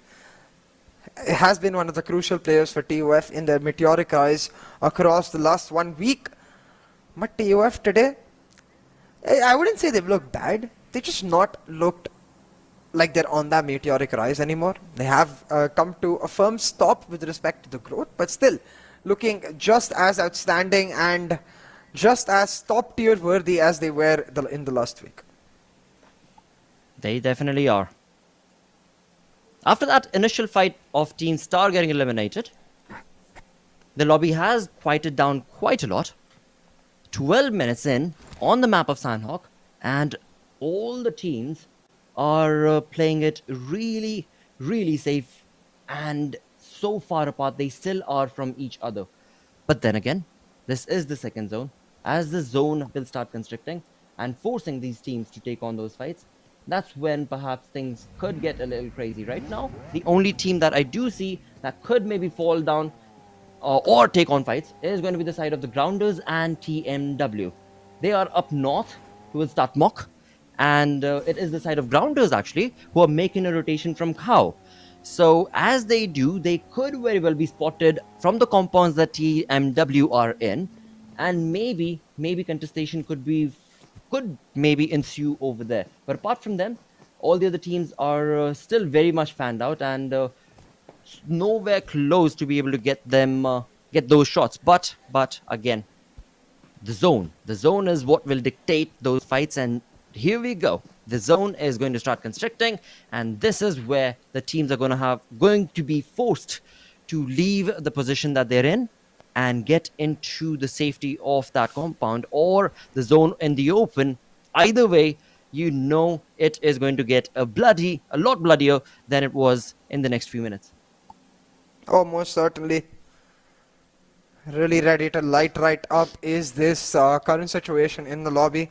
With all of the teams trying to make it into that circle, it's created this set of dominoes with respect to those fights now. A single one will trigger a lot more, and right now we've got one erupting between Clarity and Redicide. Nocto doesn't get knocked out, while Clarity's 420 boy, he goes down quite low, but Redicide, Nocto and Johnny stuck behind one same rock with their health bars quite low. A perfect nade here from Zibyan could get them to meet their maker, but he decides against it. Instead pulls out his gun looking for the spray instead. Well, for now, again, it is Regicide who were in the open, who are being damaged quite a lot. Drawlin's perfectly set up nades are given a little bit of damage, but Johnny is around to give Nocto the revive that he needs. But as he does, of course, Drawlin will not want to let that opportunity go, will not allow even a second of advantage to the side of Regicide. But one thing that now Drawlin has done is he has gotten out in the open, and as he does, of course, well, that actually helped him, it favored him in fact, because he definitely got that knock. But as I was saying, up on top behind was the cover that Regicide had in terms of the teammates, and in doing so, in being over aggressive, not necessarily, but definitely being greedy, Drawlin has given away his life, and now his teammates are left with just a two-man army. Now you can see though, the way Johnny is stuck in the circle, Not going to be able to make the moves with Clarity continuously beating down on them. And this will mean if the longer these two teams stall, the longer they are going to take damage. So you can see Regicide, they're trying to make the moves, corner around and get Clarity stuck in this spot. They found Zibyan, knocked him out, and suddenly was most likely spot and finish out Zibyan as well. Now 420 boy all on his lonesome outside the window, his location known as well. Was trying to make the moves happen. He's got the back of Insane, and together they will be able to shut down 420 boy. That's the end of Clarity in Sanhok, as we are down yet another team. The decisive move made from Regicide when they needed it the most to clear out Clarity and now get their focus on the rotations. Absolutely. And now it is going to be Freestyle and the players of MetershotxSKY. They're not really having a good day, but this moment, this position that Kian has, along with his teammates in the back, is maybe going to be an advantageous one. Because, I mean, Metershot, of course, we've seen them loving the Paradise Resort. Now, those flank angles could very well be brought to the test from the side of Freestyle. But right now, it is going to be Kian and his X-facting advantage that has absolutely not helped him. And yeah, this is just something that FS absolutely predicted, I guess, and they were just absolutely on point. But of course, not so easy is what Metershot is going to make it for the side of FS, because they did take damage, but not before they retaliated against that. And in doing so, FS has been brought down to a one-man squad. MetershotxSKY, they were very, very fast in retaliating and pushing against that push from FS, and in doing so, again, like I said, one-man army is what Freestyle is left with in a matter of seconds. And not even that. Freestyle getting eliminated on the 14th spot with 0 elimination, or rather 0 points basically. And that leaves us, of course, with 13 teams, but FS, you know, mostly we would see teams' performances growing and going up the ladder. For FS, it's odd, because it's actually going down. Yeah, exactly. For FS, they were the Week 1 league stage champions, but since then, let alone chicken dinners, they've not found the top half of the page consistently. Even again, knocked out quite early, they'll be stuck in that bottom half. We've got quite a few teams from the bottom half right now trying to ply their trade in the lobby. Now, Regicide are a team that were stuck in the circle because of the fight with Clarity. With the southern shift coming through, it should give them a little more ease of access, but unbeknownst to them, QWERTY is waiting in that southern side of the circle, trying to hold them out. Similarly, TmwEsports, keeping Quantum Rage in their eyes as they occupy that northern corner of the circle and try to deny Quantum Rage their entrance from their spot. It'll be easier said than done. The moment you expose yourself, you face pressure, you face bullets coming in from other sources. That is the beauty and disgust of being a part of Sanhok.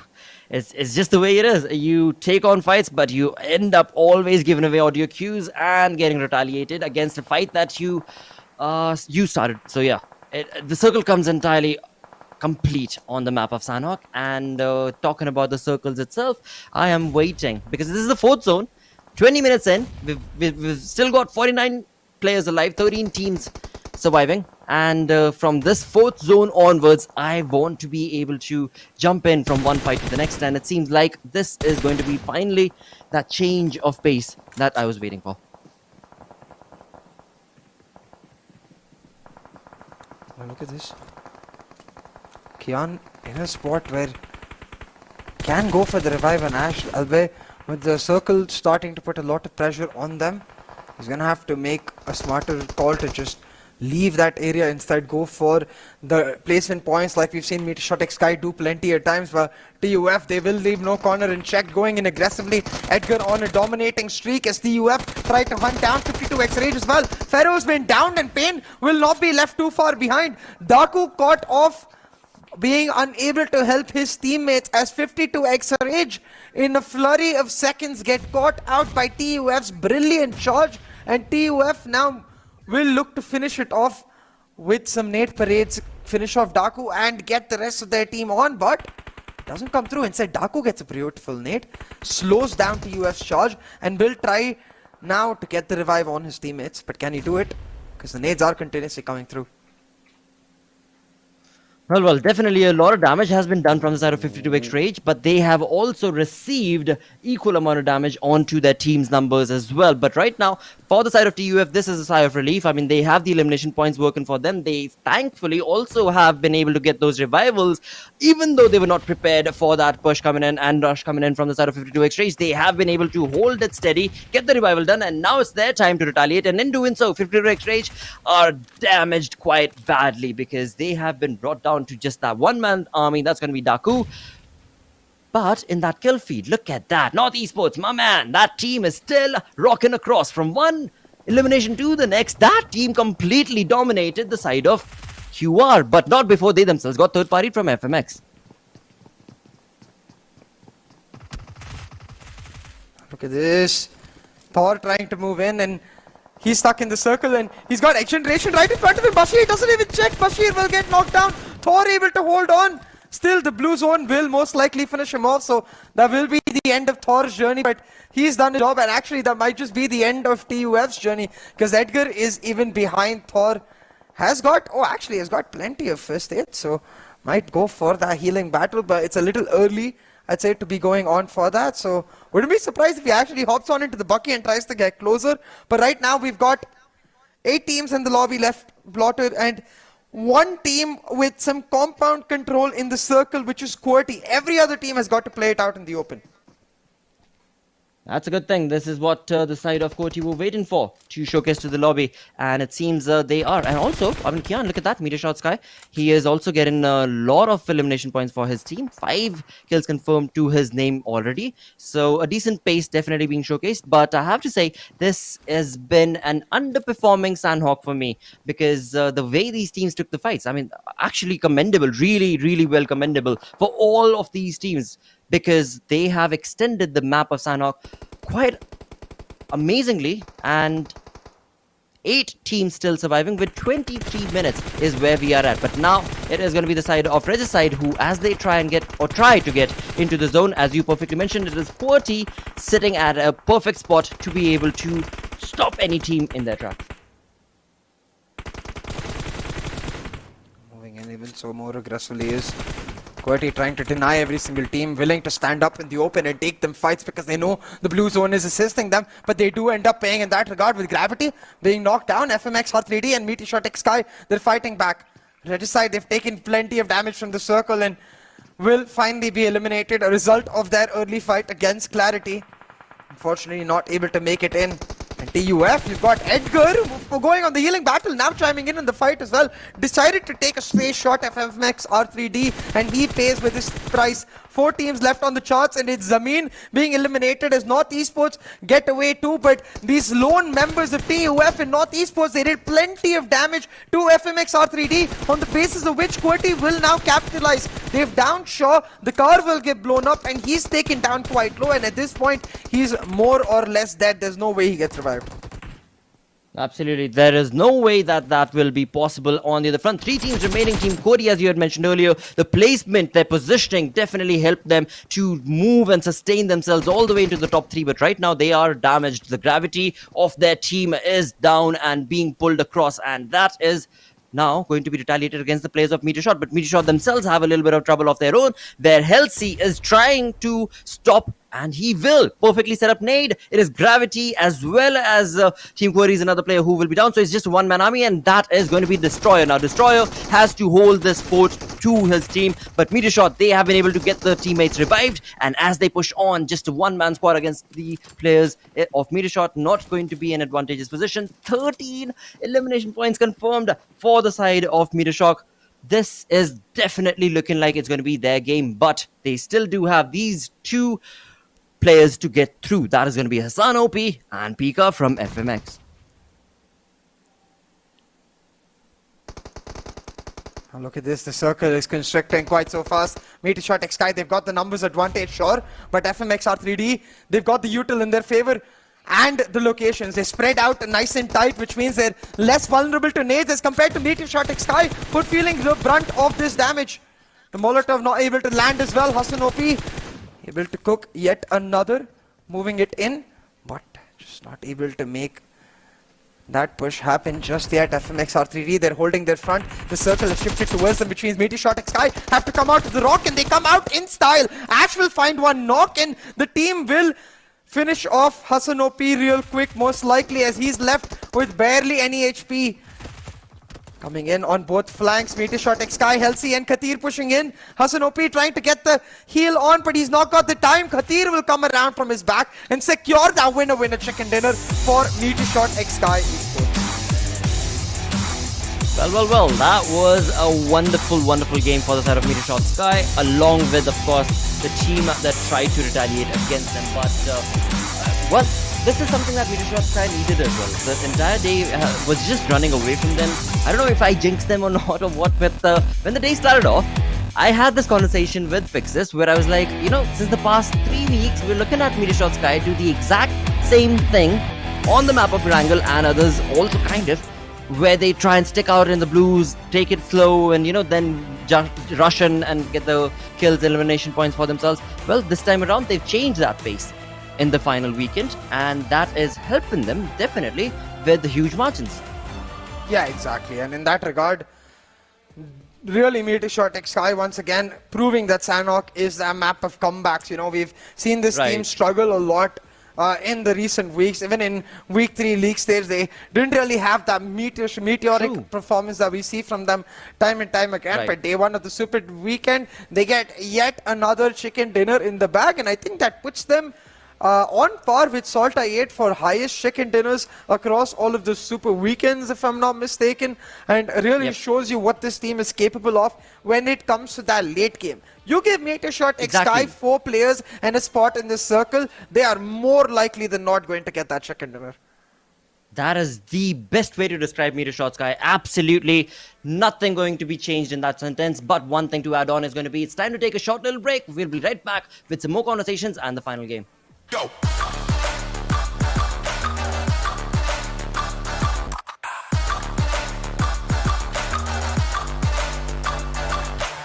It's your chance to reach the biggest. Let the action begin.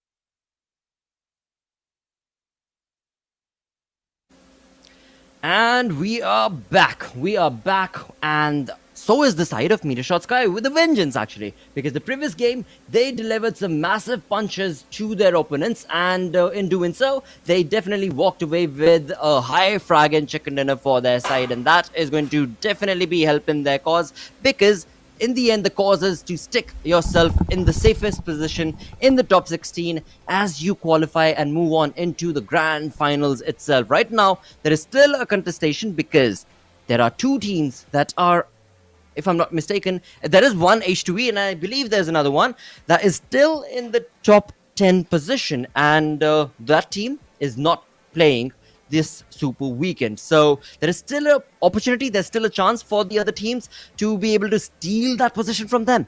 But it's a lot harder than you think, because getting points in this lobby has turned out to be real hurdle, because from one team to the next, every single game, it's a different storyline. From the start of the day, MetershotxSKY Esports, they were just barely surviving through, and not only that, I mean, CA mentioned it as well. It is not only today, but the league play that we saw from them in week 3 also was a little damaged, but now it is looking like that's not really the case. They're just playing some mind games. Now, really, I think for MetershotxSKY, it's about consistency, whether they can deliver this again and again. Because, again, remember, they're a team in the top 6, right?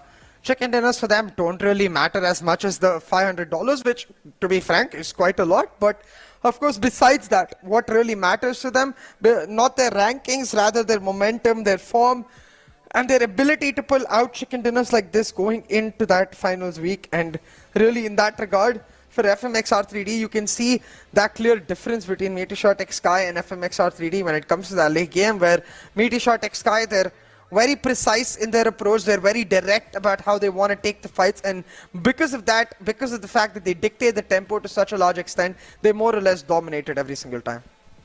They absolutely did. That is so very true, of course. And with that, they are going to be getting a massive jump and boost as well. As CA did mention earlier, when it comes down to the elimination points that this team has been able to accumulate for themselves, they are in high contestation with the teams who are on the top of the leaderboard. With that, as you move on through to the match summary for this game of Sanhok, we do have the side of Metershot just completely obliterating the entirety of the competition with their stats spread across this, but there is still Big Bossu from the side of TMW with the longest distance elimination set at 200 on Sanhok.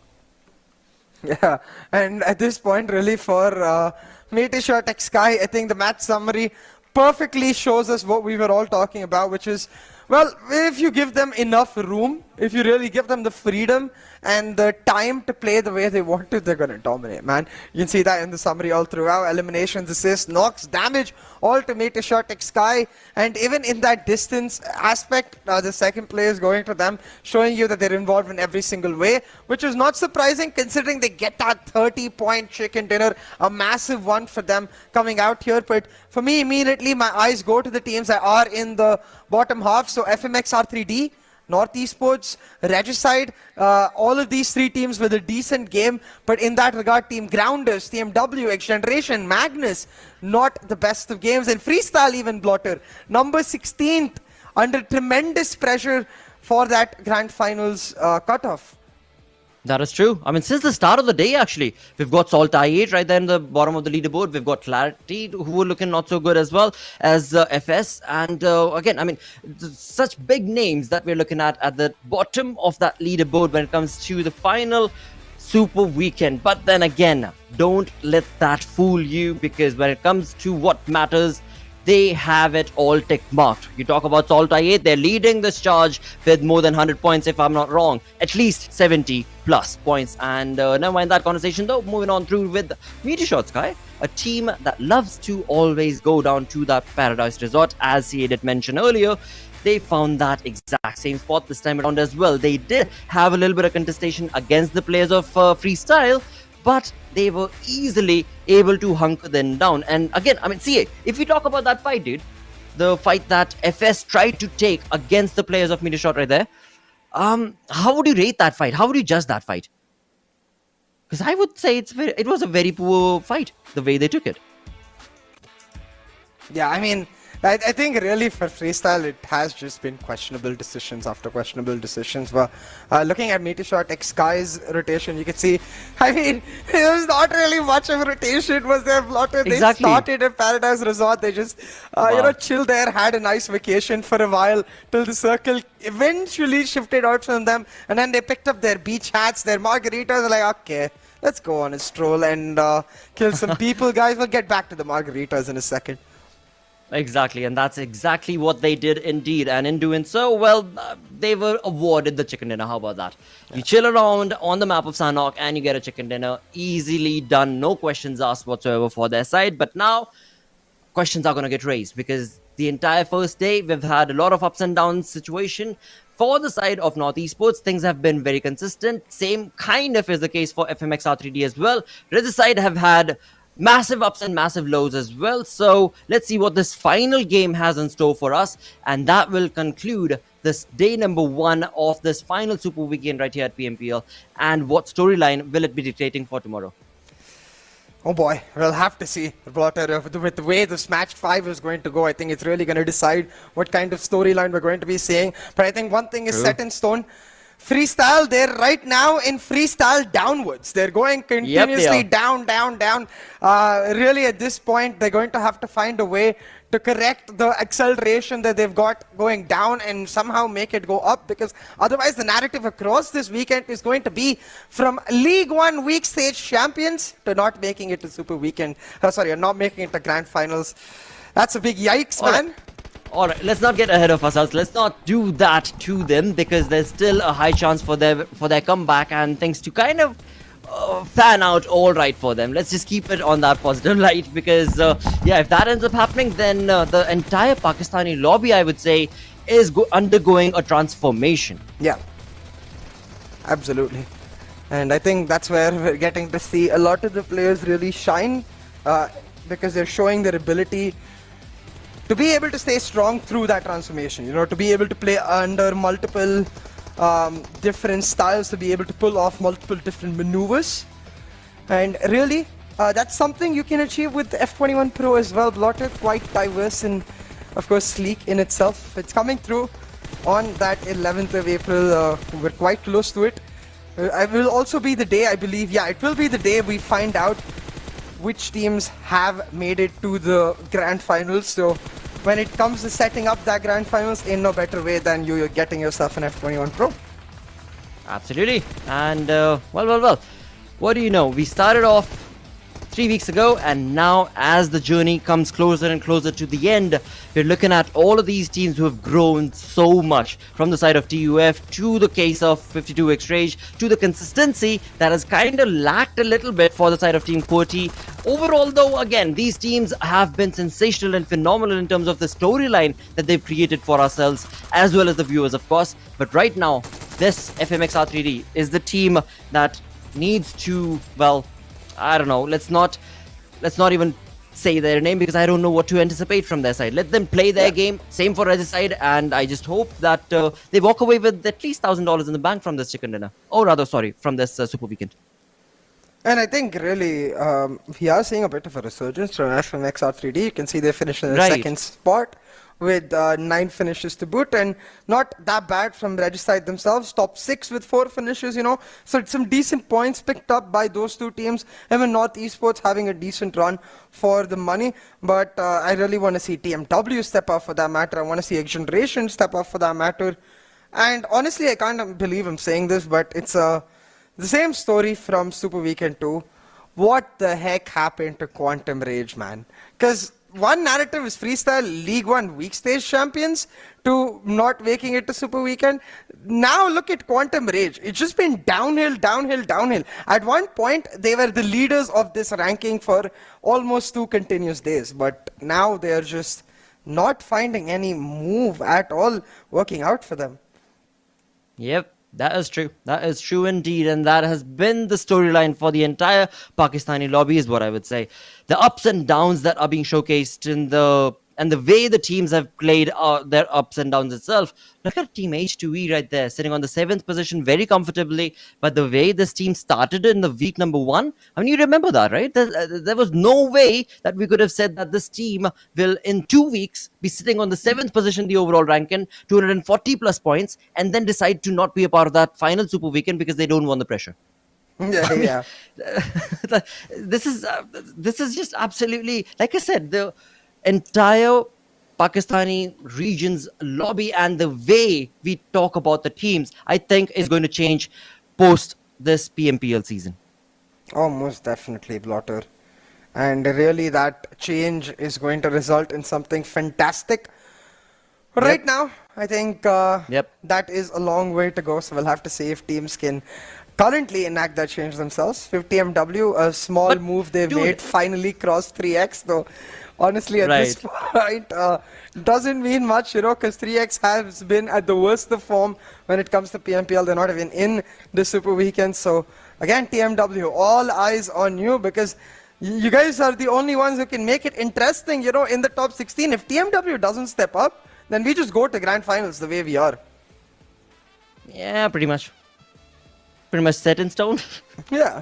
No, not really, of course. There's still opportunities. I am jinxing myself right now because half an hour ago I was like, there are 10 games still remaining. It's a 3-day weekend, so 5 games per day. So 10 games is still quite a massive opportunity for teams to be able to, you know, bring in that sort of a comeback story. We've seen that happen in the previous weeks. In just one day, 2 good games, and the teams are skyrocketing with 60 points and whatnots. So yeah, let's keep that opportunity alive. But looking at the statistics that are going to be showcased right here for the map of Erangel, okay, that resurgence from Metershot could be showcased based on how this previous game went.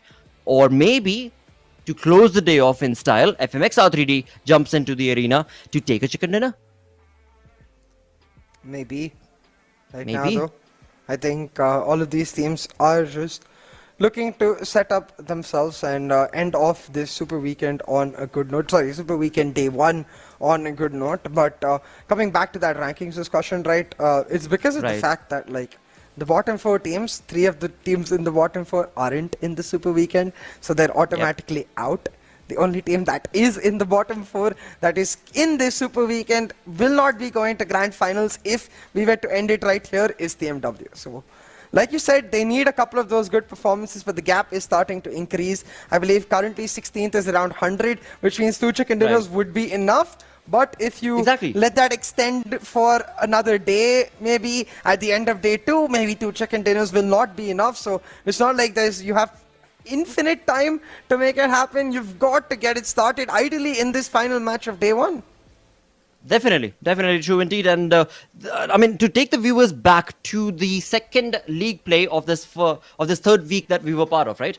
We had TMW walk in on the map of Miramar with 14 kill elimination, as well as, of course, the chicken dinner, which was theirs for the taking. Now, that definitely showcased a little bit of a resurgent story that could have been anticipated from the side of TMW when it came down to the Super Weekend. But the opportunity that has been provided to them, we see them again and again from one fight to the next. They're underperforming. They're not able to stand true to the mark that they created on the map of Miramar in that final day on the league plays day. And again, so that hope will still remain and hopefully sustain, as there are 11 games remaining, 1 for today, 10 tomorrow and day after.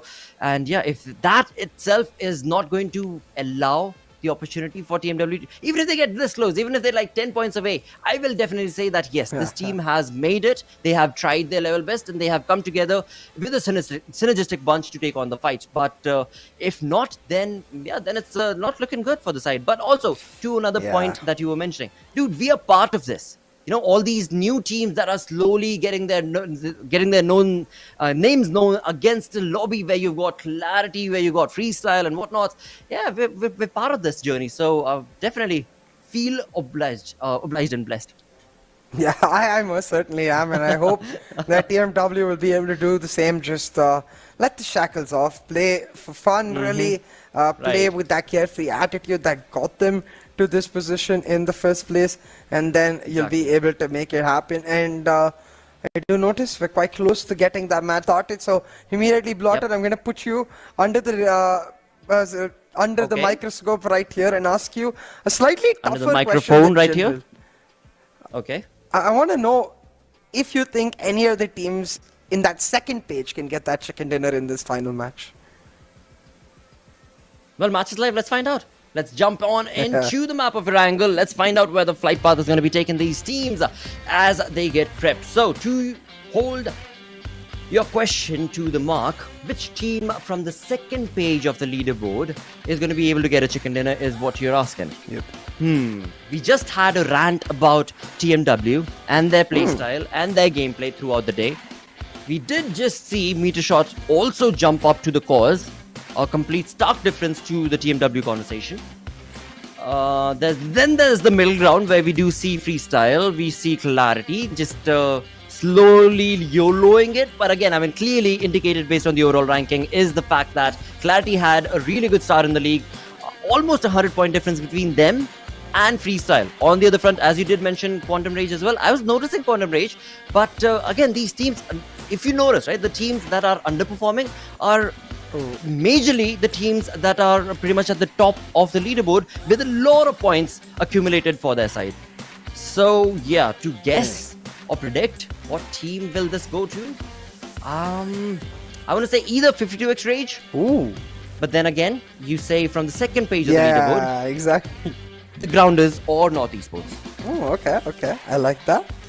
Currently, as you can see in the live rankings, it is 14th and 15th of Blotter's predictions, and I think it might most definitely come true, but I immediately got excited when I saw this flight path because give it to us, PMPL gods, give us a southern circle. The weird one with this, the standard one, of course, would be the northern circle where it would end up going towards Rozhok. But come on, we've all seen that plenty of times. We want some spicy action, and okay, I'll take it. It's not the southern circle I was thinking about, but still, mostly towards that southern side, a southwestern circle, basically with over 30% of that circle in water.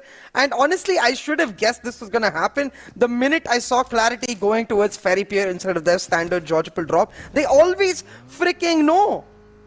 No, they'll be there. You wait and watch. They'll jump down to Ferry Pier, they'll give a little bit of a drama to Freestyle, and Freestyle will just completely scatter themselves away, and then Clarity will find themselves vehicles, and they'll go all the way out of the zone to find the comfort of Giorgio. I mean, they've done that many a times now, and yeah, it won't be any different this time, I don't think.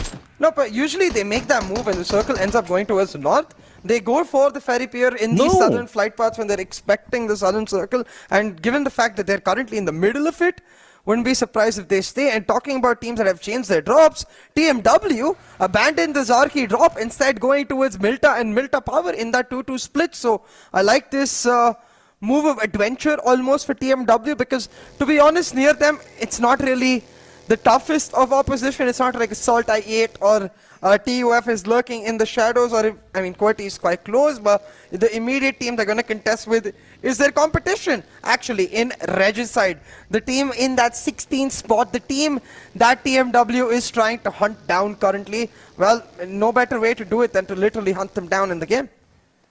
Absolutely, and again, one thing that is definitely going in favor of TMW is the fact that Team H2E is not playing, and I do believe it was the side of Team H2E who'd love to go down towards Milta Power, if I'm not mistaken. H2E would go to Pochinki. Then I'm confusing it with somebody else, because we know Quantum always loves to go towards Yasnaya. Yeah. Then we've got the side of Pochinki where NorthEsports is always there. On this eastern front, Milta Power region, I thought it was H2E that loved to go down there, or again, my mistake. But yeah, nevertheless, all right, so I bite my tongue on that approach, but still, either ways, it is going to be favoring TMW because that team is not there. End of story.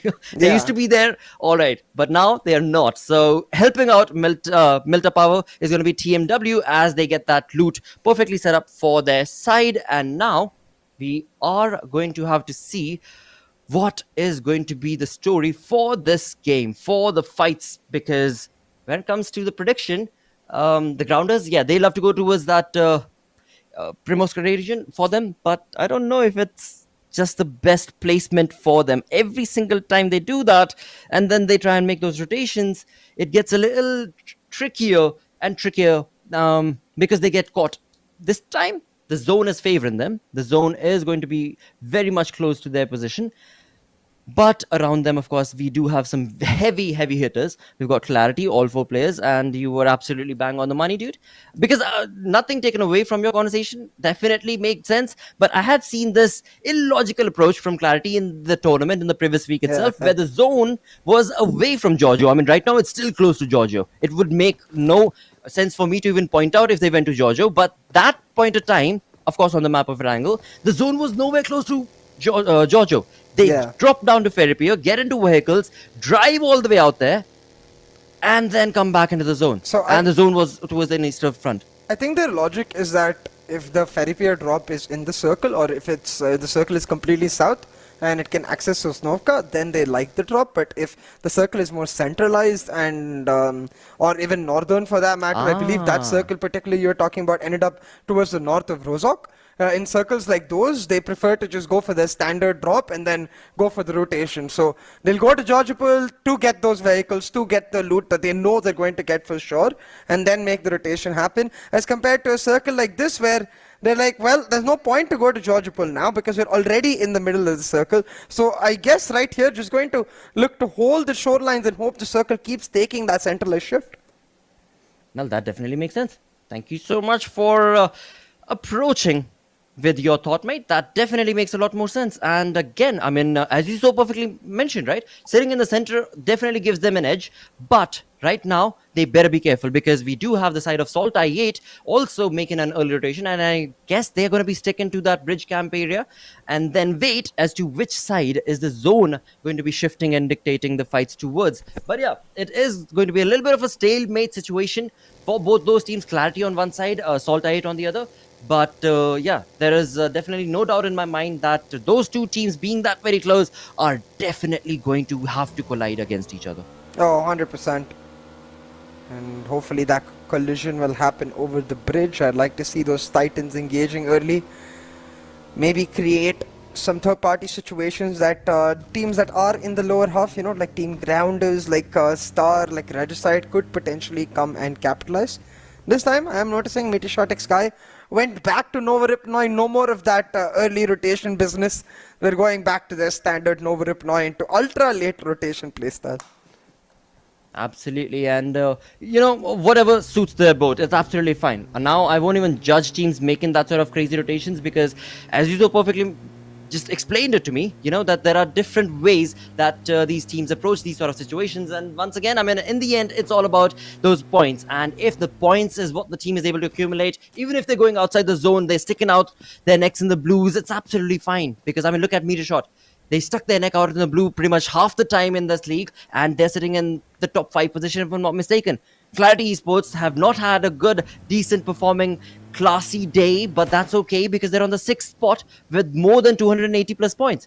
So yeah, definitely looking good for those teams. But now, Team Star, this team has had a very bad day, and now with the final game in their hand, it is looking like they are going to try to utilize this opportunity. They are definitely riled up to take on some shots, and here we have the players, of course, very much fanned out from each other, but still being able to confirm that knock. And I believe Osama will definitely be coming in along to get that kill confirmed as well. Should be able to make it happen right here, Team Star. JD will be first. Blood emerge, picking it up. Osama able to finish him off, and just like that, the action has commenced, and we are getting to see the stage set up for what we wanted. Rollin holding on to this end of the bridge where SALTxi8 wants to make the rotations happen. You can see TmwEsports spotting them out as well. Meanwhile, XGeneration have got their revenge, although against the wrong team. XGeneration, they spot out a player of North Esports and take him down. We've got that action kicking off around that school Pachinki area, as a lot of the teams are congesting, and potentially around this bridge area as QWERTY look to deny SALTxi8 their opportunity to hold on in this circle. With the circle finishing off, it's closing in the next 1 second. Where the shift goes will dictate how the fights happen, and the shift, it goes southwestern again, making that bridge extremely crucial. SALTxi8, if they make this fight work out in their favor, not only will they be rewarded by a beautiful spot in the circle, but also the potential to continuously take those third parties because of where they are. Absolutely, that's going to be favoring them quite a lot indeed, and getting, of course, elimination points for their cause as well. But right now, it is going to be the side of TmW, who are, or rather who were, looking on to make a rotation, but very close to their vicinity. Of course, Team QWERTY just roamed on around, and so the information has been retained from the side of TmW. But they do know that right now it is better to stay quiet than to take on this fight, as these teams are going to be focusing on getting that rotation done. The side of TmW is going to be focusing on getting the information. But for now, once again, it's 10 minutes into the game. We are still looking at only 2 players eliminated. So 62 players, 16 teams still alive. Regicide right here being very patient as they wait for Metershot. Kian is out in the open, all in front with the Scarel. Baz brings in a perfect spray, and along with his teammate will be delivering some massive blows to the side of Metershot, where 2 players, one by one, have been knocked. Khatir and Ash had some sense in them, and they decided to, well, swim across, whereas the other 2 have been lost, and that is going to be the end of Metershot. So yeah, they had a good game in the previous Sanhok, but this time around they took their chances, and guess what? The chances did not favor them. Most certainly did not. Look at that Thug play. Oh my god. Yeah, we're looking at that outplay from Thug. talking about our place right now, MetershotxSKY. I mean, we talked about late rotations, but through the water, I'm not so sure about that, man. They're most likely going to end up prey to that blue zone. Ash will, I guess, survive, but the rest of them will not, because Regicide, they're holding them down right here, right there at this moment, and trying to deny any of that capability even to make such a move happen. But I think for MetershotxSKY at this point, it's just Ash hoping to get to safety. And for Regicide, again, a situation we saw in Sanhok as well, where they tried to keep QWERTY out. And even though I understand what they're trying to do, a situation where, you know, they keep getting themselves stuck in those areas, stuck in those spots where they're not getting the fight immediately, they're not able to make the rotation happen immediately, and even though they might get 2 or 3 elimination points, they're going to hurt themselves too. Oh, they definitely are. If they're not careful, they definitely are. And that, again, will not help their cause. But right now, as we move on through, it is going to be Team QWERTY now, who are going to get that information for the side of TMW making the rotation. It seems like TMW held on to that information that Team QWERTY had made that rotation from that angle, and they tried to catch up to them, but it seems like Team QWERTY were waiting.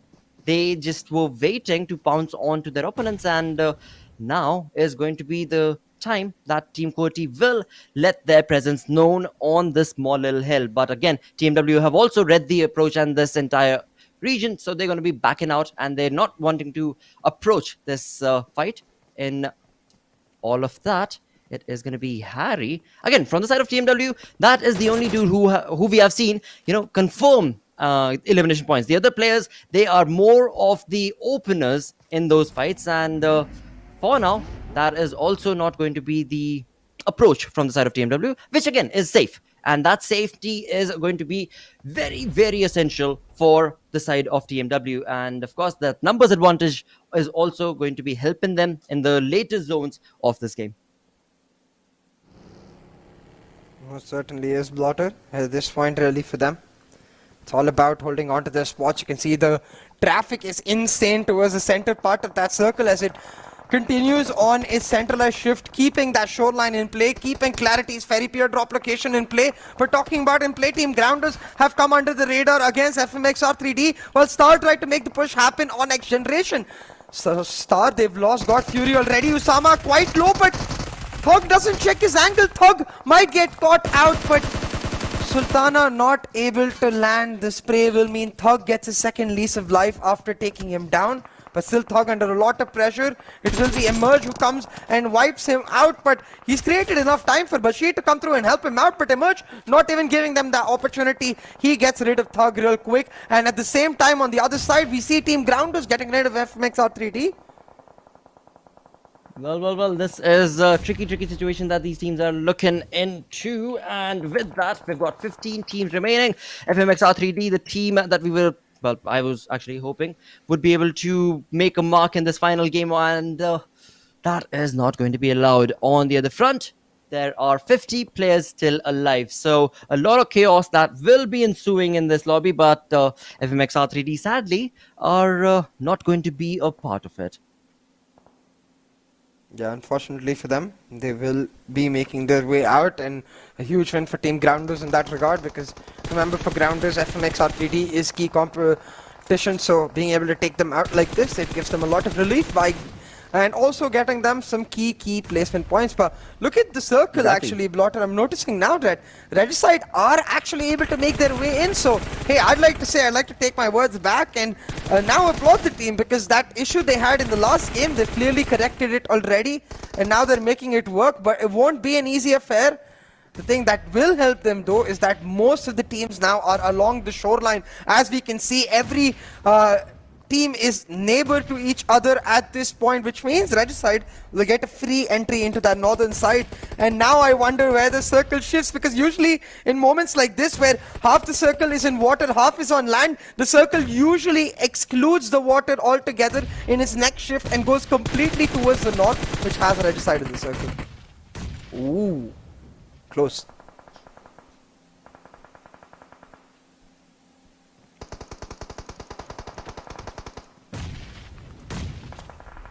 Seems we ran into a couple of technical issues, but the issues in game are increasing for QWERTY. They're engaged in a fight with TMW while the nades rain down from SALTxi8. They're not sure where to go, and it might actually be the way it looks TMW that will capitalize on all of this, because SALTxi8 are stuck in this compound fight while TMW is much more further with the ability to continuously heal each other and let SALTxi8 and QWERTY engage and take their health down low. The way it is right now though.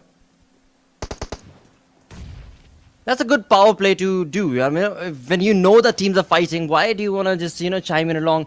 When it's a map of Sanhok, then that possibility is definitely going to help you, because you could very well bow down both those teams and get those elimination points. But right now, yeah, just sit back, relax, as you see your opponent getting perished thanks to their own opponent.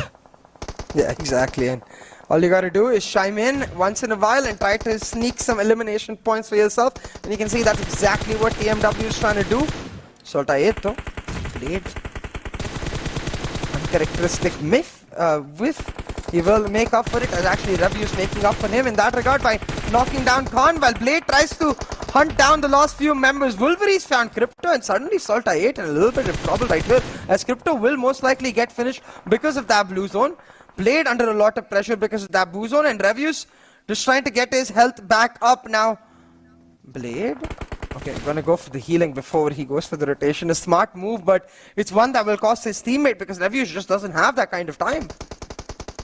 Absolutely, he does not. And again, when it comes down to these teams taking on the fights, they are very close to the zone itself, but they are not going to be allowed to get into the zone, because again, these teams are fighting it to their deaths. And in doing so, we do have these two big names taking a lot of damage, but it is Clarity, as of now on our screens, who are going to be able to jump into the game with a decent play and position for their side. Team TMW, they got a breather from this fight that took around them, but now, as they do have two of their players knocked, the play zone is damaging them quite a lot. And on the other side of the game altogether, we do have the Grounders against the players of Clarity. But the Grounders, the best part for them is the fact that they have the cover of this compound, whereas on the other front for Clarity, they're out in the open. All they have is their wits, and for now, it seems like it is going to slow down a little bit, as the Grounders will be absolutely... Wow, I mean, Sensei and Kurma, look at that perfectly set up nade from two individual compounds. Now that is called synergy. Synergy indeed. Circle again on the very brink of closing up. We're going to find out which team it is going to favor. All I see is actually Bashir. You can see on your screen casually making the rotation in the middle of everyone, because everyone is currently in compounds of their own. Bashir not under any trouble. If we're talking about trouble, Clarity have found their own, as Team Grounders will move forward and look to shut them down. 420 boy though slaps back strong, finds the knock onto Sensi. Meanwhile, MetershotxSKY have been eliminated, and TMW under a lot of trouble from Freestyle, as the circle takes that eastern shift. Freestyle and TUF in prime time control, especially after Freestyle. They're able to get rid of TMW. Now TUF, they're going to try to gatekeep the teams on the western side, giving Freestyle more than enough time and opportunity to spread themselves out across the circle. Well. We're looking at 9 teams remaining. The Grounders jumping into the zone from the south. NorthEsports right here in front of our screens, trying to get closer and closer to the zone, as they are at the edge from the southwestern front. Right in front of them, of course, is Magnus. But up on top, we have Freestyle from the eastern flank joining into the zone. And, well, again, I mean, this game either could be theirs or TUF as well, as TUF have a fighting chance based on the numbers that they have. But let's see, because there are a lot of teams that could screw it up for either of them. Right side, under a lot of trouble right now, but they get out of that car in time.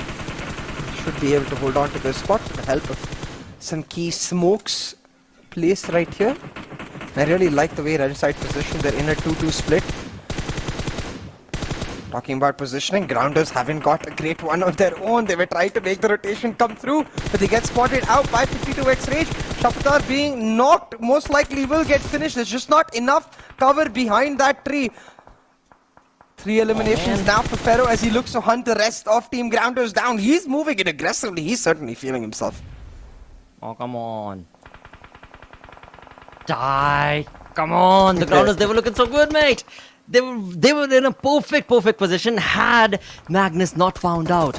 Had they just stayed quiet around that area, it would have been just the best approach. But on the other front, it is going to be MetershotxSKY Esports staying quiet as well, as they tried to make that open Russian push.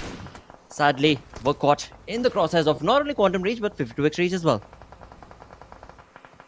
Yeah, I forget there's this movie where this lady with her kids has to cross this massive land to get to safety, and they can't really open their eyes, you know, so they tie blindfolds and they just rely on sound to get through, because if they open their eyes they'll die or something. And that's what the rotations in the lobby feel like right now.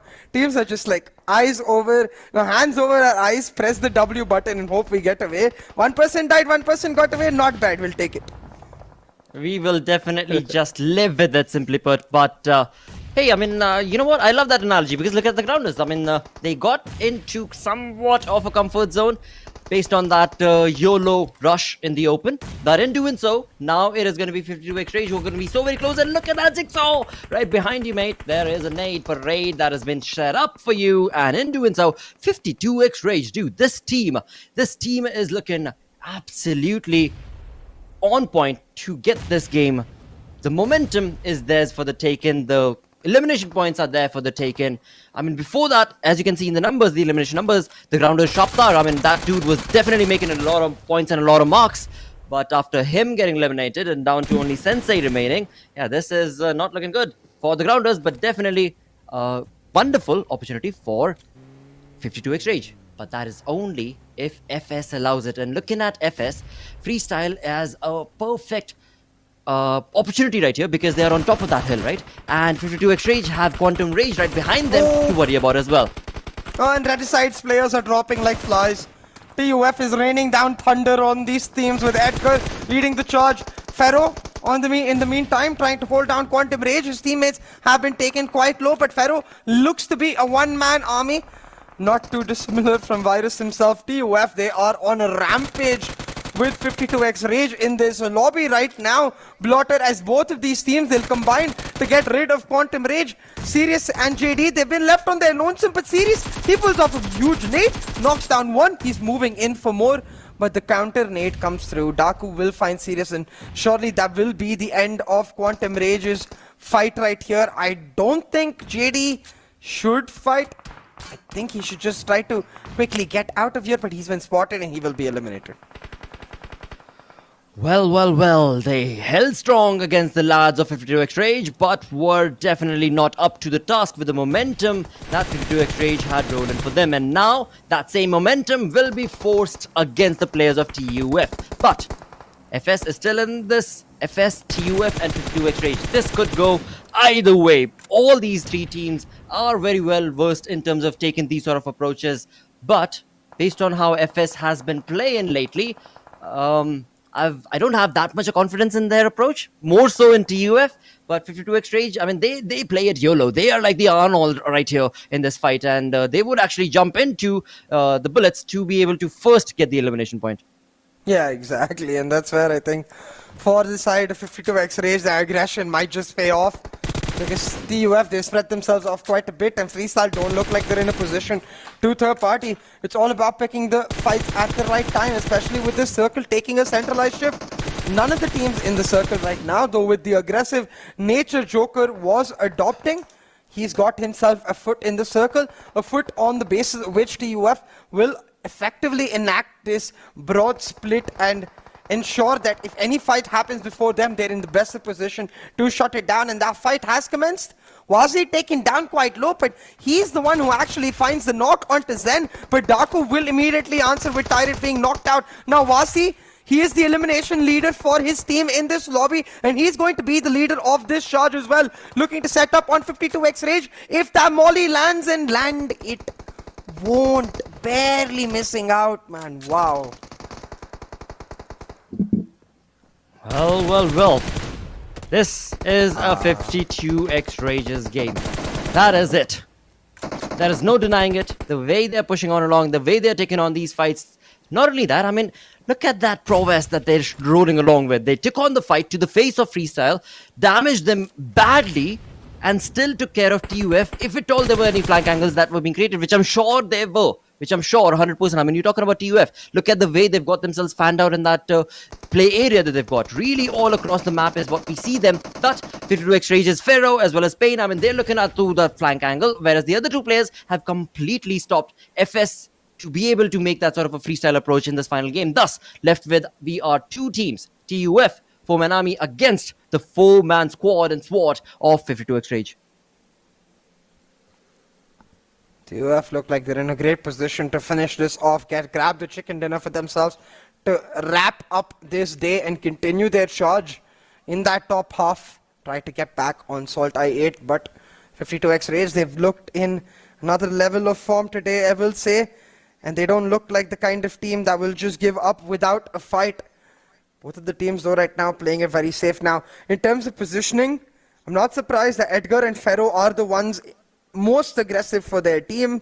And the point of contact, really, between these two players, the 1v1 ensuing just about now, potentially, will decide the entire fight. Pharaoh going for the wrap around Edgar with the shots coming in from Zen, but he's not spotted him out specifically just yet, and he's under a lot of spray trouble from TUF. Daku will find Joker, but Pharaoh's been taken down quite low. Pharaoh's right in front of him. He's been able to absolutely pinch down his opponent as well, and Pharaoh will still be able to walk out of that position. I mean, this is just crazy, crazy level of play that is being showcased from the side of 52x Rage, and luck also favoring them in this YOLO approach that they've created against TUF. But in all of that, again, the information was not given to TUF, but now, as they finally do have some information, 2 trades across each of these teams, and that will leave 52x with a 3-man squad, if I'm not mistaken. And TUF still have 4-man standing strong, but they need to be given that revival. Thor is still down. Alright, good again, trying to make that move happen. He's found Zen and knocked down 52x Rage despite the early pressure created by Pharaoh. It's TUF who rallied together and pushed back strong. It's Team TUF who will be able to pick up the winner chicken dinner. 25 points for themselves, but it's really that $500 cash prize that's going to make them feel happy. Oh yes, it definitely will, because right now when it comes to the points that they've been able to accumulate, they are definitely going to be moving into the grand finals, of course. Along with that, getting a little bit of luck for your weekend, but he's definitely not something you want to shy away from, and that is what TUF did in style. But 52x Rage, I mean, again, they definitely are like the Arnold Schwarzenegger right here. Either they jump into fights and they're just completely YOLOing it. Of course, the skill is there, therefore they get those elimination points, or they get pincered down themselves. I mean, it's a very hit and miss sort of a strategy that they go with. Absolutely. And really, but for hey, TUF, I want to say a lot of that. I think this team is one that is going to give the top 3 teams a run for their money. You know, can really pull off some upsets when it comes to the finals. Definitely. I mean, we've seen that again and again. It was the league play itself, right? If I'm not mistaken, was it day number 1 or day number 2 is all I want to confirm. Day number 1 it was for this week 3, TUF back to back. I mean, jumping into the second place, jumping into the third place. They were, I mean, the consistency to be able to bring that sort of a play level in this sort of a lobby, it is definitely undermined. But again, TUF are doing it in style. With that, we're going to go on a short little break and continue our conversations right after this one. Go!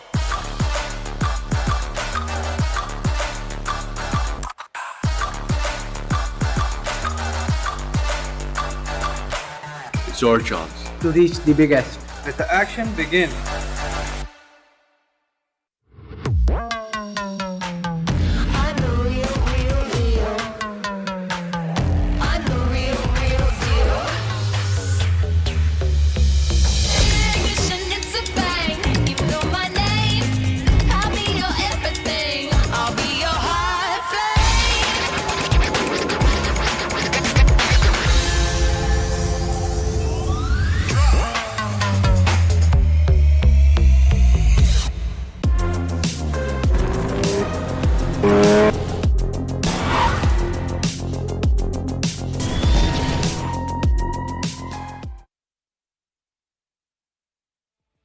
Welcome back, ladies and gentlemen, at the end of match 5 here right now, where Team TUF has picked up the winner chicken dinner for themselves, and what a day one it has been in this final Super Weekend, Blotter.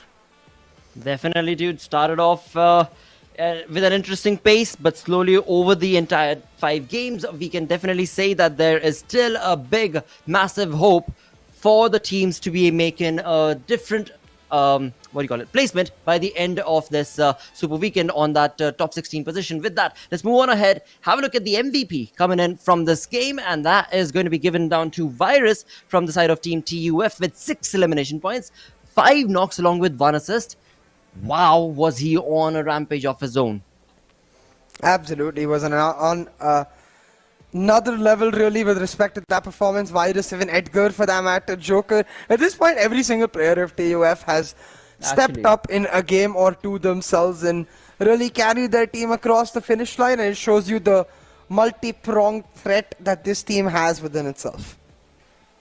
Absolutely, that is true. And with that, as we move across the list to the top players coming in from this game, of course, we ought to have another player from the side of TUF along with 52x Rage as well, I believe. Or maybe not. We do have Joker coming in from the side of TUF, but it is Pharaoh and Daku taking the spots from 52x Rage along with Vasi from Freestyle. So, had Freestyle actually decided not to take that fight that crazy, I mean, yeah, there could have been a chance for them to also walk away with the chicken dinner, but it was just done so quickly from 52x Rage, they never even gave a chance for the side of FS to think what this team of 52x Rage were up to. I will say though, it's really nice seeing Freestyle in the top 3. Very reminiscent to that first league stage week 1 performance that they had, where it was mainly Vasi displaying some incredible firepower and pulling off these moments for the team. So maybe they can build up on that. Vasi himself maybe can find that form and make it happen for his team. But you could say 52x Rage, man, they were fighting hither tinder every single position, and that's why they have the most damage dealt, the most damage received.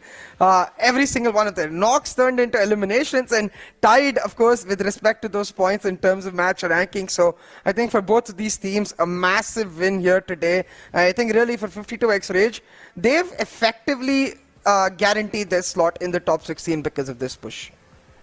Right, I believe that is so very true, of course, because of the way that they were able to just play this game from one fight to the next, just jumping in without a lot of thought and still getting those clutches for yourself. It is that sort of mindset that will lead in this Pakistani lobby, and they have made sure that they practice that against the best of the best names in Pakistan region. Yep, exactly, and that's why really 52x Rage will be feeling proud of their resurgence today. Team Grounders as well with a decent match. Reg side with a decent match as well. XGeneration and TMW, not so great, but really the teams that are hurting from this lobby are FMxR3D, NorthEsports and Magnus. Just a couple of points picked up for these teams, none for R3D. So it's a big, still a volatile situation in that bottom half of the bracket. TMW still not displaying signs that they will definitely make it close, you know, but it's still possible. They've got to get about, I'd say 80 points or so in the next 2 days to try and make it happen, which is not an impossible number, 40 points a day. It's just like a couple chicken dinners, you know. But Exactly. It's not been easy for them whatsoever, so I think it's easier said than done. I certainly hope they will at least make it close, so that as neutral observers we have that action to witness in the final third. We have teams being like, no, this team is getting too close, hunt them down right now. Well, again, now on a different light altogether, how about we trade their positions with a different team altogether? Then that conversation about, right, that's what I was thinking. Honestly, that's exactly what I was thinking. Then our entire conversation would be like, yeah, they're making it. There's no two ways about it. You wait till the end of tomorrow and they are making it. Right now, it's a big F. Oh my god, talking about a big F. Zami, I'm sorry, Zami just literally flew in the air. Like, for a minute, he could feel the wind in his hair. He could feel the smell of the air in his nose, and then he died. It's like RIP, anticlimactic jump. Definitely. I mean, that was, again, though, the control on that spray was definitely on point and OP in some light, of course. On the other front, for the side of FMxR3D, this is where they were lost. And that was all thanks to the grounders, but not soon after. The grounders themselves met their maker and were not allowed to jump away from there. And that is the introduction of 52x Rage. But yeah, this, again, I completely missed on this fight, actually. This is where the grounders actually did hold themselves strong against the side of Clarity as well.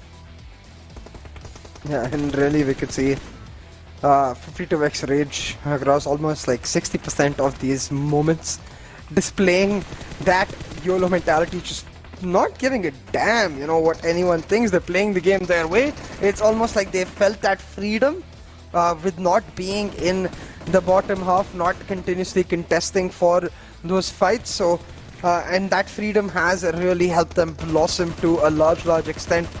52x Rage playing it beautifully, but then again, what they need to do now is elevate themselves to the levels of Team TUF, because you can see Team TUF, when you go back to week 1, was a team like 52x Rage. Middle of the pack team trying to make their mark in the top areas and gradually building up that momentum, building up their performances. TUF has now become a top team in their own regard, challenging the likes of SALTxi8, challenging the likes of Clarity, even QWERTY for that matter, for those top spots. And really, for 52x Rage, that's the next step in the evolution. But for that, they've got to display an unnerving level of consistency. Yeah, it's yes, it is definitely very true. It is going to be a unnerving sort of nerves of steel kind of a play that will be required. But on all of this, when it comes to the performance of SALTxi8, it has not been known whatsoever throughout the day. For Team Star, not looking good. For the side of FMxR3D, definitely need a little bit more of a push from their side for the next 2 days if they want to be looking at a fighting chance. Yeah, and it's certainly not going to be easy for these teams to make that happen, but really, we'll have to see which teams are able to step it up. Now, TUF making that 2-spot jump to number 2, very well deserved for them, most definitely, but still an ambitious shout to even think about taking down SALTxi8, who are 100 points clear in spot with a number that I very much fancy. So SALTxi8 clearly feeling themselves comfortable. And really, Blotter, at this point, for 52x Rage, the guarantee will be that they made it past H2E, you know. So at this point, they're not worried about the grand finals whatsoever, and that's why I think Team Star and Magnus as well shouldn't be as worried. It's the teams on the second page that we're going to now see, especially the likes of Regicide, Grounders, and North Esports, because XGeneration and TMW, they're coming a hunting, man. And even if TMW doesn't make it, XGeneration will certainly make it. So that 15, 16, 17 fight is going to be also spicy. I want to see XGeneration tomorrow taking the fight to Regicide, or maybe vice versa. I wouldn't like it if Regicide themselves decide, you know what, XGeneration, you're getting too close for comfort. We're going to find you and hunt you down in the first 5 minutes of the match. Now that is the kind of contestation that we've been talking about since, I think, week number 2 itself, right? That is the kind of play that we want to be able to see these take against their opponent teams, because yeah, that's where the masala is, that's where the fun is, and that's where, again, well, casters like us draw the line and be like, all right, now this is a lobby that we want to be part of, and it is definitely quite a lot entertaining as well. Most definitely is, but taking a look at a team that has performed admirably throughout this day, I think it's going to be no surprise to us who it does end up coming out to. But in that regard, I'd also like to say, I think with this performance of Freestyle, since they've crossed the 200 mark, they should be more or less safe. Not that it's impossible to get 100 points for any team, it's just unlikely that XGeneration or TMW will be able to get 100 points in the next 10 games. So it's really North and Regicide that should be feeling the pressure. And in that regard, honestly, only Regicide, because North should be able to make it out. But talking about a team that has really performed very, very well throughout this day, Team TUF, the winner chicken dinners from this last game. And really at this point, I I would say Chota SALTxi8, small SALTxi8 in the regard that they have the firepower in every single one of their players.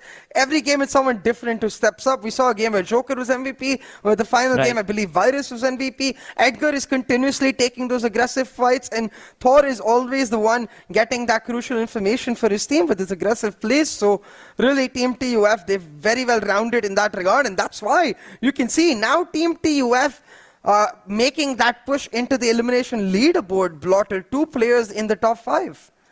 Rightfully so. It definitely deserve it. They definitely deserve it. There's nothing stopping them from taking that charge. And SALTxi8, of course, they're in a league of their own because of the momentum boost that they had right off the bat in the first week itself. But apart from that, TUF have been climbing, and they, you know what, the most difficult thing that I find these teams to be able to do is to be consistent every single day. Having a good game and having good days, that's one thing, but being consistent every single day, that takes a different sort of resilience altogether that TUF has. And it's almost like inbuilt into their genes that they're able to capitalize upon. Yeah, and that similar level of consistency is what we've seen from QWERTY as well.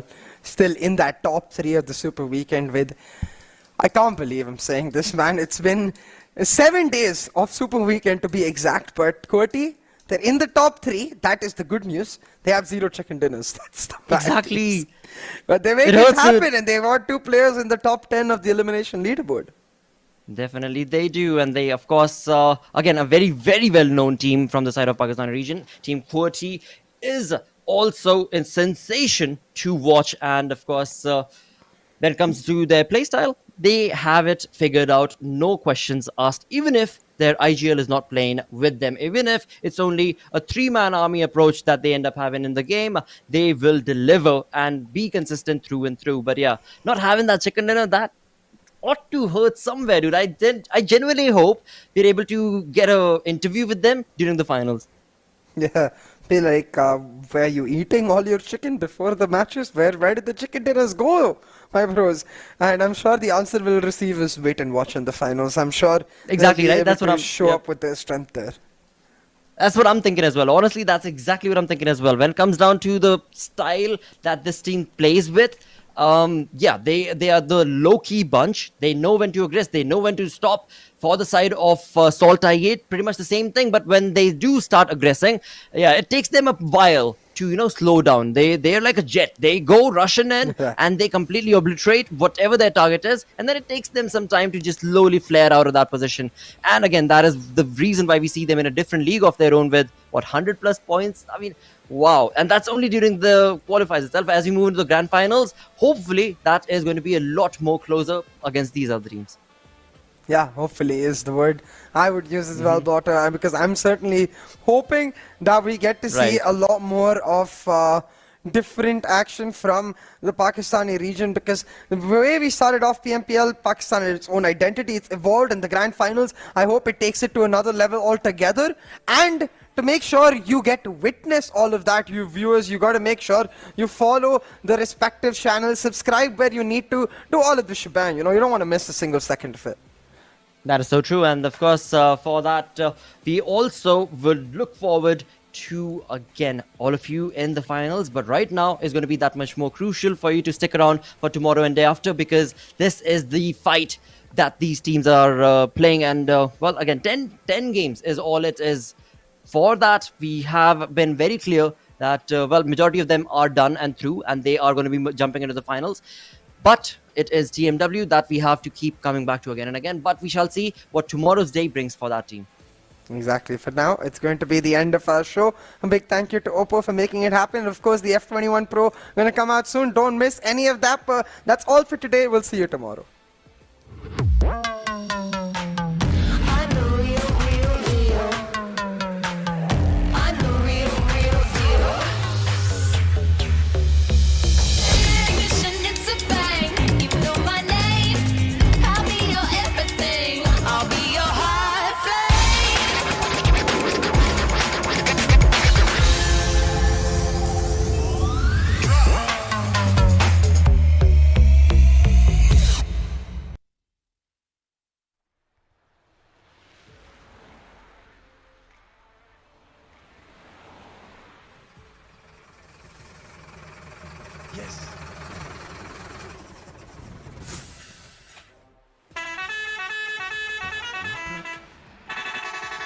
ਗੋਲੀ ਅੱਖੀਆਂ ਨਾ ਮਾਰੇ ਕੁੜੀ ਠਾ ਕਰਕੇ ਗੋਲੀ ਅੱਖੀਆਂ ਨਾ ਮਾਰੇ ਕੁੜੀ ਠਾ ਕਰਕੇ ਗੋਲੀ ਅੱਖੀਆਂ ਨਾ ਮਾਰੇ ਕੁੜੀ ਠਾ ਕਰਕੇ ਗੋਲੀ ਅੱਖੀਆਂ ਨਾ ਮਾਰੇ ਠਾ ਠਾ ਕਰਕੇ ਸੁਣਿਆ ਕਿ ਤੇਰੀ ਗੇਮ ਬੜੀ ਸਟਰੋਂਗ ਪੰਗਾ ਲਿਆ ਨਹੀਂ ਤੂੰ ਮੁੰਡੇ ਨਾਲ ਰੋਂਗ ਮੇਰੇ ਉੱਤੇ ਤੇਰਾ ਚੱਲਣਾ ਨਹੀਂ ਟੈਕ ਟੈਕ ਦਿਲ ਰੱਖਾਂ ਵਿੱਚ ਬੁਲੇਟ ਪ੍ਰੂਫ ਜੈਕਟ ਮੁੰਡਾ ਦੇਸੀ ਨਾ ਮੈਂ ਬਰਗਰ ਬੋਏ ਬੰਦਾ ਮਾਰਦੇ ਮੈਂ ਪੁੱਛਦਾ ਨਹੀਂ ਵਾਈ ਟੈਲੀਸਕੋਪ ਵਿੱਚ ਹੋਇਆ ਜਿਹੜਾ ਫੋਕਸ ਹੈਡਸ਼ਾਟ ਨਿਸ਼ਾਨਾ ਐਡਾ ਚੌਕਸ ਮੈਂ ਕੀ ਆਇਆ ਪੈਰਾਸ਼ੂਟ ਤੇ like I'm falling out of love ਜਿਵੇਂ ਤੇਰੀ ਸੋਚਾਂ ਤੋਂ above ਜਿਵੇਂ ਤੇਰਾ ਚੱਲਣਾ ਨਹੀਂ ਵਾਸ਼ੀ ਅੱਖੀਆਂ ਨਾ ਮਾਰੇ ਕੁੜੀ ਠਾ ਕਰਕੇ ਗੋਲੀ ਅੱਖੀਆਂ ਨਾ ਮਾਰੇ ਕੁੜੀ ਠਾ ਕਰਕੇ ਗੋਲੀ ਅੱਖੀਆਂ ਨਾ ਮਾਰੇ ਕੁੜੀ ਠਾ ਕਰਕੇ ਗੋਲੀ ਅੱਖੀਆਂ ਨਾ ਮਾਰੇ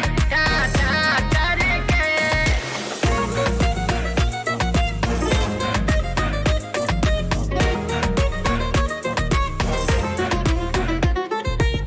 Oh boy, don't cry. तेरी बातों से तू लगता है हाय कर ले तू चाहे जितनी भी ट्राई तेरे जैसे कई आए I'm a queen, मेरा सीन करे बात मेरी M16 Knocked out करूँ दिल I'm so mean तू भी बचेगा नहीं कर ले यकीन तेरी गेम को मैं रूल करूँ ऐसी बातें ना फजूल करूँ बिना चिकन डिनर कभी हार ना कबूल करूँ कभी हार ना कबूल करूँ